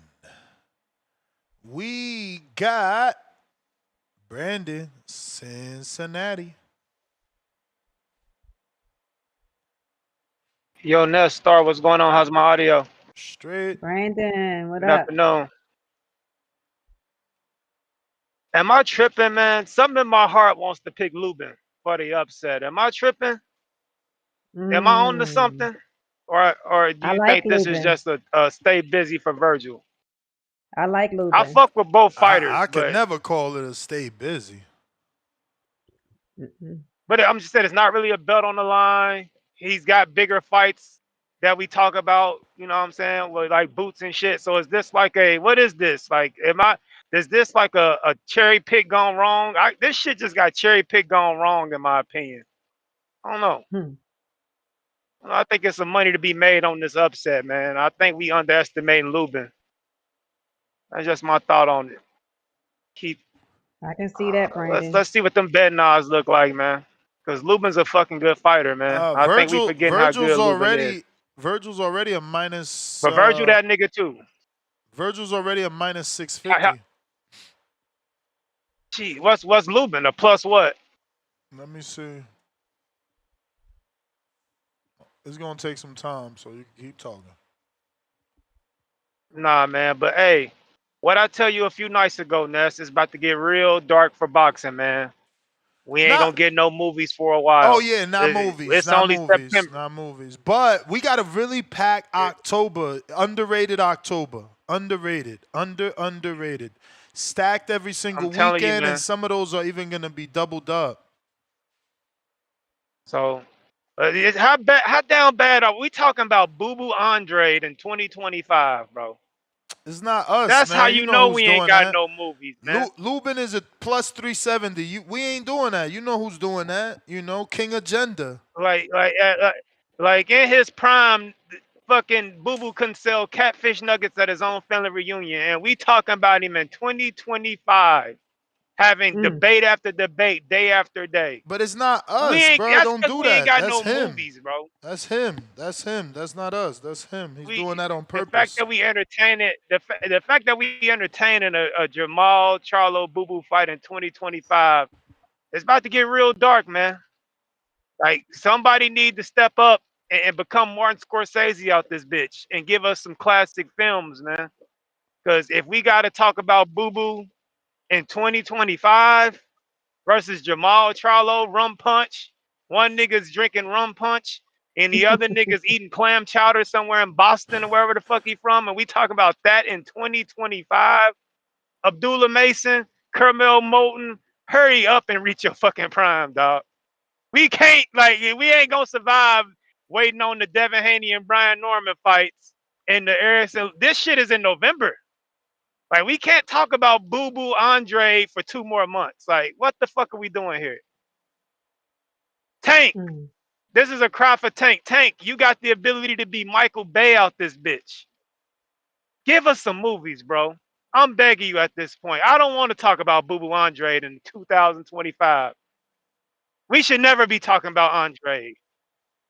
Like, this is sad, bro. We sitting here having 30-minute debates about Boo Boo Andre. A nigga that's been booted from every network and promotional company he's been signed to. You want to talk about memorable fights? See, what's Boo Boo's memorable fight? Quigley. He has none. Really, what's Charlo's memorable fight? I can't even really think of a Charlo memorable. Jamal? Trout. Because I think that was Jamel. That was a memorable fight? Yeah. I don't even remember that shit. Good fight. I know the brother got the Luben knockout. That's his memorable. But what's Jamal's? Like, who's his memorable? I mean, I don't know, man. When we talk about these niggas, he stopped K9 Bunridge. I don't think nobody ever stopped K9, right? I mean, you want to talk? Who knows K9 Bunridge outside of us hardcores because he was on the Contender? Like, I don't. This is what happens when boxing gets dark and ain't nobody making movies. We talking about niggas drinking rum punch and niggas eating clam chowder for 30 minutes. Like, goddamn, like, this is sad, man. We need movies. Like, Boots, man. Yeah, Boots man. coming, I don't want to hear about Boo Boo no more. Yeah, Boots, Tank. Boots. Give us Tank in a new way or something. Boots and Vergil, Tank a new way. We need some shit to keep us occupied. We talking about bullshit right now. Boo Boo in 2025 is crazy. I might as well go CYP. get some Birdman Love. That was the bell. Play to the helmet land. Yo. CYP with the counter punch. Yo, shout out to Brandon because you know me, I'm the biggest Lions only fan. He's fucking right. You know, when it comes to Maul, it's very hard to think of a memorable fight. I mean, Mel got, you know, him and Harrison, that shit was classic. So you can't, and he got Canelo, rather win or lose. So memorable fights ain't about if you win or lose. It's just about boxing being able to remember you in that era when you box because of it, rather you get knocked out or not. Same thing with Wilder. We know Wilder's fight, yo. We know Stavern too. Hate all you want to, motherfucker. We know all 3 Fury fights, and we know Spilka because he put Spilka in a body bag. So you have to have memorable fights so the boxing world remembers you when you are done. That is what makes you memorable. That is more important. But my second call was about giving a shout out to Dennis Green Machine Mitchell. Y'all may not know him, but that is the coach of Sha'Carri Richardson, Melissa Jefferson, Kayla White, Christian Coleman, Kenny Burke, Kung Fu Kenny. 7 of the 8 4x1 gold medalists. 7 of the 8 are trained by that one man in Florida, my mentor, the man who told me, you going to be a track and field coach. You going to be a track and field coach, Los. Trust me. He told me that when I was 20 years old. He didn't know that I already been coaching when I was 18. Shout out to Dennis Mitchell. I don't give a shit what y'all talking about, what y'all don't like to hear on a boxing show. Why did they do this? Nigga, listen to me. I played football and ran track and field at the highest level, and I don't talk track and field every fucking day for hours. So if all you can think about is boxing for 24 hours when you ain't even doing this shit, you're weird, weirdo. You need to think of something else, too. Boxing is cool, but think of some women. Think of some colognes, some movies, some traveling, some passports, some basketball, football, anything. Quit being so corny every day, crying about topics in boxing. Y'all need a life. Y'all need a life. Y'all need a lifeline. You're flatlining. Y'all need to think of something else. But shout out USA Track and Field. Shout out Dennis Mitchell. Shout out the whole squad over there at Star Athletics. Ain't that funny, Star? That's the name of their track club. Star Athletics. Tap them in on Instagram. Go follow them. They doing big things. And shout out to the legend, Dennis Mitchell Green Machine. If y'all don't know who he is, you're smoking. CYP out. Nice. Shout out. Alrighty then. Damn. See, Rotten Tomatoes always gets it wrong, right? They'll tell you Sinners is 100%, and now they saying that him is 29%. Did you watch that yet? Are you a movie person or no? I love it. Sinners. I haven't seen Sinners, no. What? And then what's the other one? So you're not a movie person. Come on, you got caught. I love movies, but I haven't. No. I love movies. How could you love movies and not seen Sinners yet? That shit is not seen Sinners. Is out on regular television at this point. To be honest with you, Ness, my husband and I, we love movies, but I've been watching so much boxing. Like, I have to be honest with you. Like, after work, after I was getting off work, I was watching boxing. So I haven't watched a lot of movies lately, but we do love movies. But so I am behind. Wow, what was the other one you said? Sinners and what else? Well, the one I'm talking about now is him. I haven't seen it though, cause I'm hearing mixed reviews, right? Like I heard it's great, and it's what is his name? Marlon Wayans? Is that one? Is this Marlon? Marlon Wayans? Yeah, Marlon. Marlon is they said this is his best role ever. Like this is like the greatest acting he's ever done, they're saying. But he's an older man now though, right? Is he paying is a character a character? Okay. Well, I'm gonna check those out. I mean, no, his character isn't a really old guy though. His character is not an old guy, but yes, he is technically an older man at this point now, yeah. But so would you say that Sinners is what type of movie is it? Is it a romance, horror? What kind of movie? Oh no, it's you know, don't get I can't even tell you what it is, because we didn't have people call in here and tell us that it was more than just a horror film. It's supposed to be a vampire movie, if you didn't know. I But don't you like know, vampires, but we yeah, got the I try it. critics who call in to over glorify it, saying it's a lot more than that.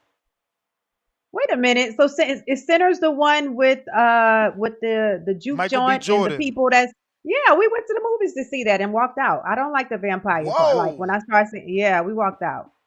I didn't like the damn! Walked yeah, out on Sinners. That's it. You ain't part of the culture. You yeah, can't walk out on yeah. Sinners. We tried it, but I don't I don't like vampires. So when I saw that, I'm just like, nah. And we regretted it though, because after we walked out, we had couples telling us and people telling us that y'all should have stayed. So Yeah, I did attempt. I got Tommy in Florida. What up, next? You got me? Yeah. What up, Tommy? Yeah, Sinners trash. You said it's It was trash? trash. Yeah, Yeah, that's yeah. what I thought. Get done. See, I But forgot the name of it. That's memorable. how trash it was. Boardwalk Yeah, nah, Empire? don't go see it. You said Boardwalk Don't go Empire. see it. Huh? What you said? I say Remember nothing what? like that. Can you hear? Oh, I thought you said remember. Nah. But Jamal, memorable fight is catch and shoot uppercut to Julian Williams. That's gonna always be a highlight. True. But that was So I only a gotta number one contender. I mean, granted, he went on to be unified, right? a unified champion. Yeah. When he beat Jarrett Hurd. But I mean, you know, if we just talk about memorable fights, memorable moments, that's the one for me, and I'm pretty sure a lot of other people it clicked when I said it. I'm going with the Florida boy. All I need Luben to do is stay tight on his defense. Sometimes he and you know, Vergil gonna be trying to throw bombs the first 9 rounds, if not the whole fight. So, but he definitely can outbox the guy. He just gotta be tight on his defense. But man, I don't really like that Schofield and JoJo fight. Then JoJo just fight at 140, and I know he can make 135, and it's an opportunity, so he gonna do it. But nah, that ain't really something I'm interested in seeing. Truth, even though I like Schofield, it's just like I ain't gonna make sure I'm in front of the TV for that. And then next with you, y'all talk about Boo Boo. You and Boo Boo, y'all can't have no conversation because you like to do on your yelling shit.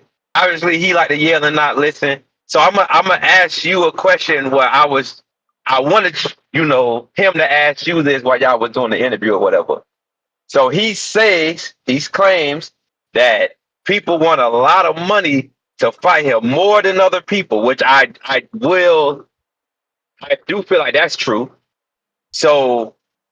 And you got to take pay cuts, and he said he admitted like, okay, I took pay cuts before. How much of a pay cut do you really want him to take just to get back in action? Because I mean, like, and who is he gonna pay? Hey, champ.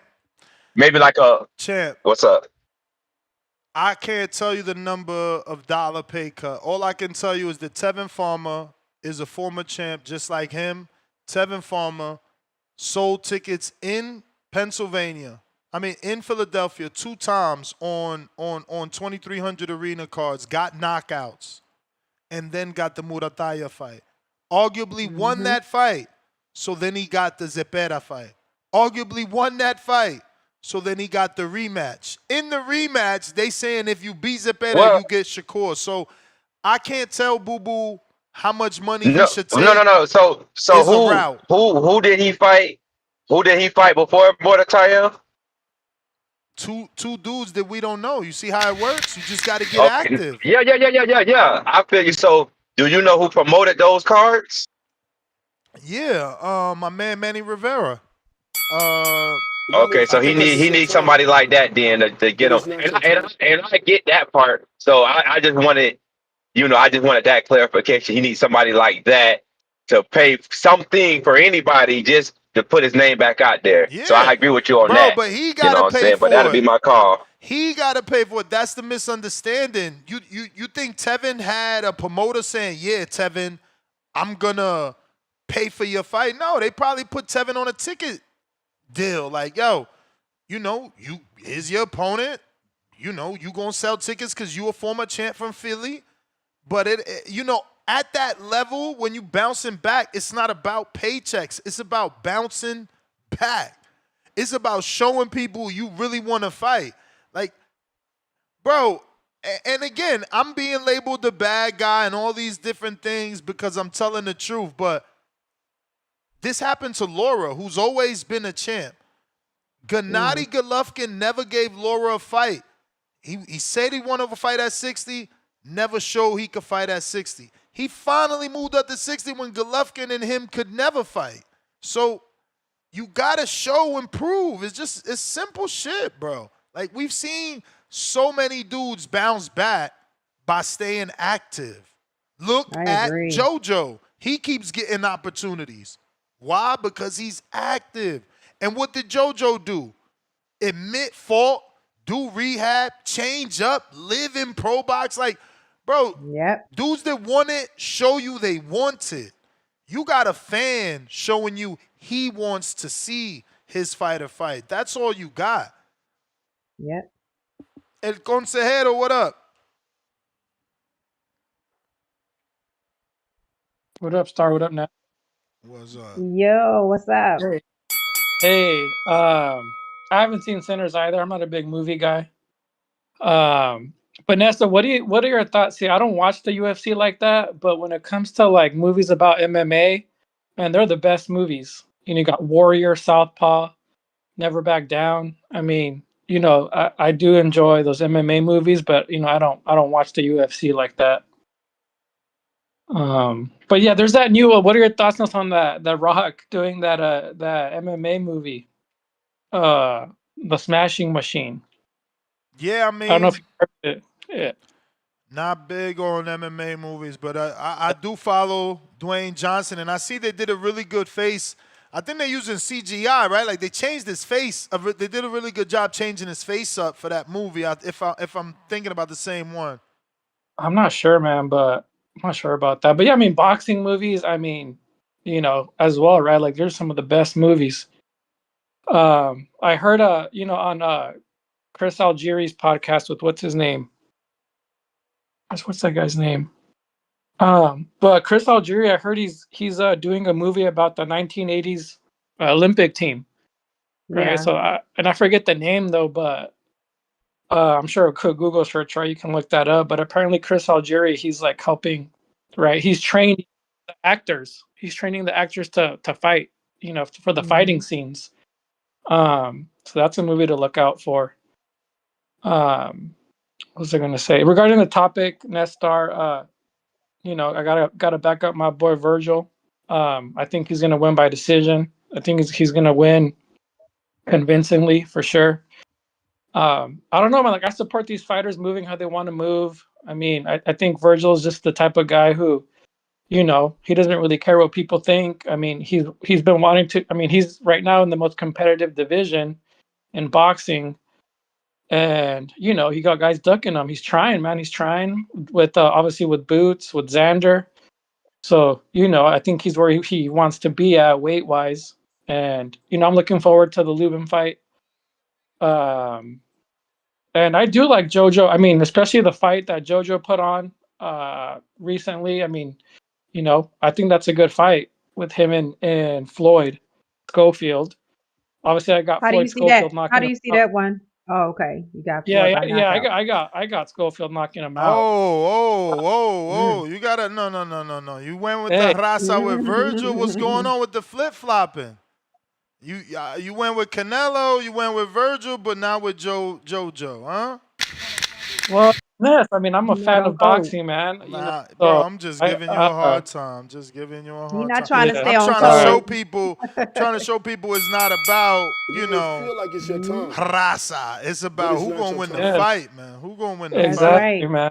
Exactly. That's what I mean. Yeah, I mean, yeah, I used to be like that. I used to be like, man, I gotta support the raza back when I was kind of more in a casual. But once you start, you know, appreciating the sport, like, you just want to, you know, you want to see some good fights, no matter the you know, the race background. Yeah. All right. Well, you guys, I'll keep tuning in. Shout out TPV, like and subscribe. You are the man.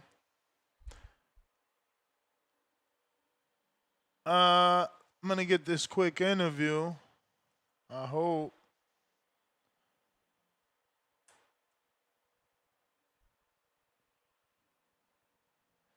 That would be Boxing dope on a Monday. Patron. Hopefully you don't get your call interrupted, champ. Sound good, Ness? Yes, sir. Gotcha. Hey man, just a little side. I heard y'all talking about movies and shit, man. I just watched that. I don't know. Did you ever watch a miniseries? Yeah, always. Yeah. Man, I just watched that new one on Netflix, the Black Rabbit. You see that one? Nah, I ain't see it yet. Bro, that shit, bro. I was glued to the TV. Bro, did you Like, watch the one on Prime? It's like a. I don't want to. I mean, it's definitely has to do with like SEALs or secret. Like Army. The special. Oh, you talking ops about team? the one with the dude from it was part 2, right? The Terminal List. No, man, I gotta look it up, bro. Okay, That one is because I know there was a good. part 2 they just released on Prime. Remember? I don't know. Did you ever watch that one? That I think it was the Terminal List. You ever see that one? That sounds like I've watched that one. Yeah, because they made a part 2 to that one. I know that has that dude. Man, I know what you're talking about. The one I'm talking it about just came out like about a is month. yes, you're right. The Terminal List, Dark Wolf. Yeah, Dark Wolf. it's a prequel to the original. Bro, that's fucking good. Yeah, bro. The first one was fucking. Did you see the first one? I don't know. I'm gonna look for it. I didn't even know there was more than one. Bro. Yeah, dude, that's a prequel. Dude, the first one. Oh my, bro, that was a badass series, bro. You got to watch that. The second one, I see the second one, but the second one ain't got shit on the first one, bro. Ain't even close. Horrible. The lady shot him in his back, and he's still rocking with him. Yeah. Crazy. You got to see. Dudes are nasty, But man. hey, we gotta get our shit together. We gotta get off the hormones. Check that Black Rabbit one out, bro. Check that Black Rabbit, bro. I was glued to that shit with Jude Law. I've been seeing it, but I didn't know what it was. I haven't. Yo, it's yeah. You got to try. Bro. What is Black I put Rabbit it on Netflix, about? bro. And I think I was bored, and I just pressed play, man. And dude, I was 4 of them in, dude, right there and then. Like I had to go to bed. I was like, I gotta be up at 3 a.m. I was like, dude, I finished the next 4 the next day. Like, yeah, but you gotta check that one out. That's good. But anyway, on the topic, man, you know what, dude? I'm with Brandon, bro. I don't know why, dude. This Vergil one feels kind of weird. You know what I mean? I don't know why, man. I kind of feel like it's one of those that it's either it's gonna be really tough, man, or it might be. I just feeling that upset. I don't know why, man. I don't know why. You know what I mean? I think Vergil, the great fighter. You know what I mean? But he does get hit a lot too. You know, so it does feel weird, man. But I'm looking forward to seeing Schofield, man. Schofield's my boy, man. So I like him, man. I think he's one of the best ones around, man. I like JoJo, man. Like you said, he's always staying busy. He's always, you know what I mean, always puts on a good show. But I think this is one of those ones that, man, this might end his ass right here. You know what I mean? Schofield gonna put his ass out bad. I think he won't. JoJo ain't gonna have no moments in that fight. So, but the Vergil one, man, that one right there, really right there, got me. I might put a little money down on. I might put some money down on Luben, man, just to throw it down. You know what I'm saying? I think I might throw a couple hundred. But the hell not, because it's gonna be tough, man. I think it's gonna be tough. It feels like a setup, but all right, then, good show, Ness, man. Check out that show, man. The Rabbit, man, it's a good one, bro. All right, bro, will do. Appreciate it. I was trying to ask them what kind of series was Black Rabbit. Do you know, Ness? What category? I don't know. I've just been seeing like the advertisement. Action, drama. I just been seeing the thumbnail. Okay. Yeah. Okay.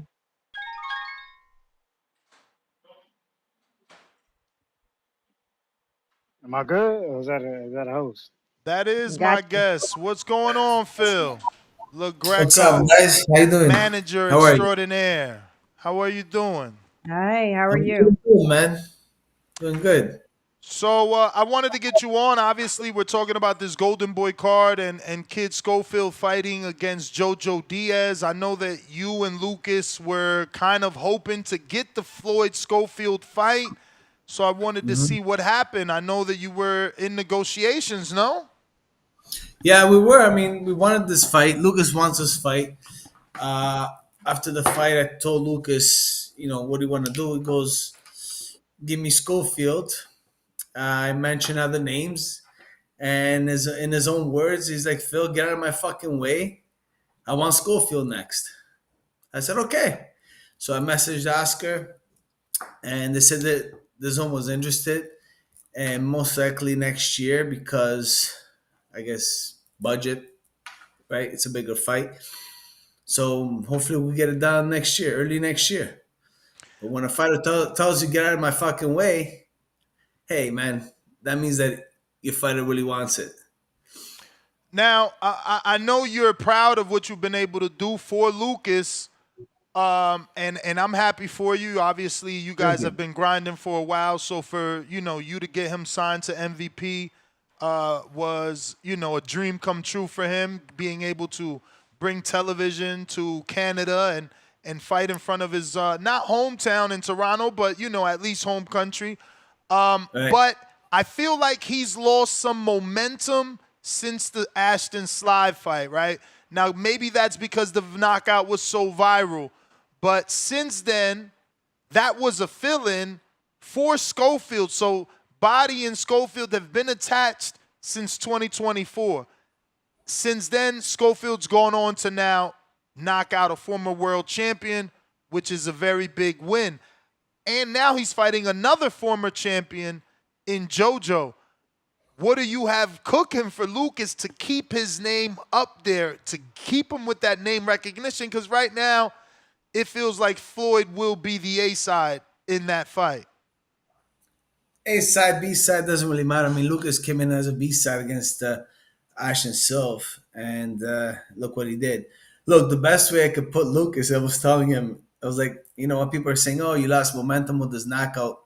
Well, look, you ever watch that movie, Forrest Gump? What did Forrest Gump say? Life sometimes is like a box of chocolate. You don't know what you're going to get. Well, Lucas, he's like a box of chocolates. You don't know what you're going to get. He might knock you the fuck out and be the knockout of the year, or he might take you to a decision. So at this level, I don't care how he wins, as long as he wins. It's all I want. I mean, sure, we won the knockouts, but at this level, it's hard. And, you have to understand, Lucas fought back to back to back undefeated prospects. Who was doing that coming in the top 10 ranked by the NE divisions? Nobody. We did it that way because he wanted to keep fighting undefeated fighters. So people that are undefeated, they're not going to come there to lay down. They want to keep that all. It's hard at this level, and I've been there. I got skin in the game. It is not easy getting the knockout of the year every fight. I get it.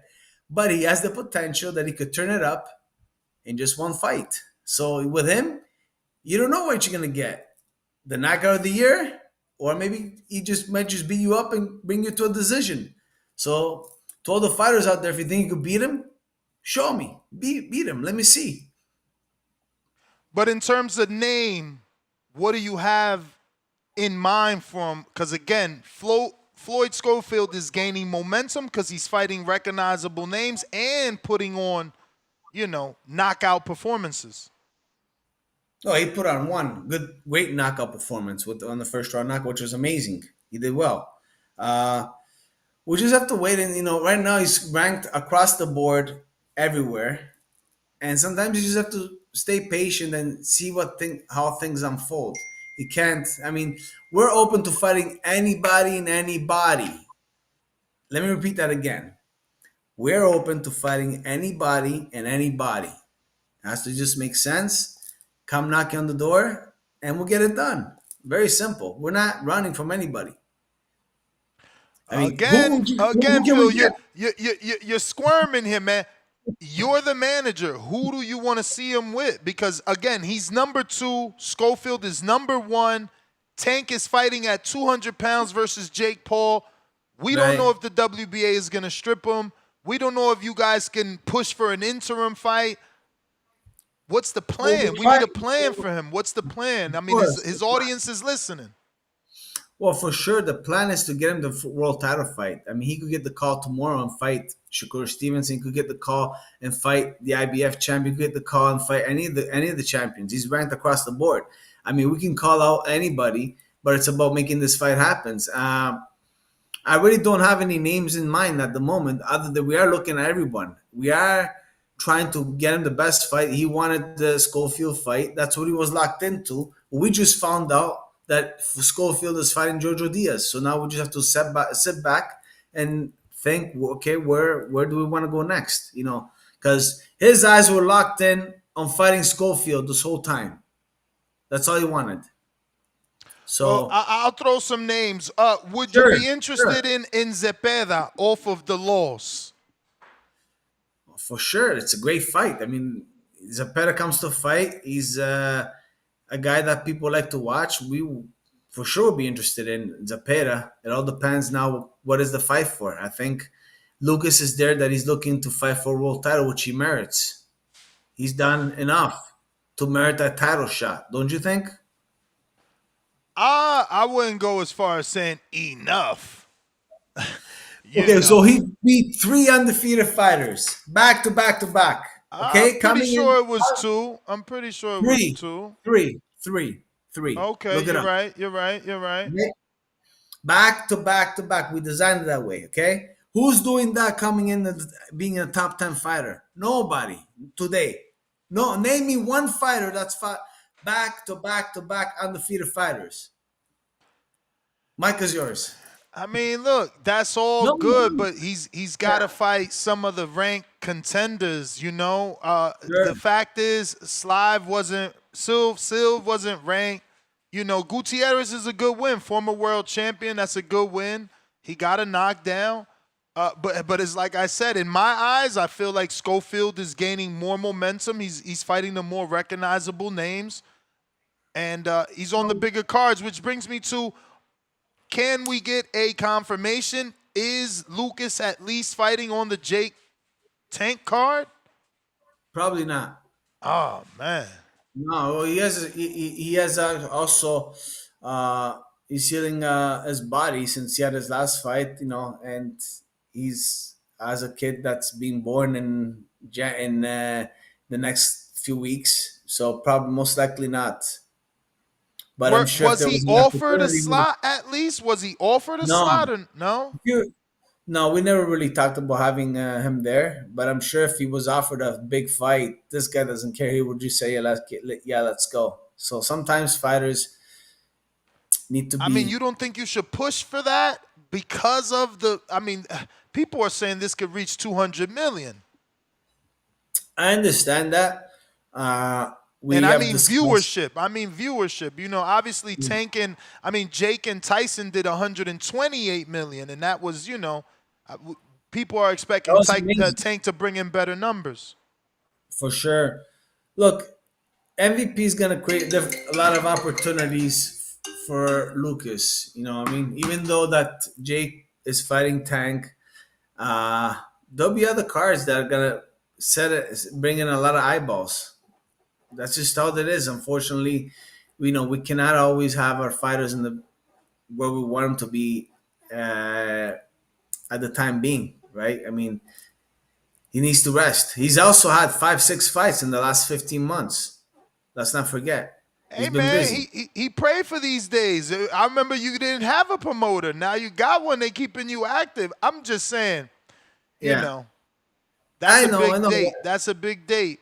So it sounds like if it's not a title shot, he's not really looking to fight a, you know, Albert Bell or a Andy Cruz at the moment, right? Those are title shots. Well, these guys are ranked very high. Why not make it for a title shot?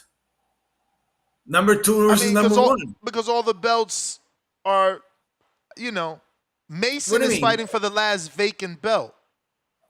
Right, because if Tank Davis now fights Jake Paul, and then you think Tank Davis is going to want to sacrifice his body and go down to 135 and fight for much less than what he fought Jake Paul for? Probably not. So if that belt gets vacated, Lucas is there to fight for a title for a vacant title. I mean, that's what as soon as you came on, that's what I thought. You know, if once he takes that fight, are they going to strip him? You know, is he going to be able to come back down? But it just sounds like that's a long political road, you know? And at the moment, Schofield is staying active. He's got a November 8th date. How many fights does Schofield have in the last 15 months? Not do as some great many. team match. I don't think as many as you guys, but he's been active. He's been active. I know Lucas has been more active than Floyd. I just don't want you to lose that fight. You got to understand, Phil. We're There's a there. higher We won that demand. fight. Listen, there's a higher demand for Mason and Schofield. If you don't do something to build Body's name, why would Schofield give Body a shot? You know, he'll just focus on the Mason fight and say that's his Earl Spence or his Manny Pacquiao in the division. Well, there's a story. There's a much better story, Floyd versus Lucas, because Floyd was supposed to fight Silv. Then Floyd was out of the fight. Lucas comes in, knocks him out, knockout of the year. There's a story. There's a good story behind this fight. There is. I just don't want us to forget that story. Get what I'm saying? I get what you're saying, of course. But you know how boxing is. The boxing business is. A lot of things change, and some things we just can't even control them. I do, as a manager, I'm doing my best, and I think I've proven to do my best and do what I can to make my fighter put him in the best position possible. Would you agree? For sure. Yeah. So how long would you say he's going to be out in this resting phase? When could we look forward to seeing? First quarter, you think? January, February, March? I think so. First quarter. That'd be nice to do it first quarter, Floyd versus Lucas. Why not? Look, I'm telling you guys right now, we're ready to take this fight. No problem. No problem. Zero. And what's been have you expressed this to Jake? I mean, or Nikisha? Listen, I messaged Oscar De La Hoya as well. Okay, I'll read you the text. But I mean on your side, have you expressed to Jake and Nikisha that that's what you guys want? Yeah, for sure. Look what I told him. Hey, my man, we're working on it. Not only do we have a great fight on our hands, we also have Jake Paul and myself promote the shit of it. I'll keep you posted when I have an answer. So that was from the man himself, and then I guess they did a deal with JoJo Diaz because I don't think the budget is there with the zone, but we're open to it for next year, right? For sure. Open for it. I mean, who would you like to see him fight? You as a spectator. I mean, not any single person. I have various names that would be good for him to stay busy with. I wouldn't mind Dennis Baranchek, former champ. Get a former champion on his resume. Keep stacking up those champs. Since I'm hearing the way you are talking, I know you don't want a certain caliber, so maybe Gabriel Flores Jr. He's a big name, but not as dangerous as a Cepeda. But if I had it my way, right? Like I'll throw Maxie Hughes' name in there too. That's another decent fight. Not a lot of danger because of the power, knockout power. But again, if I had it my way, he'd fight Jadir Herrera. No baby, the guy that was calling out Shakur. I'd have him fight Andy Cruz. I think Cruz, he showed some vulnerabilities in the Antoine Moran fight. He got hurt twice in that round. Yes, he suffered that adversity, came back and was able to get the knockout in the same round or the next round. Look, if it's for a title, if it's for a belt, we would love to have these fights for sure. I think it's just for him to fight guys that level for nothing. It's a sort of a waste. That's how you make a name for yourself, though. Of course. Turkey's having these guys fight each other with no belts on the line, and they're making great fights. Of course. I mean, Hamza Shiraz and Berlanga, no title. Great fight, ended in a great knockout. Yeah, but also it goes to the point where, fighters start boxing because they want to fight for that title, for that belt, also, for that world championship. You know what I mean? That dream, that young dream as a kid. Let's not forget about that. He worked hard. He's ranked across the board everywhere. He deserves a title shot. I know he does. And, to any fighter, he didn't knock out the last couple of fights. But okay, if you think anybody can beat him, show me. No problem. He's like a box of chocolate. You don't know what you're going to get. He might give you the knockout of the year, or he might just bring you to the decision. So I have a question, Phil. Is it okay, Ness? What is your name, ma'am? I'm sorry.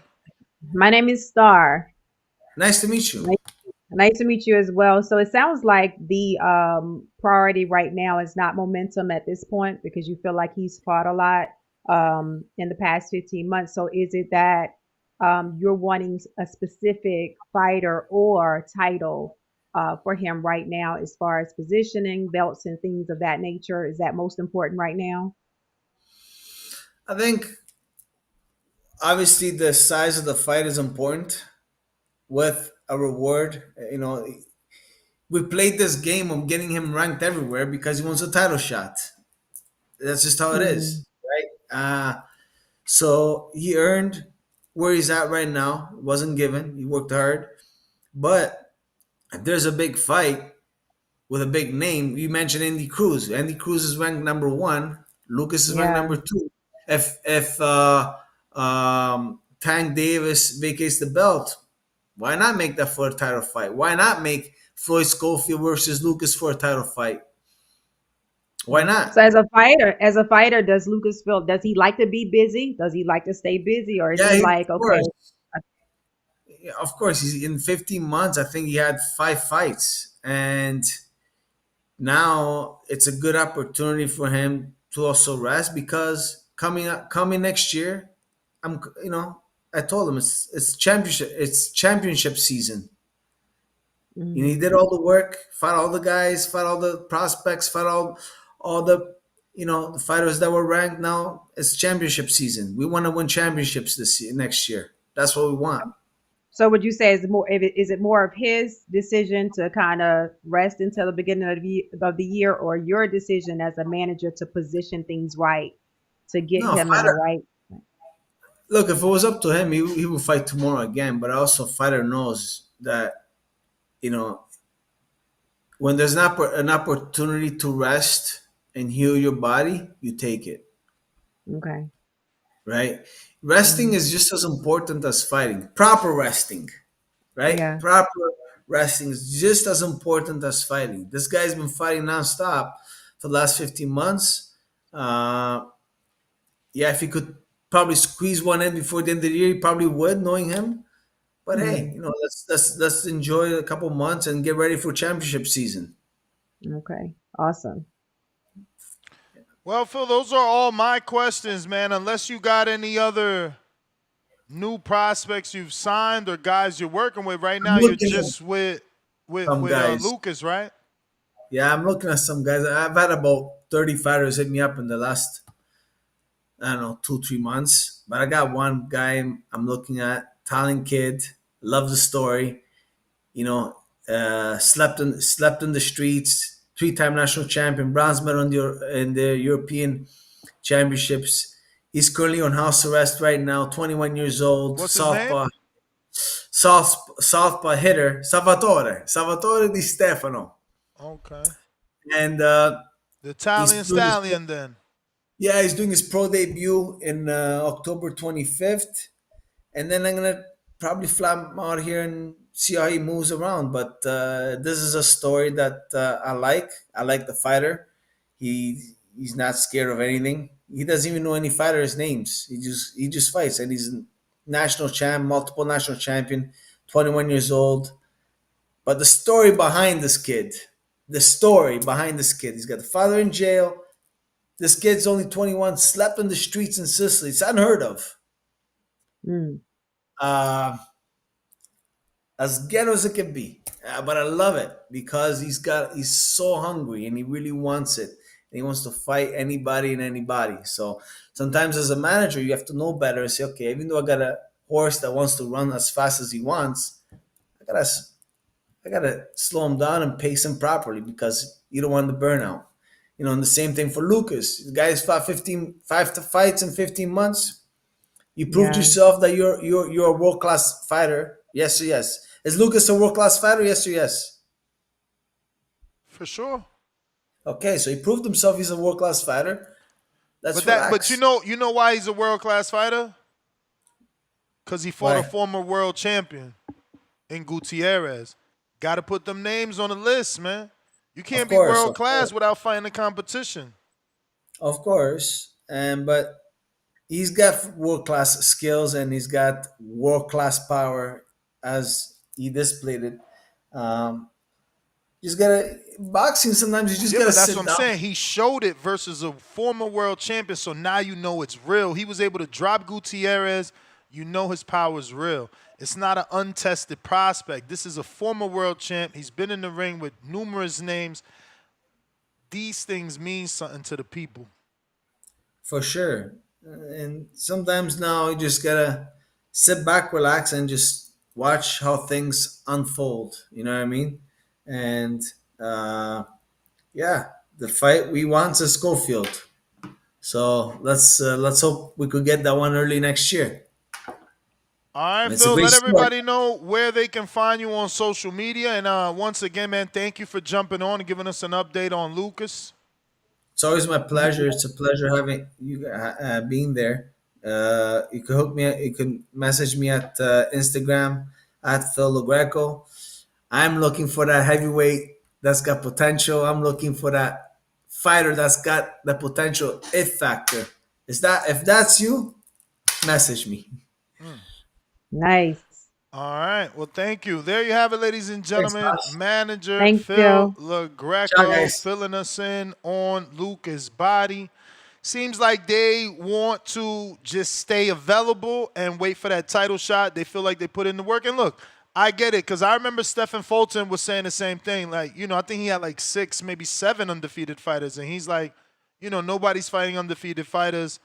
And I get that because you don't know what you're going to get. When you fight someone with a loss, there's a blueprint. Undefeated, you don't know.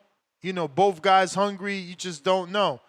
But if you are a YouTube member or a Patreon of the Boxing Voice, we just scheduled Julian Hammerhands Rodriguez coming off that big knockout win with Avis Griffin and one of the first fighters to publicly say he's with TKO Boxing, should be on the show tomorrow as long as we don't forget. Yeah, man, so if you want to ask him a question, feel free to head on over to Patreon and or our community page as a member, and you'll be able to drop him one question. We got Tip with his counter. What up? What up, Tip? Yeah, man. Shout out to Phil, man. Shout out to Phil. He said something that crossed my mind when he was talking. It's about, why would we take levels of fights like that for nothing? You know what I'm saying? It's just crazy, Because the titles are wrapped up, bro. Why would you not take a fight because of the, because there's no title when there's plenty of fighters doing that. I mean, Jared Anderson did that with Bacoli. Joseph Parker has been doing that. Bro. Dubois had to do that to get into contention. Thurman just did that. It's not just that it's not for a title, bro. People do that. That's how you get in position, man. Y'all keep trying to promote this weird way of boxing where you could just be some fake name. You don't even got numbers to prove you a name. You just a name because you've been boxing a bunch of years. Nah, bro, that shit ain't how it works. Man. He said everything right, man. And this is why we not fighting the fucking Christian and Billies of the world.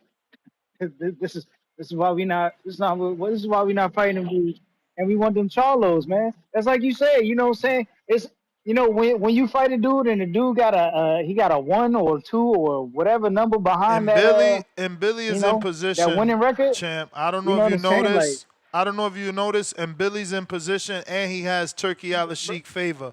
So again, for a dude that all he does is big up Andre and try to put him in position, that is the best position. The Turkey Al-Sheikh fight. Brother man, please tell me this. Please tell me this, brother man. How does Christian and Billy submit Demetrius Andre's legacy? It's not about cementing. It's positioning. See. No. My brother. The cementing comes in the next fight when you fight Bud Crawford as the mandatory, or you get elevated because he vacated. Like, what are you talking about, bro? We see. That's the thing, bro. Like, he don't submit it, so why the fuck would we fight him? Like Yeah, I'm 37 years hey old. yo, Why the fuck am I fighting Willie Christian and Billy? Nelson? Did Willie Nelson cement his legacy? You went as far as to compare. Did You went as Willie far as to compare Nelson? JoJo Did Willie Diaz. Nelson? JoJo Did Diaz. Willie Nelson compare? JoJo Diaz and Tevin Farmer, two dudes with 8 losses. Yo, did Willie Demetrius Nelson? Andrew, who only lost 1 time in his career. Did Willie Nelson Like, cement his legacy? Did Willie Nelson cement his legacy? Did Jack Cool I Clay don't cement his remember legacy? shit. I don't remember shit about Willie Nelson, bro. Exactly. So he's fought plenty of dudes that don't cement his legacy. That's a weak ass excuse, bro. So damn, that's if he fought plenty of dudes that don't cement his legacy, why not give him the dudes that'll cement him his legacy? It's like you're speaking the total opposite of what Boo Boo was trying to get. You like, just what trying don't you understand, You're just trying bro? to argue like, what and don't yell. know? You trying to argue and yell. You when he fought, when he fought Jack Cool Clay, it was for an eliminator. And then want to go when he against it when it fought comes to Willie Andre. Nelson, it was to put him in position for fucking Brian Rose. Bro, what are you talking about? You gotta fight guys to get in position. Fucking weirdos, bro. Just wasting money to be weird, bro. So watch this. No respect to the other fighters and the fact that we talking about a totally different topic. Nobody even wants to talk about this shit. Just you. So annoying. Lord, man. Who did Tevin Farmer fight to get in position? Name the 3 fighters. Because he fought 3 fights before he got the Murray tire. Just give me the 3. I thought it was 2 fights before. All I know is he fought in the 2300 arena. He got 2 knockouts. He ain't fight no fucking body. He ain't fight no fucking body. And I said that the last call. I said that the last call. I said that the last call. Ain't fight nobody. I said that the last call. You get into position by fighting those guys. That's how you get active. That's all. Yo, ain't fight nobody, but he got a Murray tire fight. Yep. We shouldn't be complaining that Andre Because ain't nobody gonna fight you off a loss. They not gonna fight you off a loss. Jesus Christ. That's crazy. So tell me this. You talking about this dude is tough. He's tough to get a fight for. So guess what? We gonna fight you when we don't gotta fight you, because now you got a loss. We don't gotta fight you. Hey, why JoJo Diaz keep getting fights? Because he want to make the good. Because he's in good fights. He's in good television-friendly fights. Networks are paying money to put JoJo on, and it has you infuriated. JoJo done had like 8 losses out of his last 10 fights, and they all been names. And they all in good fights. All good fights. All of them. And he just keep losing. All of them good fights. You know that's why they keep making the JoJo fights, right? Because JoJo keeps losing. Yeah. And JoJo has no winning chance. Competitively. Like, let's be for real here. Competitively. They're using him. They're using him to test certain people. They used them to see if Regis still had anything left. They used them to see if Regis had anything left. So I'm just helping the people understand the context of our conversation right now. You can't build a fighter when you know what I'm saying, you can't help a fighter, you know what I'm saying, when they fight Andre. It can't look easy when they fight Andre, Of course. I never said they can't. Okay. I never was afraid to put Andre in there with Lester or Mbili or Pacheco. I'm just helping the audience understand. I'm just helping the audience understand the context of this conversation of why Andre can't get a fight. You know what I'm saying? I never said he can't get a fight because of that. Listen. But that's the call, champ. We can't do this forever, man. We got to move on. Wasting everybody's time for no reason at all. Nobody cares about what he talking about, neither. CYP counter.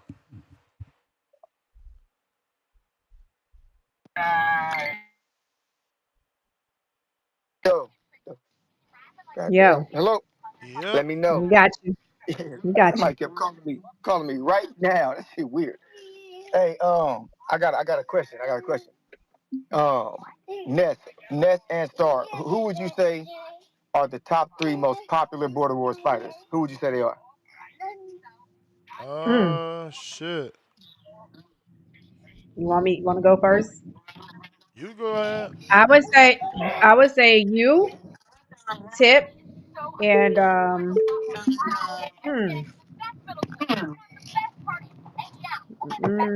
don't know who would be my number 3, but I would definitely say you and Tip. All right, next, who would you say? I don't know, man. It's difficult. People popular for different reasons, man. Everybody Okay, has the whole point. their own cup of tea. You feel me? The whole point was even in an organization that we run as a people, the people don't give a fuck about who got the most fights, who got the most accolades. They like who they like. I'm by far the most popular Border Wars fighter. I fought one time. Tip is by far number 2. He's fought twice. And third is probably King because he fought me. Right? So you think about the reality of it, like, damn. Even the same community where y'all complain about people ain't doing good, doing enough. They ain't doing this. This is hardcore boxing. Y'all still don't give a fuck in the organization you created. If that's the case, y'all motherfuckers be tuning in to the Galoons for King versus Marvin. When that fight happened, I looked it up. I had 300 some views in that motherfucking fight. 300. Why don't I go back and look at it? No, because it don't matter. Supermax is popular too. Why? Supermax got his ass knocked out, and that nigga Two-Tone be playing that knockout on his show. The shit is funny, G. The shit is funny, right? But like I said, it don't matter if you win or lose. Popularity got nothing to do with that. So shout out to Supermax because he is a known Border Wars fighter, regardless of how it happened. Like, you say, what the fuck is he talking about? I'm talking about hearing y'all complain every single day, when in reality you have the opportunity to show us that all this other stuff actually matters, and then it don't matter to you. I'm tired of hearing about it, dog. Stop complaining about circus fights and everything else that's going on, because in reality, you like them more than you like all that hardcore shit y'all be crying about. I'm talking to every single one of y'all. Vega too. Every single one of y'all. Stop complaining, because when you have the opportunity, you start thinking like, well, damn, that is true. I still rather see CYP versus whoever. But yeah, but isn't Marvin the man? But you still rather see CYP versus whoever. Stop the cat, man. I'm gone. Alrighty then. That is your last call for callers. If you're gonna call in, now is the time. Discord available. X Spaces also available. The Jack Artist $2. Callers. Jack Artist $2. Have you seen the movie called Him? Not yet. Tip Bell is $2. What Vergil Hunter call you about? He wanted to set up an interview. Tevis Smith, $5. Y'all forgot when Lubin dropped Fundora, he purposely took his mouthpiece out to buy himself more time because he was hurt enough to possibly get KO'd? Ayo, Dizzy, $5. Star, salute to you joining the show. But Sinners wasn't a bad film. Thank you. $2. Juice, Ness, I F with you, but your movie taste is trash can emoji. Crying out loud. Pistol Parkway Mozzie, $5. Star got all the weapons in the crib to keep the vampires away. Oh, Lord Jesus, Edgar Granados with the King counter for tip. It's really not necessary. Abraheezy, what up? Can you hear me? Yes, sir. What's up, Star? What's up, Ness? What up? Hey, just to start, as is custom, I want to ask Ness if he believes in love at first sight. Do you believe in magic? Hey, Ness, I was going to ask you, man. So I was telling my wife about Border Wars this weekend, and she actually has a cousin out in Atlanta. So I was thinking about possibly going out there and just kicking it, man, and seeing everybody, meeting everybody. Are you guys going to have stuff going on? Yeah, we're going to be watching the fight together, and we are putting a whole weekend itinerary. We're trying to plan brunch for Sunday, so everybody's doing late flights out. But yeah, we do have some things going down. Word. You know, flights from LA are about $300, so I was like, we might make that move, man. So I'll go hang out with you guys and then my wife. Dope. You broke up, though. Mm-hmm. You say you go hang out with us and your wife, what? She's going to go hang out with her cousin. Her cousin's outside of Atlanta. So, cool. Yeah, but yo, so I sent you the ticket link because there's only 200 seats, so, you know, make sure you get one. Okay, word. And then but you guys aren't linking on like Friday, right? Like if I flew in late Friday, that would be cool. Yeah, no, we doing something Friday. We gonna be together. Like Tone definitely has already been working on that. Mozzie already has an itinerary plan, and Star is doing a secondary itinerary for people that don't want waffles and booty cheeks. Couple stuff. Okay. Wait, so the move would probably be to arrive like late Thursday, yeah, or like Thursday or Friday morning to catch everything. I mean, I think Friday afternoon is good, but there is a sparring session. I don't remember the time that it's starting. I think it starts at 11. So, yeah, Friday there will be a sparring session, either starting at 11 with the pros start at 2 and the amateurs are at 11. But, yeah, there are functions and stuff. We're planning to do stuff all weekend. Nice, man. Okay, cool. Are you going to pin that itinerary at some point? Like in once it gets more finalized, yes. Because right now, all I got is the Mozzie one, and that I don't know that that's his final. He's on a plane right now, so probably can't. Okay. Yeah, once we get more word, man. We're probably gonna make that move, man. So I'm excited to meet everybody. Yeah, once we get more solid numbers too, that it'll be easier to do the reservations and stuff like that. Yeah. Okay. Yeah. All right, word. Just gotta lock down my ticket then. Okay. Word. Hey, well, thank you guys, and see you guys in the afternoon. All right. Appreciate you. Alrighty then. If you're watching this on YouTube, don't forget it's absolutely free to hit the thumbs up button. Hey, Braheezy, I sent you the link to your DMs on Discord. And Discord is available for your last call for alcohol. For anybody that's trying to call in, now is the time. Shout out to Edgar Granados with the $10 counterpunch for Tip Bellis. Yeah, man. Shout out to Edgar Granados, man. I just want to salute Zab Judah, man. Want to salute Zab Judah. You know what I'm saying? You know, Zab got a loss, man. He got a loss, you know. And then he came back in the next fight and fought Floyd Mayweather because Floyd gave him an opportunity, man. So just got to give a big shout out to Zab. And an even bigger shout out to Floyd Mayweather, man, for doing such an honorable thing, man. You know what I'm saying? Just keeping his word and still fighting Zab. Still fighting Zab Judah, man. After Zab Judah had took that loss to damn, what's my boy name? Yeah, Carlos Baldomir, man. Gotta give a shout out to him, man. Gotta give a shout out to him. Only a lot of these fighters will do the same thing, man. When it's tough competition, they gotta face. You know what I'm saying? But hey, you know, shout out to Regis too, man. Shout out to Regis too. You know what I'm saying? Regis came off a loss to Jack Catterall, and then he went and fought JoJo Diaz, who was coming off a loss. You know what I'm saying? Two losers. On regular TV, not pay-per-view. Yo. You know, shout out to Keith Thurman, man, who will be fighting Sebastian Fundora. Not on PBC Prime pay-per-view, but Amazon Prime. You know what I'm saying? Non-pay-per-view. You know, regular TV broadcast, y'all, on your subscription.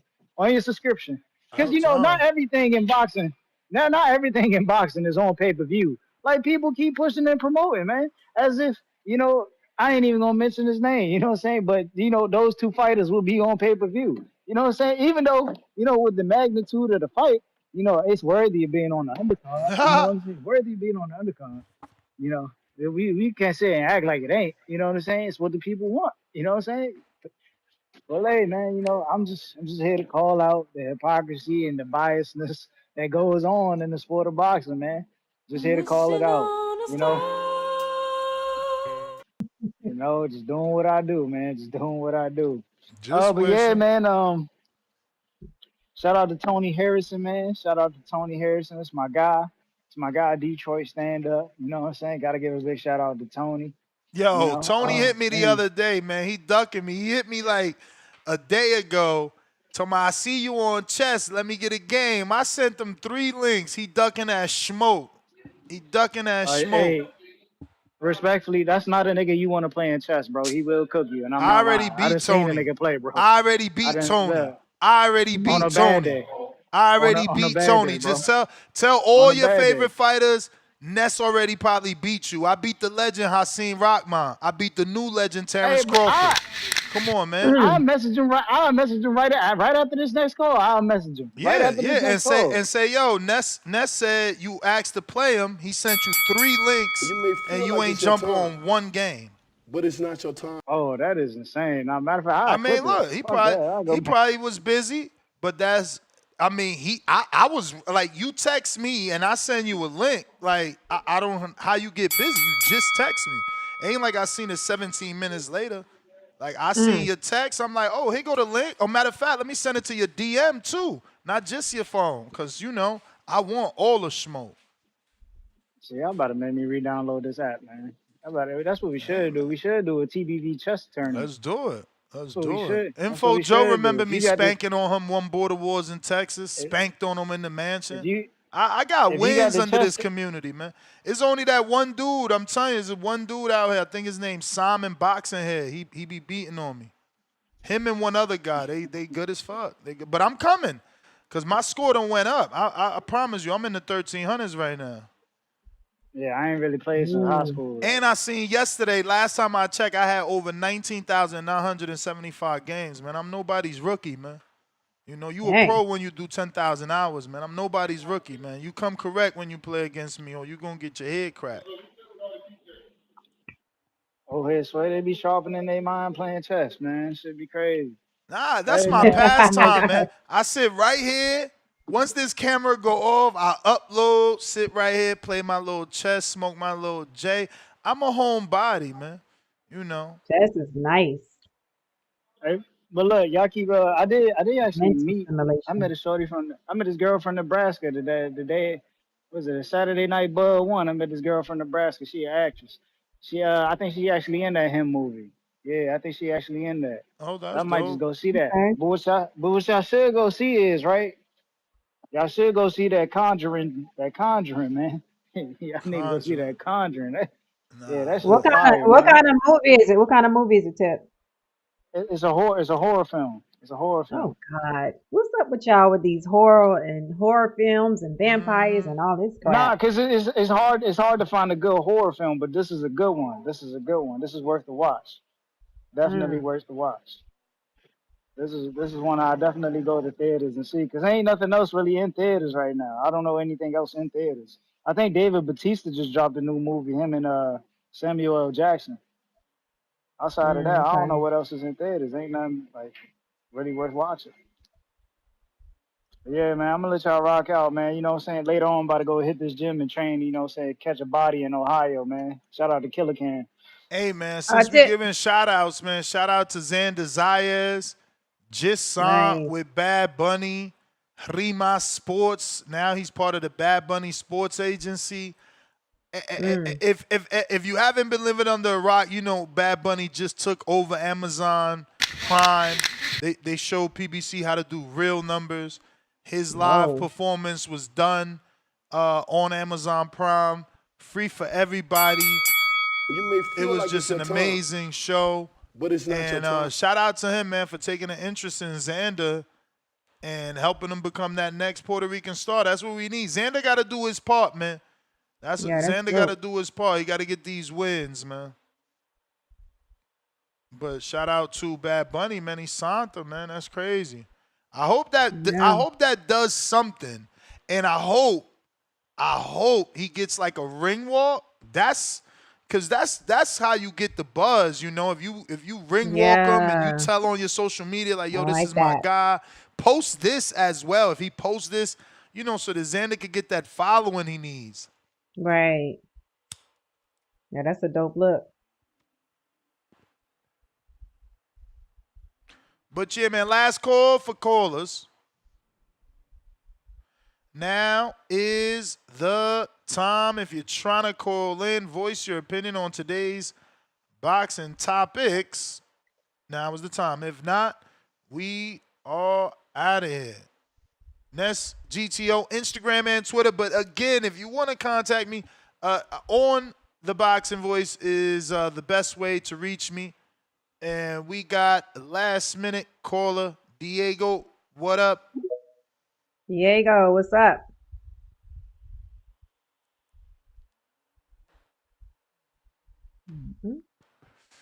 Diego.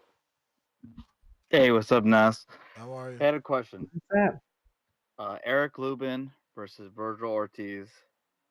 Is that a good fight? Does it move the division forward?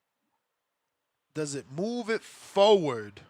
I mean, obviously, Vergil fighting the champion would have moved it forward, but the champion is having a voluntary with Lubin. I mean, with Thurman. So this is a great fight for Vergil. You know, it's a good name, a durable test I agree. to see if he's title ready. I agree. What do we need to see from Vergil? What do we need to see from I mean, Lubin obviously, if we he's going want to to. continue to be a contender? I feel like we want to see Vergil get back to his knockout ways. You know, and from Lubin, you know, I think there's no pressure on Lubin. He just got to win. Lubin's got to win. Yeah. Yeah. Can Lubin stick and move, or does he need to stick and move? Because if we know Vergil, I mean, he could applies box. that pressure. He could box, He could box. but he gets drug into those fights. You know, he likes to fight. I mean, Yep. he believes he's a puncher as well. You got to understand, he's probably going into this like, bro, I'm the bigger man. I've been here all my career. This is my division. Right. Right. And he's been in I there think with the for better Vergil, names. Yep. I think for Vergil, this is a fight that's going to test him. I think people are underestimating Lubin. I think Lubin's a veteran. Lubin's potentially might surprise Vergil, put him in some constraints. Vergil's going to have to adapt. He's going to have to dig a little deeper than he's ever have to dug. I think Lubin has some tricks up his sleeve. There's a momentum of the fight over 12 rounds that can change. You know, the first 3 rounds maybe look a little bit different. The rounds 4 through 6 look a little bit different. 9 through 12 look a little bit different. I think Lubin, I think there's a strong possibility people are counting Lubin out, and Lubin can come up and pull the upset. I'm afraid of that too because I'm a huge Mexican boxing fan. But don't sleep on Lubin. Don't sleep on Lubin. That's right. All right, champ. Appreciate you. More last minute callers. We got Truth.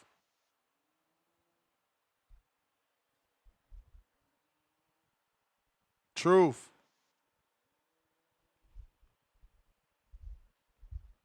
Hello, y'all can hear me? Yeah, Got sir. you. Yo, I need some tape, man, for Court Ron to take that fight, man. Bet. I sent some last time, but I'll send some new ones if you want. Yeah. You want new footage, or Yeah, did you already send them the old one? I don't know. Bump the message on Instagram so I can forward it to him on Instagram, please. Bet. You ain't send me none of his footage. He sent some. He got a whole fight, man. He I'll send you. Oh, he send you do? his fight. Yeah, he fought in the Which last sport one. awards did he fight with? The last one. 16? What was that? 15? Or 16. Wisconsin. He fought against Emperor King. all right, bet. Hey, I see you said something about Bad Bunny signing. Yeah. Yeah, what was his name? Xander. Xander. Yeah, I think that's a big move, man. As long as Xander can fight, he can find the right opponents. He become a big star like Ryan Garcia. Cause Bad Bunny, he got a big name, man. He international with it. I'm surprised he ain't signed Berlanga. What happened with that? Hey man, Ain't Berlanga, you know, he's in a different, you know, boat, right? Like he's with Fat Joe. It's different, you know. Xander's from the island. I don't know. Maybe it's that. Maybe it's just the fact that Xander's winning, not losing. Looks better. I don't know. Or is it the look? The look, you know what I mean? More, you know, Berlanga's more like how you said, more New York. Yeah, I mean that East could be Coast it, type you vibe. know. Xander's more traditional Puerto Rican, bro, and you know, hearing him speak the other day, I was like, wow, so impressed. He's definitely from La Isla, for sure. But I got the link, man. Bump up your message so I can give you the link. I got it ready, copy pasted. Just need to find your Instagram. But say look, All right. L.A. Rod. What's up, Ness? What up? Yo, I just kind of tuned in, but what was that Bad Bunny news I just heard? What was that? He signed Xander to his agency. Agency. Yeah. So what does that mean? Like, It says Xander Zayas signs deal with Rima Sports, Bad Bunny Sports Agency. okay, all right, well that's pretty interesting. I like that It's move, man. probably That's a big move to me, man. yeah, for sure. It's Huh? probably gonna be like for endorsements and things like that. You know, Bad Bunny's connected. I just seen him doing a Hanes commercial. Maybe they could get Xander and something like that. I don't know. I don't know what sports agency means. You know. Yeah, it's kind of confusing, but at least as long as you have a big name, with with you, then that's a big move. You feel me? Yes, Like sir. now, Puerto Ricans definitely gonna even know more about Xander. So let's see how that plays out, man. And it's looking like his next fight gonna be in Puerto Rico for sure. Then, Yeah, so with the same opponent that I announced, Giovanni. I might go to that shit on some fucking make a vacation and out of it. that's a kind of a. Isn't he going up in weight or Yeah, Giovanni Giovanni? going up. He going up. I mean, it is what it is. As long as you keep building up that resume and you do fight a champion after this, it's completely fucking fine. He is a young champion, and we got to remember that. So defending the belt is no problem at all. So, but to stay in topic, this Vergil Ortiz versus Lubin, after that Crawford fight, I kind of see things, view things a little different, man, with these Mexican fighters, because the honest truth, a lot of them, all they know how to do is come forward and not stop throwing punches. And we saw that in the Ramos fight. Ramos couldn't really figure out Lubin, bro. Lubin was boxing his ass off, moving around, using the jab, and he would even like tag him up in certain moments. And then we saw Vergil Ortiz versus a true boxer, Boachuk, and he got knocked down twice and had a difficult time versus a purebred European boxer, right? And then the funny thing is, this European boxer fights an American fighter who knocked him out, rematched him, and then beat him again.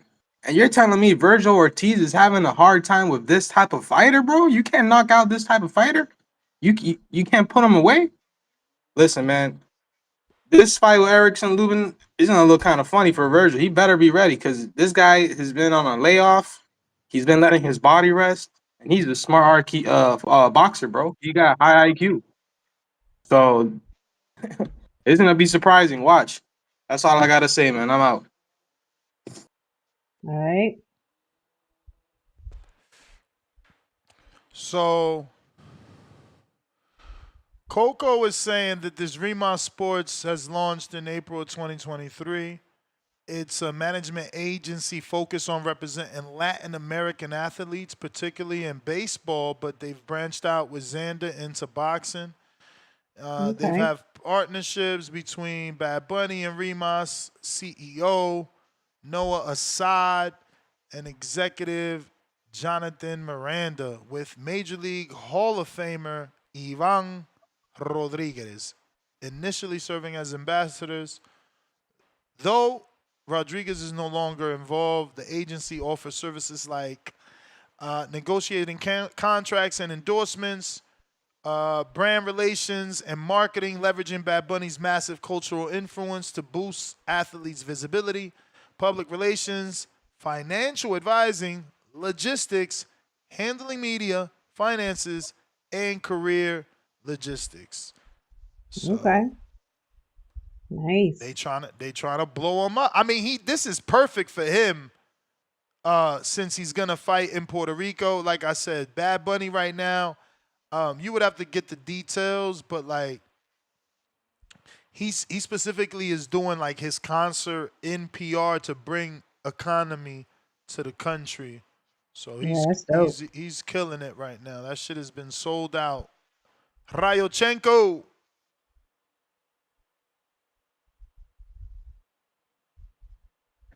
Yo, shout out Yo, TBV. what up? Sounds like I'm Sounds like I'm driving, but I got the Kenichi Bear. Shout out Kenichi Bear.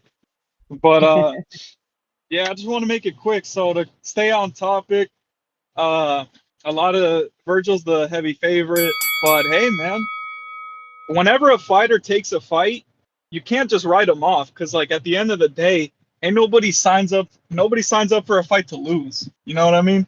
So I'm actually surprised by Lubin for wanting this fight and taking this fight. So something tells me that he got an ace up his sleeve. So I can't wait for it. I'm interested, and yeah, I'm invested. So that's pretty much all I got. As for the face-up boxing, I want to take a few moments to talk about the face-up boxing.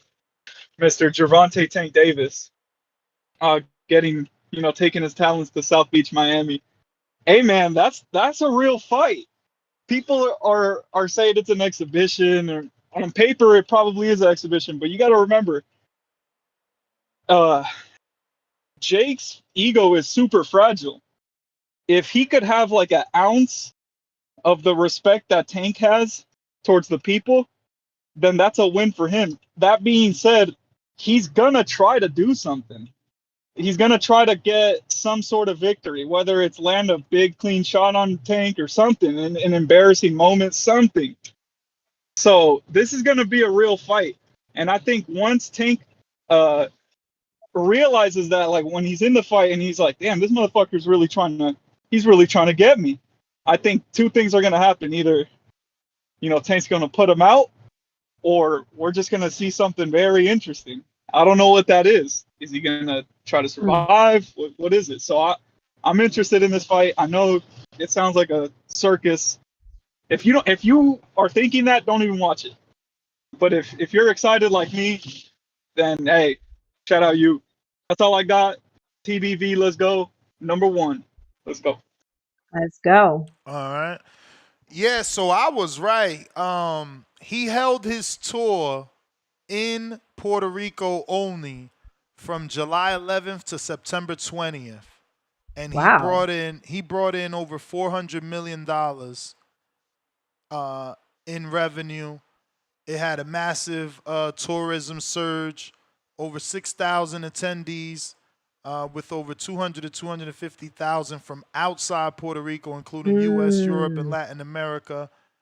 They saw an unusual spike in their tourism from 25 to 45% during hurricane season. So even during the fucking water, they were still coming.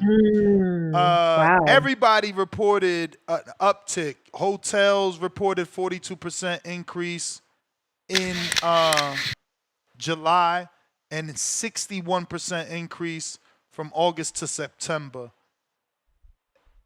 That's crazy. It must be nice to do You may something feel like like that it's for your your time, country. Yeah. but it's not your You know what I time. That's mean? crazy. Yeah. Restaurants That's reported being booked for weeks on out. That's crazy. They Mm. even have like the tour, the little touristic things you do, like tour Yeah. when you do a tour route like to the jungle or ATVs. They reported surges in their Yeah. profits. Everybody ate. That's Yep, good. everybody ate. But that is everybody up. Mick Doonan. All right, Mick. Doonan. What up, Nick? What What up, up? sir? What up, Nick? How are you? Good. I just want to speak about this fight, Ness.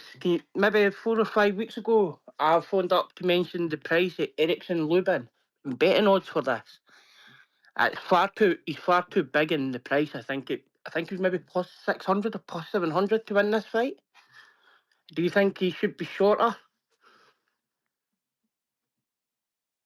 You're asking me, do I like the odds? Yes, do you like the odds Yeah, of I think it Lubin should be closer. I don't know why Lubin is a plus 400 damn near. It was plus 700 about 4 weeks ago. I've been betting on backing him kind of small, but I think the price is far too big for the difference in the two of them. Yeah, no, I mean, I think the odds are very wide as well. And maybe that's what's enticing everybody to talk highly about Lubin, right? A couple of guys have called in thinking Lubin can upset. Yes, I think he could. Also, on the face of boxing kind of talk, did anybody really care about this? The thing I like is, Inoue, Usyk, Crawford, they can't be manipulated by promoters or things like that. They're their own person. They'll say no if they want to say no. Say that again?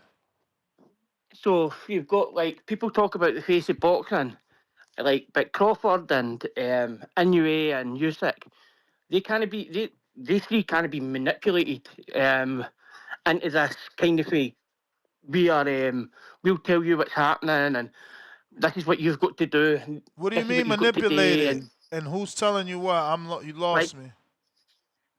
So, like, they'll say what they've got to say, and they'll be the person that they are already. They're not going to change for nobody. Oh, you talking about personality-wise?